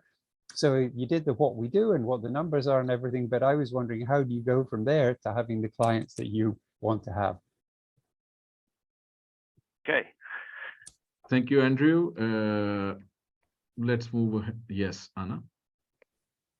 Hi, Andrew. Hi, Frederick. Hi. I agree with Andrew on the launch with the numbers. I think that was very good. I think the energy that you put through in the video was also very engaging, which was nice, even though you changed, like the change on screen was a little weird, but I think that the energy you brought in was engaging. I was a little bit concerned in terms of the data ownership and privacy issues, because you were telling that you're going to use that data to actually contribute to the better offer of the, so you're going to profit from that data, and I come from the worker ownership, so I'm always a little bit concerned on ownership of data being of those people whose data comes from. And I was a little bit confused also on where the partnerships are going to lay. Are there insurance? Are you going to partner with the users? Are you going to partner with whom exactly? But my main concern was data. But I really like the energy on the pitch, and I think it's quite, I mean, market is there because you share numbers. Thank you, Anna. Gustav? I agree with the previous questions. I'm there as well. I have one thought as well, and I would like you to explain your thoughts about your social impact with your idea a little bit further. Sure, I could explain it quite fast. It's from a social impact perspective, it's mostly about health. The biggest problem with water leaks that are not discovered is that they are developing mold. So the increasing number of water damage that occurs every year is you can have a combination. You can see a combination there with the increased numbers of allergic to molds from the population, and that comes from water leaks. That's one perspective from a social impact. So also that water leaks also occurs. If you call it like a social sustainability, it's connected to social vulnerable areas where many from a social perspective doesn't have enough money to live in better apartments, and those apartments are often not in a good shape. In Sweden, for example, there are approximately 800,000 apartments in social vulnerable areas that are in a great need of renovation. And they, yeah. Great. We'll take very quick feedback from Lynn and Krista. Thank you, Frederick. We have limited time. Great feedback back to the panelists and jury. Lynn, you would like to go, and then we have around a minute. I just wanted to echo Gustav. I think my main concern, I really like the idea, and I started thinking about what potential clients you could have, but my main concern is definitely the impact here. Like, is it user focused? Is it for the insurance company and the real estate? Are they really having like a social impact problem that is solved? So I would say that needs to be clear in the pitch going forward from my perspective. But very good. Thank you. Thank you. Krista. Thanks. Building on what the other panelists said, I think also I would love to see what's the team behind this, if it's only yourself or others, and why are you the best ones to make this happen. I think you should speak a bit more about competition. This seems to be a retrofit product. What happens if there's a water leak behind the closed wall? I assume that will not be addressed by this solution. So just be clear what part of the problem it is that you're addressing. And that's it for me. Thank you so much. Thank you, Krista. And thank you, Frederick, for being here and making the pitch, the first pitch. Thank you for opening the show for the next entrepreneurs. Great work. Let's move forward with our next pitching participant. So I would request Eric, if we can have, let's see, hold on. We have Kaisa Olsen from VistaFeed. Let's see. Let's see. Thank you. And in the meantime, while we are bringing Kaisa, I'll try to play the video. Okay. So Kaisa, thank you for being here. You can say hi while I'm loading your video. Hello. Hi. Nice to be here. Yeah, it's okay. Vista feed. Here we go. Healthy feet for life. Sounds great, doesn't it? Unfortunately, it's not the reality for everyone. So we asked ourselves, how can we help the world's diabetics save their feet from wounds and amputation? We know that 25% of the world's 500 million people living with this disease will develop foot ulcers and risk being amputated. And even though we know this, we do not talk about feet until we get the diagnosis ourselves and the knowledge that we are now in the risk of developing foot complications. Suddenly, our focus is changing, and this becomes important. The good part is that we know that there is a way to prevent foot ulcers. No wounds, no amputations. So based on science and long clinical experience, VistaFeed developed a tool that gives people with diabetes knowledge and control of their own foot health, so they can prevent foot ulcers and minimize the risk of amputation. This also enables for them to continue and have an active life. Our tool, Peders Home, is in the final stage for CE marking and will be launched to the Swedish market in first quarter of next year. Do you want to help us? Contact me, Kaisa Olsson Persson. I'm the founder and CEO of VistaFeed. Thank you for listening. Thank you, Kaisa. And it's over to the panelists now. Lynn, you want to go first? I see your hand up. Yes, thank you, Kaisa, for the good pitch. Very interesting to read about your solution. I think my question to go directly, who are your customers here? Because I hear you saying that it's the people who have diabetes that can, take control of their health. But I would say that this kind of solution is quite technically advanced and it might be quite expensive. So in terms of scalability, have you considered going to hospitals or having them as your kind of main clients or customers? But just hearing you a bit, talking more about who your users are. So thank you for the question. Yes, we will go to the client, to the people with diabetes direct. Our focus is to keep price low enough, and we plan to have this as a service like a mobile phone that you have and pay a small amount every month. In parallel, we will also talk to caregivers, but the way to market to get into caregivers is too long. That's why we will focus directly on the people with diabetes that have had issues today. Thank you. Yes, Christian. Thanks. Thanks, Kaisa. Super important topic. I think from an impact perspective, it's super clear. Similar to Lynn's feedback, I would love to know more about sort of where you're targeting. I think insurance companies is also relevant in this case, talking about predictive healthcare. Also, who's your competition? Where do you land in the market? I think you'll hear me like a broken record throughout these pitches. You need to be cognizant about your competition and you need to be super transparent in where you place yourselves and not put yourself in the top quartile all of the time.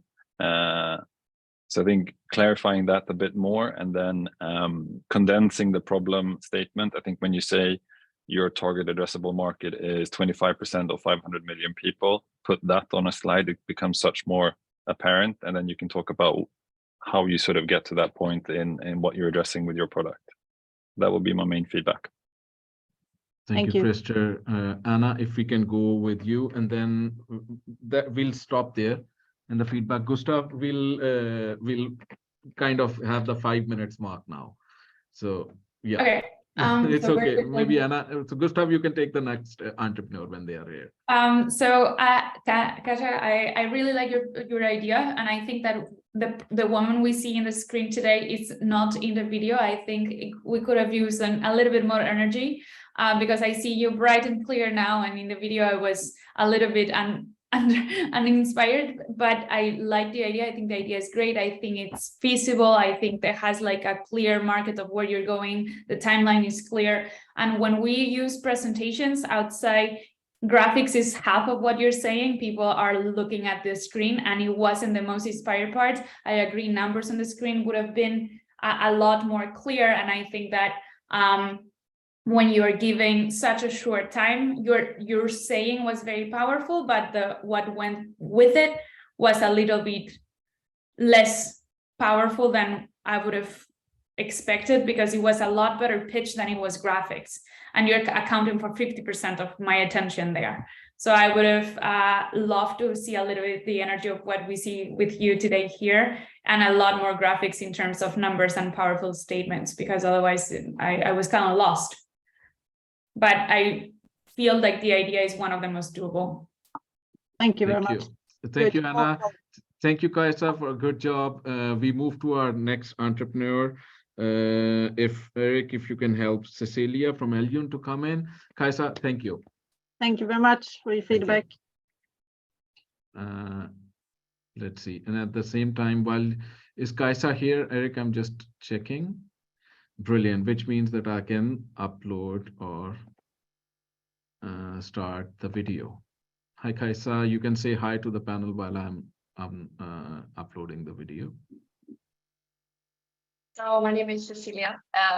Nice to meet you all. I'm representing Elion as the growth manager today. Yeah. Thank you, Cecilia. Hold on. Let's see.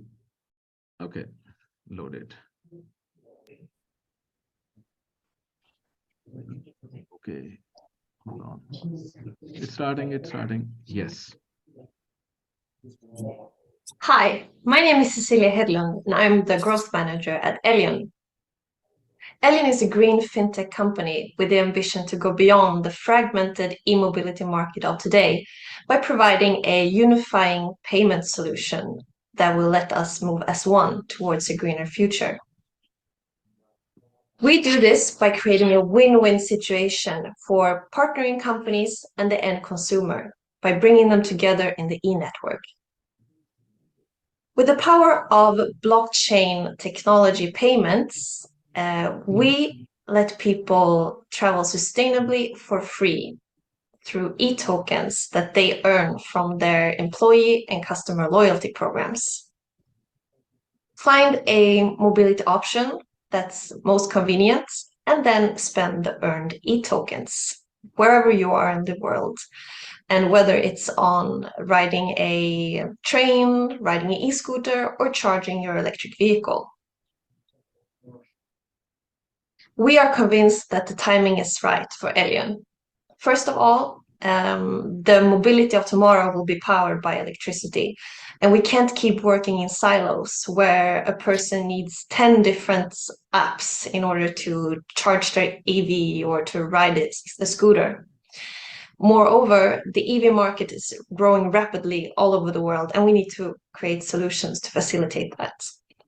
Secondly, Web3 enables a whole new level of interaction between players, which is not possible with Web2 payments. And thirdly, we are entering an era with high energy prices and rising inflation, which means that people are even more aware of how they spend their resources. So with our globally scalable service with multiple revenue streams, we are now ready to launch pilots with pioneer partners. And to this end, we are raising 6 million SEK. So to conclude, Elion wants to enhance the e-mobility experience by making sustainable choices profitable, comfortable, and convenient. Thank you. Thank you so much, Cecilia. Yes, the house is open. Yes, Gustav. The pitch was very clear and very good. good slides there with a lot of information about the problem and the solution. But the business model, where is your revenue coming from, wasn't for me that clear. I might have missed it somewhere, but that was something that I immediately come to think about. Thank you. Thank you so much. Anna, you want to go next? Yeah. I'm happy to leave my floor to someone else. I really like the idea. I think the energy was very good and the pace of the pitch was great. One of the things that I'm a little bit concerned on is that you're accounting on other people as well, other stakeholders to implement your solution. And I think that is a little bit difficult. The technology is not yet the most hype for a lot of the companies. So I think that you're looking at a longer market go, I think. And also I was a little confused on who's your stakeholder, because you're telling people like tokens from your employers and loyalty is coming, but how are you partnering with those people, like your employers? How are they getting the tokens? How are the tokens like going to give you the value? Like all that was like, I understand very little about blockchain. I made myself read a lot, but I was a little confused on how the term of the partnerships and the term of the stakeholders are going to work for you. And I have the feeling that you are accounting also of a lot of things that are outside of maybe your own control. And for experience, I feel like people are slower than we expect, but I really liked the pitch. Thank you, Anna. We have Jesper.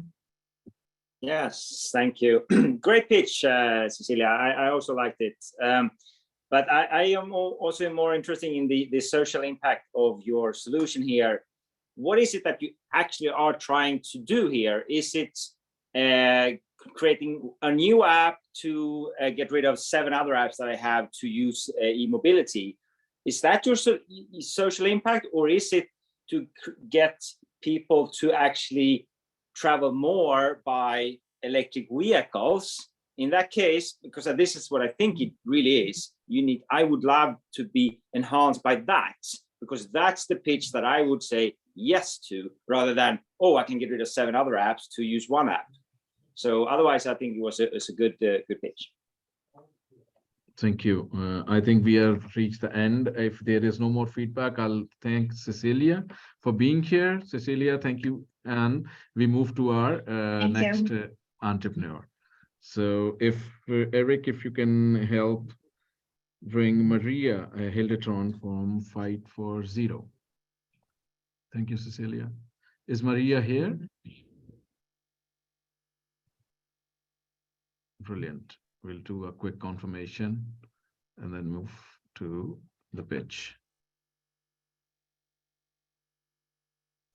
In the meantime, we have done 3 pitches and there are 5 more to go. Hold on, let me also. Hi, Maria. I see you here. Hold on.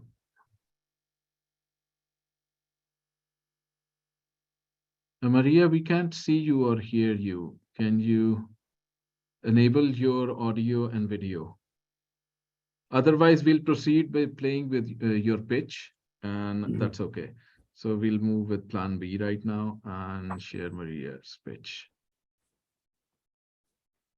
So the company is Fight for Zero.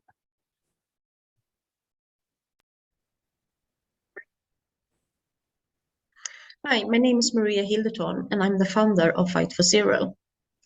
At Fight for Zero, we empower young people to reach their full potential and promote peace in our society.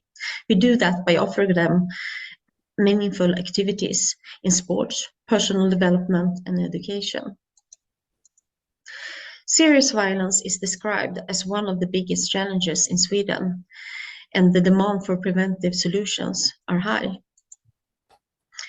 Our programs and activities aim to shape young people into life champions. In order to do that, we need to invest in the personal development based on the 5 pillars method. This model aims to reduce risk factors and strengthen protective factors among youth. We are delivering programs and activities in boxing, education, employability, social support, and youth leadership. And we work with personal development in a systematic and structured way through our theory of change. Since our start in August 2021, has our programs helped people into social inclusion that results in societal saving for our society? In our impact measurement, we can already see improvements in youth self-esteem, energy, empathy, and improved relationships.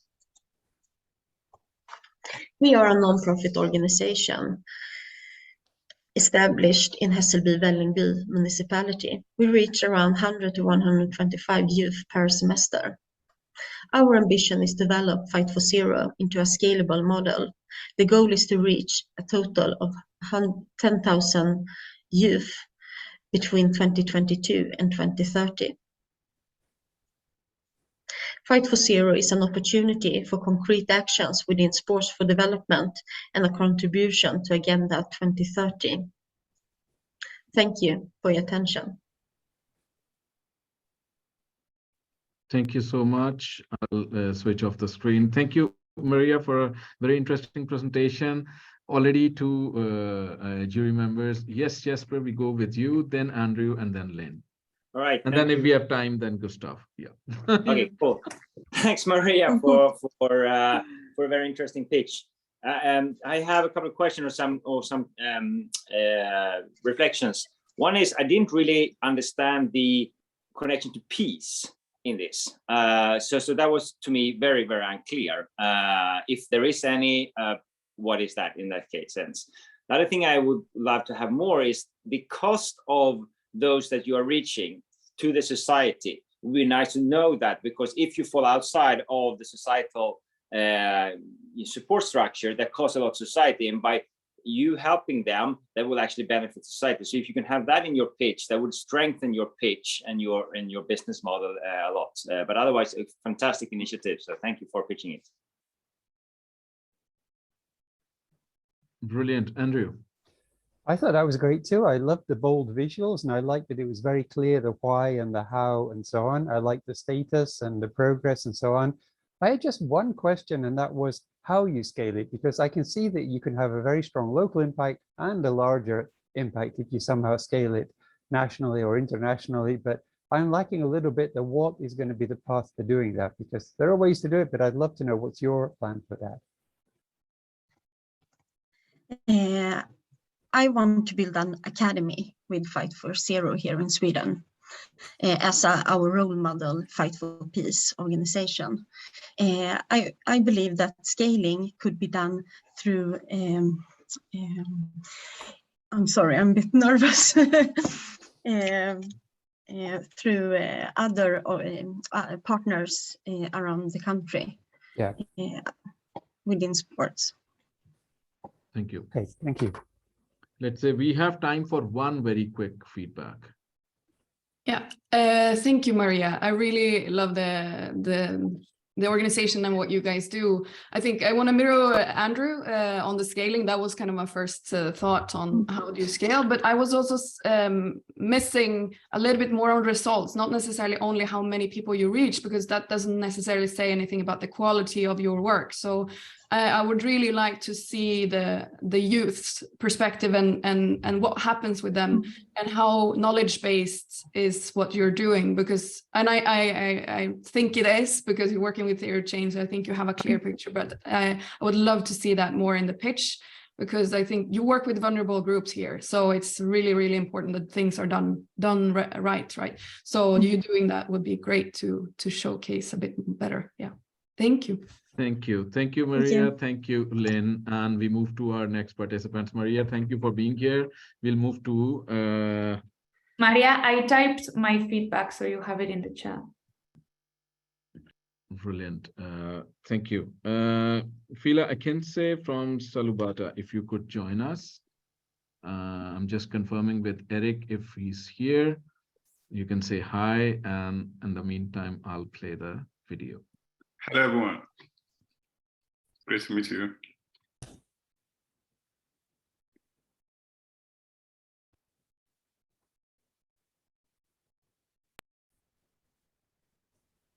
Hi, everyone. My name is Akinse Felabui, and I'm the CEO and also a co-founder at Salubata. And at Salubata, our mission is to invent lifestyle technologies that help people and the planet. We presently occupy this niche where we repurpose shoes from ocean-deemed plastic waste. The plastic plague around the world is visible and inescapable. This is the reason we decided to occupy this niche of shoes that are made from plastic waste. The sustainable footwear market is growing at 5.8% per annum, and in 5 years will be worth about 12 billion. Our competitors are currently unicorns, and we anticipate that in 5 years we also become one. Currently, I have 3 market segments, which entails direct-to-consumer, retailers, distributors, and we also have a franchise plan in our pipeline. And here is the invention. So we currently have a patent and design right on this invention. Beyond the fact that the shoes are made from plastic waste, they are also modular. Modular in the sense that I can readily detach this and attach as many uppers as possible. Because we also realize that the downwill impact of these pollutants affect the people in the underserved communities the most, especially the women, we decided to commit 5% of our profit to the cost of empowering women in these regions. We are a team with complementary skill sets necessary to scale our impact. We are strategically positioned for customer acquisition and growth. We imagine that with just reaching 1% of the global footwear market, we'll be able to empower over 282,000 women, we'll be able to save about 6.5 billion barrels of crude oil. We'll be able to convert about 6 billion PET plastic waste to shoes. I must also add that we currently have a partnership with Amazon to be able to scale to 7 major markets in the EU, including the UK. Imagine the kind of impact we can make by investing in this solution. Thank you so much for listening. Thank you. Thank you so much. Brilliant. Lynn, you have a feedback. Yes, thank you, Vela. A wonderful pitch. I really liked it. I think my questions, firstly, I would like to say that I really like that you have a focus on design for these kind of, because there's a lot of products that reuse and kind of recycle plastic or any other kind of waste material, but not necessarily focusing so much on really nice design. So it's good products, but it might not sell in the larger market. So I really, really like that. I was wondering, how do you work to collect and ensure that you have like a circular productions yourselves in collecting the right kind of plastic? Where do you get it from? Do you work with companies like CCBA or the Plastic Bank or others who are trying to receive or collect and get some help with the recycling of their plastic production? Yeah, I think that's it. Circular production in your own company, and where do you get it from? How do you ensure that you get what you need? All right, thank you so much for the question. Right now, we partner with Plastics for Change. Plastics for Change help in sorting the plastics. The plastics that have been used are PET plastics, such as this, that have been used. They have been shredded and been sent to our partner factory, which convert them into shoes. The shoes themselves are also intentionally made into unique patterns and with less colors, so it will ease recycling. Our goal in some couple of months is to be able to reach 1 million shoes, a critical mass of 1 million shoes. With that, our plan is to be able to recollect these shoes and recycle them back into shoes. And this would, in the end, help close this circular loop. Thank you. Thank you. We can take one or maybe two more very quick feedbacks. I have a very quick one. Just two quick things. First of all, I love the demo with the shoe. I think that's really, really useful. And the other question is just, I'm a bit concerned about that 1% because it's easy to say if we get 1%, then all these wonderful things happen. And this is what people used to always say in advertising. If 1% of the people who see the ad buy my product, I'm rich. But actually 1% seems like quite a lot. So maybe you need to justify that a little bit more. Otherwise, people might be like me a little bit wondering, how do you arrive at 1%? 1% of the global market? That sounds like quite a lot, actually. Thank you. Thank you for that. So, yeah, I understand that. But that's let's pass the feedback baton right now. Gustav, if you have one more point, we can just take that. Yeah, it'll take time out of other participants. Thank you. All right, so short, you have a patent, you need to be clear what the patent is about and also what the cost for the shoes are, because that wasn't clear to me anyway. I might have missed it, but that's my feedback. Otherwise, really, really good. I like the idea. Thank you. Perfect. Thank you so much. Thank you for an interesting pitch. we welcome our next participant, Sverker. If you can join us for our jury mentors. I have a question. I see some of you have rated, when you're rating the pitch, you are giving a point-wise feedback, like 1.2 what. So in point, don't put a comma. So I changed that in the morning. It's a decimal. Otherwise, the average will not be possible. So Jesper, if you couldn't convert your numbers to change the comma with a point in your, yeah, then it'll become averageable. But let's see. Let's bring on Sverker. If you are around, I'll open your page in the meantime.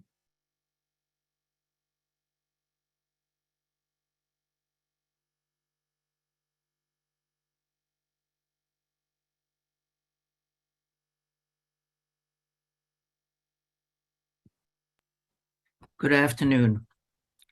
Mindtemp started when I was on my way to work, collapsing on the street. And I'm not alone. Half of all sick leaves today are due to stress.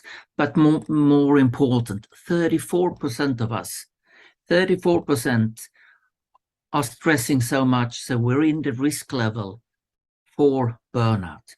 And when we stress, we get stupid. We lose 38% of our productivity. All these are numbers, figures from Karolinska Institutet and their research. Mindtemp is the answer to this pandemic. Mindtemp is a digital health coach in your mobile. We talk with the user. We talk with you just like a very smart health coach. We spent 5 years researching the cause of stress. Today, we can tell our customers the organization cause and effect of stress. The organization can take data, make data decision management. Thus, they can start working with real and improved quality for better customer engagement. Our mission is a World Health Day every day. We have a great team and we have world-class scientists, both professors, Chalmers University. The market is a 15 trillion market that is growing 30% each year. We have a very strong functional position with proactive stress management, and we can show break even in just 1.5 years. So help us help. We are looking for 2 million for 18 million pre-money. Thanks for listening. My name is Sverker Månsson. I'm the founder of Mindtemp. Thank you so much, Sverker. I'm just curious because the problem that I'm having on my second screen is I didn't see the video. Did everybody get the video? Okay. I'm in an error mode. But Gustav, you and then Krister. Yes, thank you very much for your presentation. Stress is a huge problem. I've been suffering from that myself. But what wasn't 100% clear to me is what is your actual product? Because there is an app and I understand that and I actually downloaded it. But is it workshops you're selling or is it the app? Where is the money coming from? Where is the, yeah, that's my question. A short answer, it's a SaaS subscription selling to business to business. Thank you. Yes, Krister. Thank you, Sverker. Super important topic. I think we've all seen the need for these types of solutions in the wake of the pandemic. So love the fact that you're addressing that. I think general feedback in terms of when you do competitive analysis, please don't use a matrix, rather take the ones that you want to compare yourself with and do maybe tick boxes in terms of the functionality you have and your peers or competitors don't have. Putting yourself in the top right corner is not the way to go. There are other profitable and successful products out there. So that's just general feedback. Similar to previous comments, I think it would be good to understand what the product actually is. And maybe condense the slides a bit. It felt a bit rushed clicking through them. So I sort of got lost in the pace trying to read and then listen to what you were saying. So try and slot a number of maybe 10 slides in terms of that, what you want to communicate. Love the fact that you had the team on there as well. Maybe put yourself up in terms of your background so that we know why you are the best team for this solution. Thanks. Thank you, Christer. Jesper, and we take your feedback and then the next participant. Okay, thank you. So I'll be quick. Thank you, Sverker. Super important topic. I would love to hear a little bit more about, because you mentioned that you had done 5 years of research. You had Karolinska Institutet in the back there as well. These are, for me, very important things, because this is just another app for creating a solution to a problem. But you know the causes of this. So are your solution actually contributing to the cause of stress? Or are you just creating another medicure, another pill that you can take when you are stressed? So I would love to see that research in that presentation. Otherwise, I think it's an important thing. So thank you. Thank you. Thank you, Jesper, and thank you, Sverker. Great presentation. And we move now to our second last pitch, which is Amir, if you could join us for Be Living. Thank you.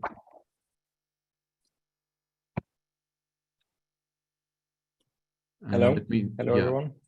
Hi, Amir. Thank you. I'll just share the video that we have of Be Living.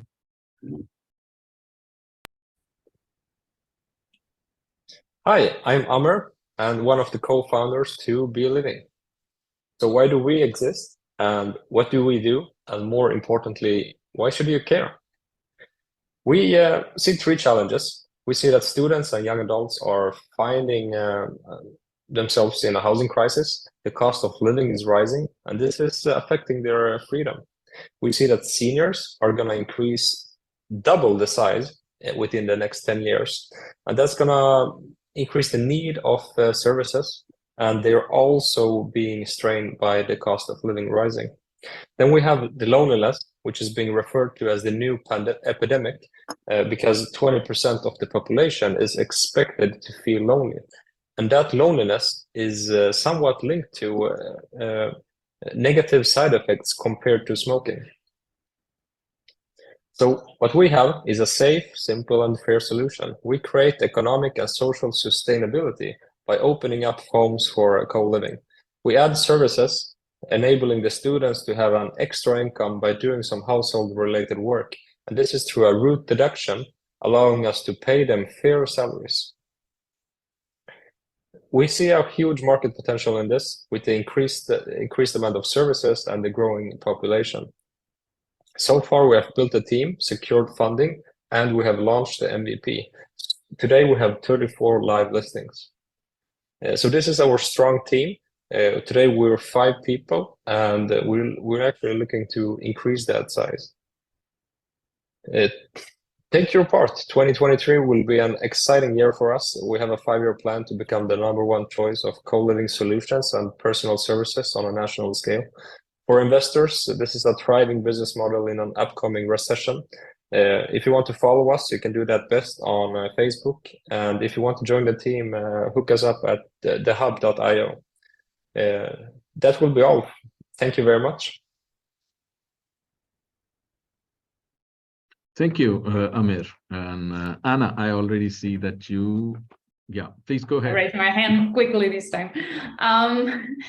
Congratulations, I really like this idea, and I actually need to tell you that I have a very soft spot for your project, because we have one that is very similar here in Spain. So I'll send you the link so you can check out. They are a Ashoka social entrepreneurship changemaker project, so you may want to look into them because they're doing a great job. And according to that, I'm going to ask you a couple questions that you don't need to answer, but for me were like key. I think the presentation was good, the pace was good, the graphics were good, you addressed the stakeholders very well, but I was a little bit confused about what is your role in the matchmaking, for instance. Are you like they are going to sign up and you are going to allow the youth into an elderly home, a old person's home, and support the system? Are they going to live together? What is going to be your matchmaking role? Are you going to follow up with them somehow to see if there's a match?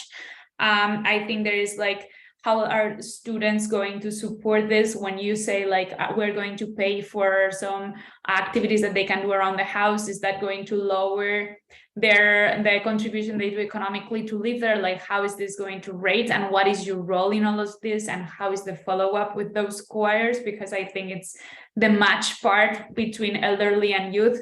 Sometimes it's complicated. And then also I was wondering if you are putting young people into older people homes, does that affect their pension somehow? That this was a big question that I had before. Like, how does that public part affect them when they get an income source, or do they not? And just they share like all of those questions in terms of like living and matchmaking and follow-up were like my main idea. But the pitch, fantastic. I'll send you to Kuku because they're doing a lot of that, and I really enjoy this kind of multi-generational projects. Thank you very much. Very good questions. It will take me 10 minutes to answer them, though. We have to connect afterwards. Great. 10 years and we'll still be at work. Andrew. Oh, yeah, great pitch. And I love the idea. And I think it's potentially got a lot of impact. So that's really good. The one thing I was missing was just, I know that the market's there and that there are people there who have this need. The question is just, what is your plan for going to the market? How are you going to find the young people? How are you going to find the older people? Are you going to target individuals or go to universities, or what's the plan? It would be good to have a word about that, because I can know that the market's there, but people are going to ask, how are you actually going to get that market?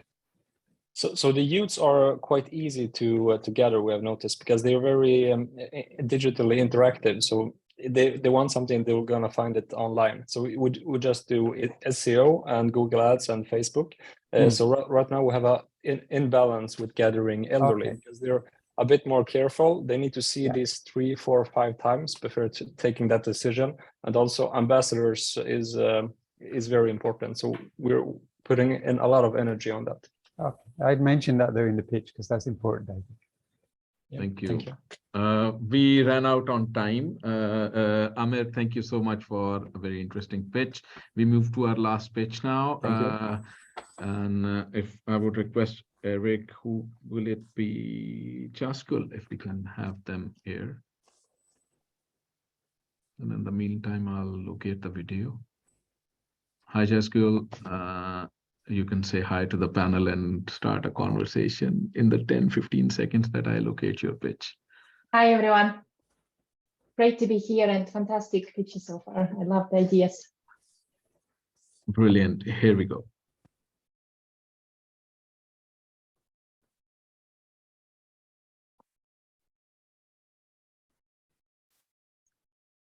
Did you know that 50% of adults in the European Union have low financial literacy, according to the European Commission's independent survey, causing economic problems and financial stress for millions of people? And the situation is acute among women and young people in age group 18 to 29. We are on a mission to change that. I'm Jess Goll, a CEO and co-founder of Sparley. Together with Felix and Eric, we are inventing financial well-being. We leverage consumer trends and best practices from habit-forming solutions in other industries to disrupt financial well-being. We have launched our app in App Store and Google Play that can be downloaded for free, where we offer micro courses and rewards.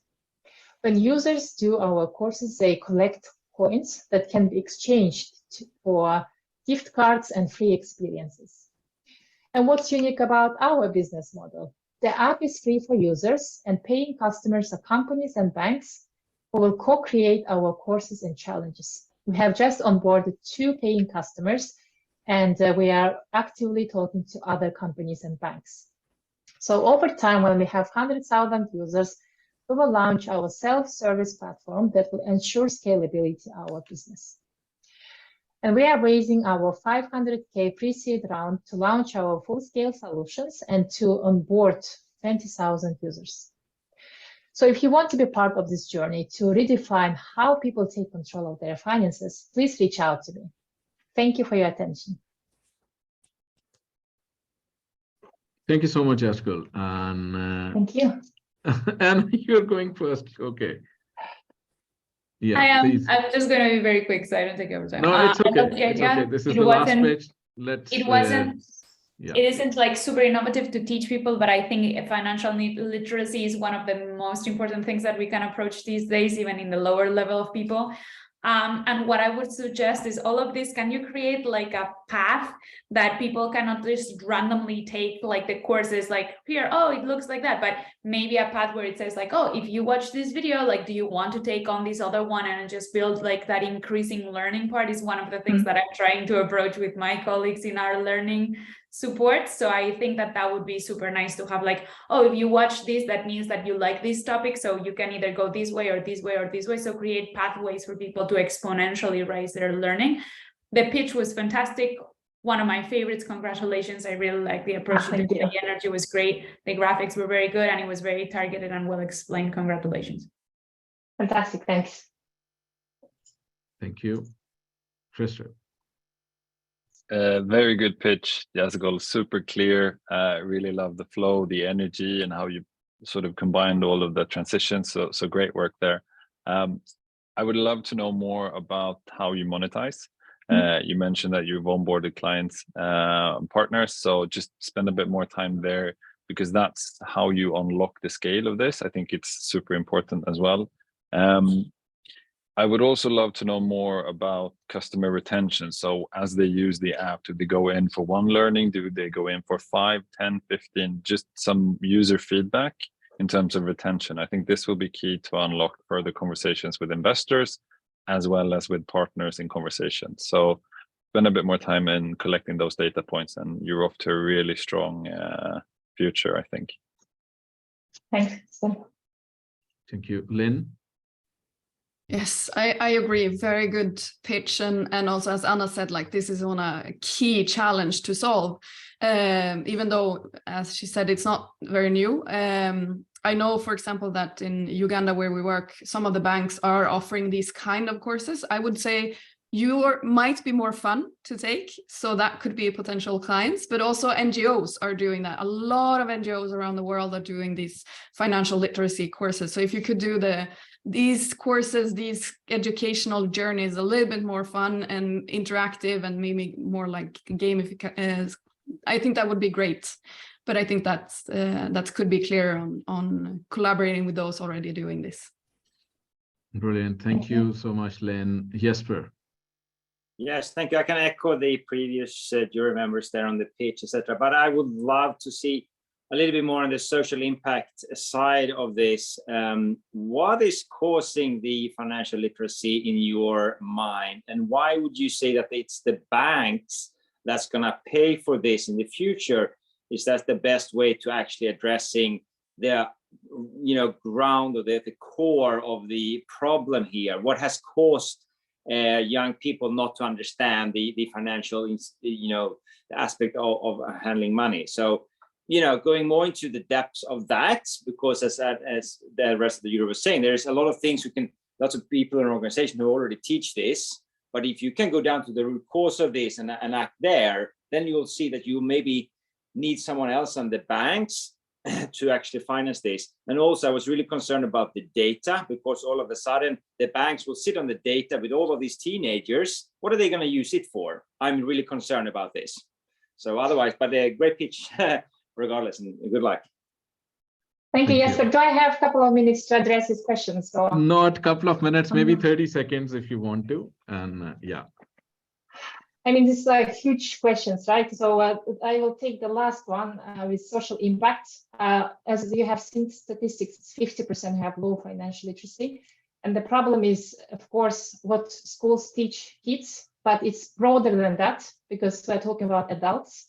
Personal finance is not about only savings and investments. It's much broader nowadays. It's about cybersecurity. How do you protect your data? How do you protect your identity? It's all about sustainable consumption. If you check this European framework about personal finance competence, you will see that it's a huge area, and nobody is actually looking at it at this level nowadays. It was developed this year, and they're going broadly now to all EU countries to actually bring this knowledge and the framework, and we're going to utilize it to build our courses and set requirements for our banks and insurance companies and other companies to set the criteria on these courses that we are developing together with them. Thank you.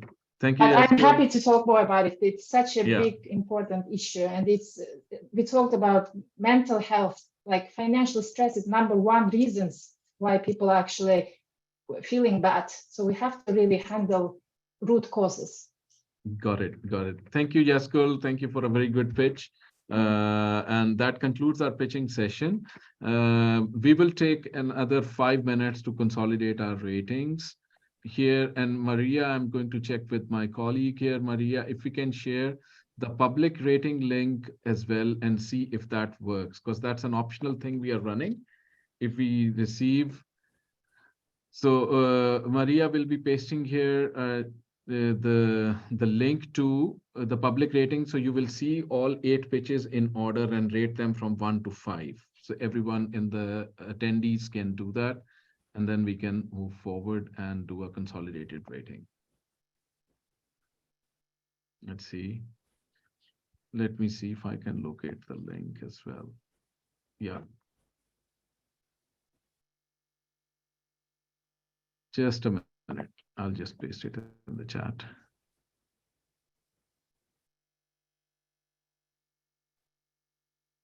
En minute. No, not that one.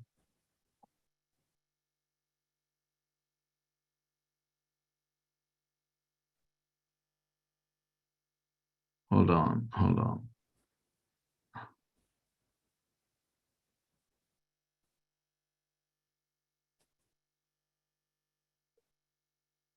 Hold on, just a minute.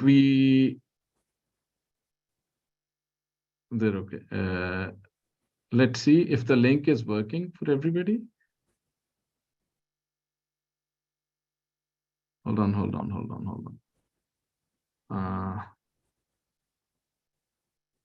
I think it requires access. So you need to ask for access to it. Yeah, just checking that.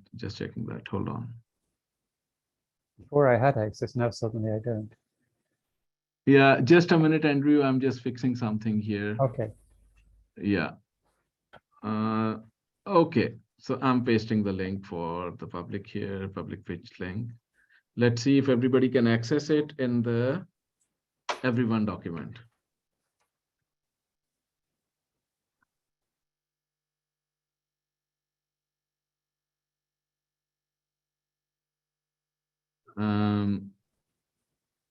Okay.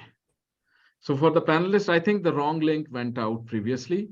We'll wait 3-4 minutes. So panelists, if you had your feedback done, that's great. Otherwise, yeah, I'll need to restore the other pitching link somehow. I had already put my numbers in before I lost access. So was everybody clear with the number? Yeah. So Okay. it was the previous table that we did before, right? Yeah, it was fine. The problem is that that same table we put in the public. So this is fixed.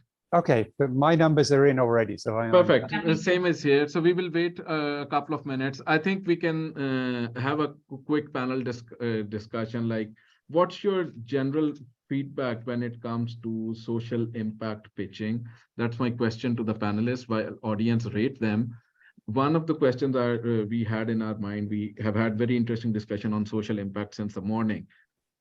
What do you think impact entrepreneurs need to focus more on when they are pitching? And this is open to anyone who wants to go first. Like when you are pitching an impact or a social impact startup, how should you structure your pitch? Jesper, and then Krister. Brilliant. I beat you now, Anna.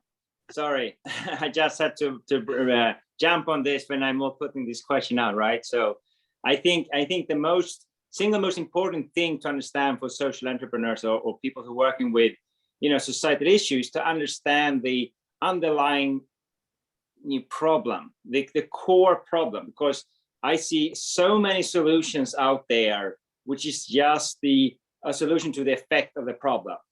This is the hundreds of them. There's super fun and there's great solutions to some of these problems, but to understand the core root cause of the problem is much more complex, takes more time. So that's the one thing that I would sort of, say to any impact entrepreneur out there. If you want to address some of the complex societal challenges, really make time and understand what it is you're trying to solve. And once you think that, well, I found it and now I know it, then take another 10, 15 minutes or speak to someone else who's trying to solve it and go a little bit deeper even then, right? And once you've done that, do it one more time. Then you might have found some of the core challenges that you're trying to solve. So that's my biggest thing that I would ask anyone to do. Brilliant points, Jesper, like successively going into it. Krista, if you want to go next, and then Lynn. In the meantime, I'll compile the ratings. I'll be super quick and super concise. So I just pasted a link for everyone from Norrskens Investor Day. It's our 20 startups. We groomed them for 8 weeks in their pitches. So basically week by week developing. But here you have 20 companies where you can take inspiration from different angles in terms of how they build up their problem, their solution. They talk about the team, their pitch, how they present facts, figures, etc. But I think building on what Jesper said, for us, it's super important that the underlying business model is scalable. If you inherently have a business model connected to your social impact angle, that means that when you scale 1 unit of revenue, you scale 1 unit of impact. So I think the feedback we give to entrepreneurs is don't sort of box yourself in being a social entrepreneur, rather proven that your business model is future-proof because this is the way the world needs to go. I mean, the big man himself, Larry Fink, so CEO of BlackRock, the biggest asset manager in the world, has basically gone out and say, if you don't have a clear purpose of your business, your license to operate will disintegrate over time because customers will choose other solutions. So it's already happening. So play that angle. Thank you so much, Krista. And I like that you focus on the scalability side so that it goes to like the impact can be scaled. Great point over there. Lynn, we take your perspective and then I think we'll be ready with the ratings. Yeah, I think sorry for the audience, last 30 seconds if you want to rate the company.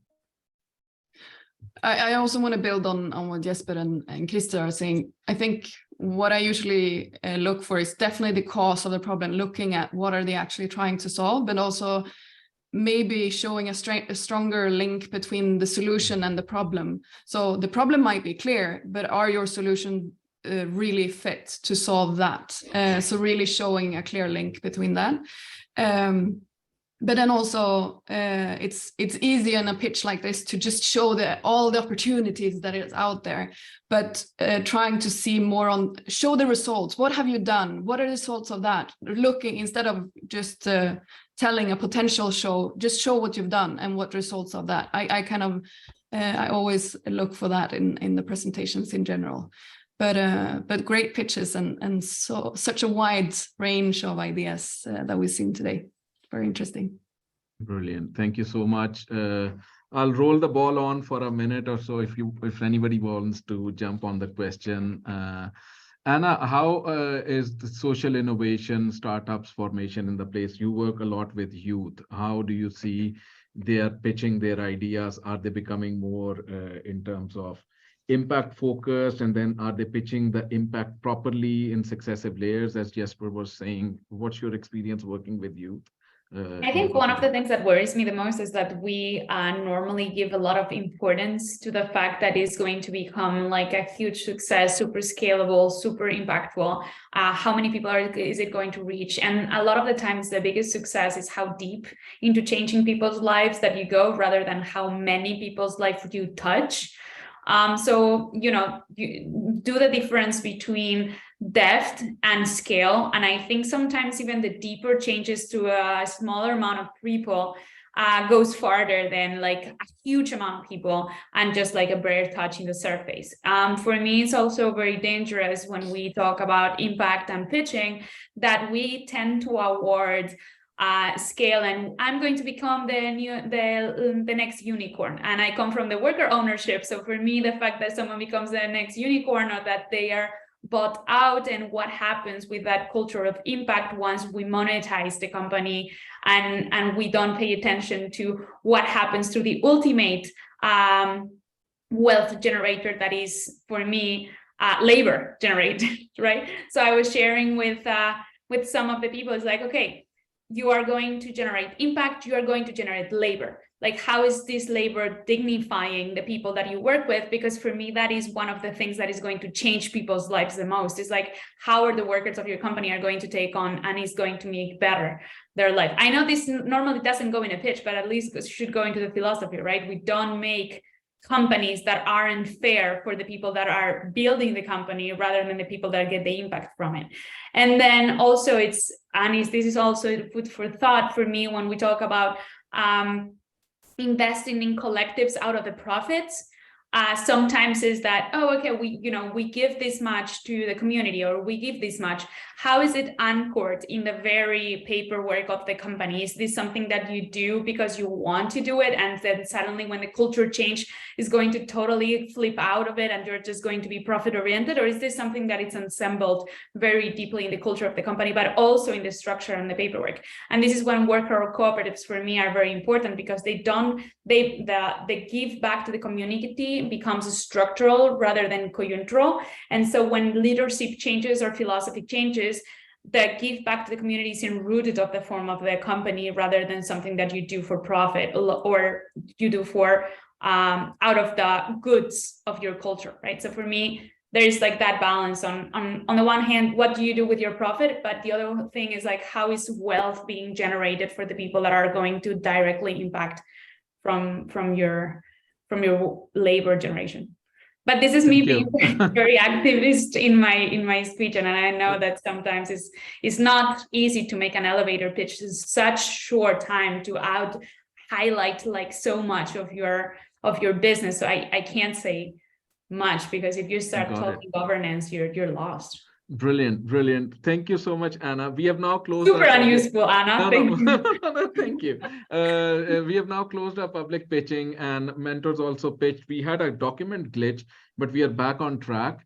It's very interesting. We have actually a tie, which means we have a symbolic prize. It doesn't cover your financing needs or anything, but that symbolic prize or that symbolic recognition is just a recognition that you of all the entrepreneurs that approach with their pitches, and then these finalists were selected, and these finalists actually had the courage, as Jonas Alming was saying in the morning, that you need to have courage to go in and make change, that you showed up on the stage and actually made the pitch. We have two entrepreneurs here, Fight for Zero, Maria Hildetron, and Sparly Jaskul Ismailova.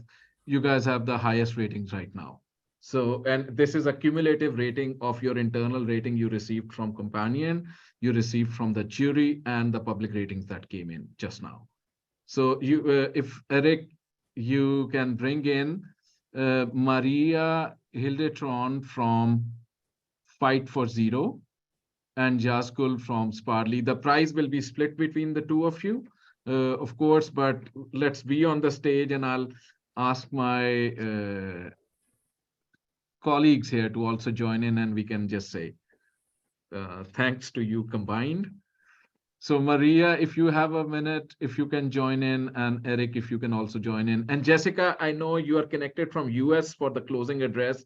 We'll just take you in for a minute, in about 2-3 minutes. So just bear on with us. Let's see. And for all the panelists, I think we have crossed your time as well. Krister, Jesper, Lynn, Gustav, and Andrew, and Anna. Thank you that you could stay on for another 2-3 minutes. So hi, Maria, Fight for Zero. Thank you for being here. Thank you for an interesting pitch. And let's see if Jaskul can also join us from. Yes, I'm here. Yeah, Anna, I can see you, but Jaskul, I can't see you. Hold on. I'm here. I can see you. He's there, but no. Okay. Okay, got it. Brilliant. So a big congratulations to both entrepreneurs. Thank you. Let's give them a hand. Great work, Maria. Thank you for being here. Let's see if my companion colleagues, Maria and Eric can also join, and we can give you a big shout out. Hurrah! Hooray! Woo! Yeah! Thank you. Thank you. Thank you. Thank you so much for being here. And we'll thank our panelists, Krister, Lynn, Jesper, Anna, Andrew, and Gustav. Thank you for taking time out through this process of evaluation and in the panel discussion. You guys are awesome. And Maria and Jaskul on to creating great startups. Eric and Maria, you have a couple of points if you want to share anything with the entrepreneurs here. Just wanted to say, I want to also take the opportunity to thank the jury. Great job, and those who have been on the panels during the day, and the entrepreneurs who participate in the pitches now, and above all, Naimul, man, how you have managed to moderate all these panels during the day. You know, we're quite tired, you know, but we are behind the scene to take care of the panels, the techniques, the chat, and we're tired, and you still look alert. It's amazing. So absolutely fantastic. And I want to congratulate, of course, the winner of the sustainable pitch. Good ideas and great pitches. Thank you. Thanks. Maria, any last point you have? Oh, you heard that. Okay. You have an audio connection, but brilliant. No. Can you hear now? Can we hear now? Do you hear me? Yes. Yeah. No, I can just say what Eric said. Big thank you to everyone who made this day possible. Congratulations to the winner, and Naimul, big thank you for making this possible, and thank you for your energy and passion. We've had a lovely day. I really hope that you enjoyed it as much as we did. Brilliant. Thank you so much, Maria. Really appreciate all the support we have. Thank you, Jaskul and Maria Hildetron. Go forward, have the courage, build this on, scale it the way you want, locally, globally, however the market is big. Thank you, Andrew, Gustav, Jesper, Anna, Krister, and Lynn for sharing this time with us, sharing your valuable time, your feedback, and your opinions, and your perspectives and experiences with us. Have a great day. Thank you, everyone. Thank you. Bye-bye. Bye. For our audience, we are moving into a closing address from Jessica Mason, who is joining us from US right now to talk about our last point on the agenda. And that is like, how can cooperatives be used as a force to move forward? So Jessica, very interested in hearing your views, your energy in the house is needed. So audience, let's stick around and hear some interesting words from another side of the planet. Let's see, Jessica, I need to see if I can locate you here. Got it, found you, and here you are.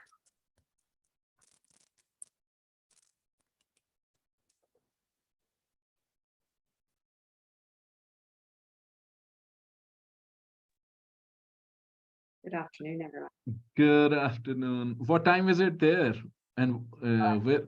It's 8:30 in the morning. Okay, so you have a different level of energy. My energy is like, it's gone out, but brilliant that you could join us, Jessica. I think if we could start a bit with your introduction, and then if you have something to share with the audience. So the house is yours and the stage is yours. Thanks so much, Naimul. And thanks everyone for being here today and for staying. I know it's been a long day, and we appreciate the time that you've given to speaking about social impact and entrepreneurship here today with this group of folks. My name is Jessica Mason. I'm the executive director of Start.coop. We are a nonprofit based in the United States, which is focused on cultivating the next generation of cooperatives with ambitions of scale. My background is in social innovation and social impact, and I spend a lot of my time both running our organization, but also speaking with and coaching entrepreneurs as they come through the various resources that we offer for cooperative entrepreneurs, including a flagship accelerator program, which gives entrepreneurs the tools they need to grow and scale their cooperative businesses. I would love to take the opportunity to share with you some thoughts of mine about cooperatives, but more broadly about what entrepreneurship can mean today. So I'm going to go ahead and share my screen. Brilliant. That'll be great. Okay. Can everyone see my screen? Yes. Fantastic. So I don't need to tell you that inequality is skyrocketing. This is something that's so clearly known to all of us in this room who've chosen to be here today, who've chosen to focus on social impact, because we see the disastrous consequences of inequality. There are some stats here on the page which really paint this picture. And I think one of the things that's most striking is just how divergent the wage loss or the loss of wealth is for those who are workers, and the wage gain or the wealth gain for those who are billionaires and already hold the great majority of resources in the country where I'm based, but also globally. And one of the things that I think is really important to think about here is that when we think about inequality, we tend to think about the role of government. The government is having this sort of endless role of needing to be the source to fix inequality. And while government has an extraordinarily important role to play, it isn't the only structure or system within our societies that have a role to play. And business actually offers an opportunity for us to address inequality in a way that's not often contemplated. So the main idea that I want to put on the floor for you today aligns really nicely with what Anna was sharing in the last panel. And that is the idea that business should reward those who create value. And we want to make the distinction between those who create value and those who extract value in the business. And the example I want to talk about today is the example that's on everyone's minds right now, the man of the moment who's causing quite a stir for so many of us who care about equality, who care about social progress, who care about progressive issues, and who care about building a world that is just and more equitable and more resilient than it has been in the past. That company is Twitter, and that man is Elon Musk. And when we look at Twitter, we raise really serious questions of ownership. We look at who is rewarded financially by ownership in Twitter, and it's the founders and investors. When we ask about how are decisions made, how are high-level strategic decisions made, it's essentially an oligarchy. And when we look at, well, then what's the outcome of that concentrated financial benefit, that concentrated governance benefit or decision-making benefit? It's that the business continues to enrich those who already hold power and privilege, those who have concentrated power and privilege, and it entrenches their interests, and it further deepens inequality. So we think of ownership as two sets of rights: financial right, the right to benefit financially, to benefit from profits, and a governance right, the right to participate in decision making. And when we look at Twitter and we look about the things that concern us about Twitter, the root causes of some of those concerns can be traced back to these questions of who is rewarded financially in Twitter's ownership model and how are strategic decisions made. But it doesn't have to be this way. In fact, ownership can be shared. And I want to share with you 3 quick examples of companies that have come through our accelerator program, who have graduated from our cooperative accelerator, and who are taking a different approach. They are sharing ownership rather than concentrating ownership. And those efforts are what serve to create more equitable companies and a more equitable future and economy. The Drivers Cooperative, also known as Co-op Ride, is driver-owned ride-hailing in New York City. So they're competing with Uber and Lyft in the rideshare market. And they are owned uniquely by the drivers. So whereas Uber and Lyft are owned by their founders and investors, the Drivers Cooperative is owned by the drivers, the majority of whom are low-income and people of color. Strategic decisions are made by what we would call representative democracy. There is a board and there are drivers elected to that board. They are elected to represent the other drivers, the other owners in the business, and to participate actively in decision making. And the outcome in this instance is that drivers actually earn more and they have meaningful oversight over these decisions, over these strategic decisions. And they can benefit financially when the drivers co-op is profitable. And what's really fascinating is they can do this so that the drivers are actually earning more than on competitive platforms and consumers are paying less. Carefully is another fascinating and unique example. It's a collaborative care platform that aims to increase mutual aid and interdependence between people as they share care. In Carefully, it's this network of caregivers. It's you or me who might have children, and we offer to look after our neighbor's children, or the children of someone else in our religious congregation, or the children of someone else at school. And in exchanging this care, we become owners of this platform. So when you look at who's rewarded financially, it's both the workers, those who are working on building the business of Carefully, and it's the caregivers who are using this platform. So we think of this as a worker and consumer-owned cooperative. Strategic decisions are again made democratically, right? There is a representative governance structure that allows the voices and perspectives of the workers and caregivers to be present in strategic decisions, and not only to be present, but to actually have oversight over the decisions. And again, that outcome looks really similar to the drivers cooperative in that we are empowering a group of people who are historically disempowered and marginalized, and particularly in the United States, caregiving, as it is really all over the world, is a marginalized profession that is held mostly by low-income women of color. And lastly, I want to share the example of Navajo Power Home. So Navajo Power Home is a solar service provider on Navajo and Hopi lands, and it aims to connect off-grid families to renewable solar energy. Who owns Navajo Power? It's the families that use it. So, or the people, the Navajo and Hopi people who use and benefit from the solar service. So they are the ones who are rewarded financially. They are the ones who participate in decision-making, who help shape the strategic decisions of this business, and they benefit from resource generation on their own land. As many of you know, there's a long history of the US government and other institutions extracting resources and value from Native communities. And this is an instance of exactly the opposite, wherein a Native-owned cooperative is growing ownership among the Native population, among the Navajo and Hopi population, for a service and resource that's generated on their own land.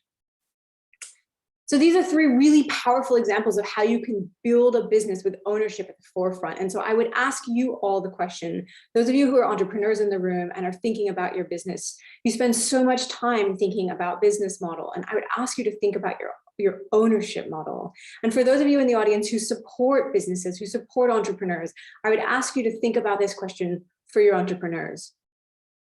Do you wish to build a transformative and scalable business that aligns with your values and which combats rather than perpetuates economic and race-based inequality? Because if the answer to that question is yes, then I invite you to go co-op, to think about ownership, and to choose a cooperative or shared ownership path forward. Thank you very much for your time today, and I hope you all have a wonderful afternoon. Jessica, thank you so much for a very powerful presentation, as always. We're very thankful you could join us for the last year Stockholm Entrepreneurs Day as well.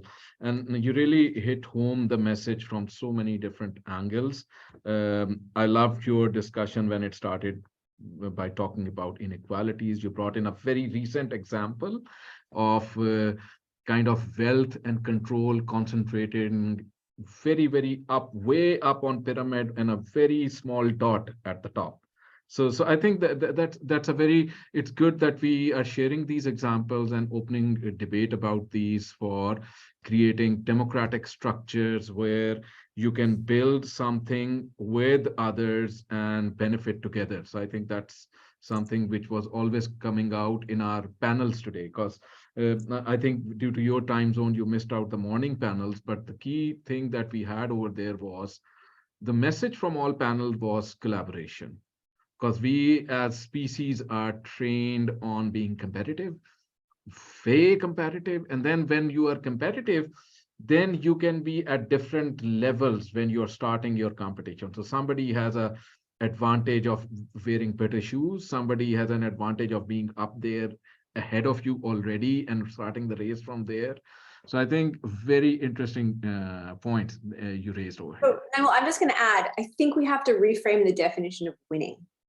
I think in the startup world, there's a huge emphasis, particularly in venture-backed startup initiatives, there's a huge emphasis on winning, right? How do we get to 1 billion first? How do we get to the most customers? How do we win? But what we fail to recognize is that markets are very, very large. There's space for so many people. And when we collaborate and cooperate, we go further and faster, and we build more resilient institutions and organizations. And so I think if we can take this idea of winning off the table and redefine it in such a way that winning is about doing better for people and planet, winning is about being collaborative and cooperative, and winning is not about going it alone, then I think we'll see the progress that we're all hoping to achieve. You're so right, because the entrepreneurship narrative right now, as it is being created, it's very much venture backed, like venture funding backed, which means that the wealth accumulation would happen essentially because it's being built that way. And we also had a point in the morning as well, that the entire spirit of winning, like if you go on like as children, when we are in schools, we are trying to compete for grades, and then once that competition is out in the classes, we are out there in a sports field, and then we are going to, okay, I'll be the winner. And then we have the, like, symbolism is very important. So we always have that there's a gold medal, there's a silver medal, and there's a bronze medal, and then there's no medal. And then there's consolation prizes. I think it needs to be addressed at so many levels for us to become really collaborative in achieving something together. But Jessica, thank you so much for your time today. We are at the tail end now of the Stockholm Entrepreneurs Day. Great that you could bring the energy back into the room, and we're very thankful always to the perspective that you're sharing. We should be collaborating together. So, well, thank you very much. I appreciate the invitation.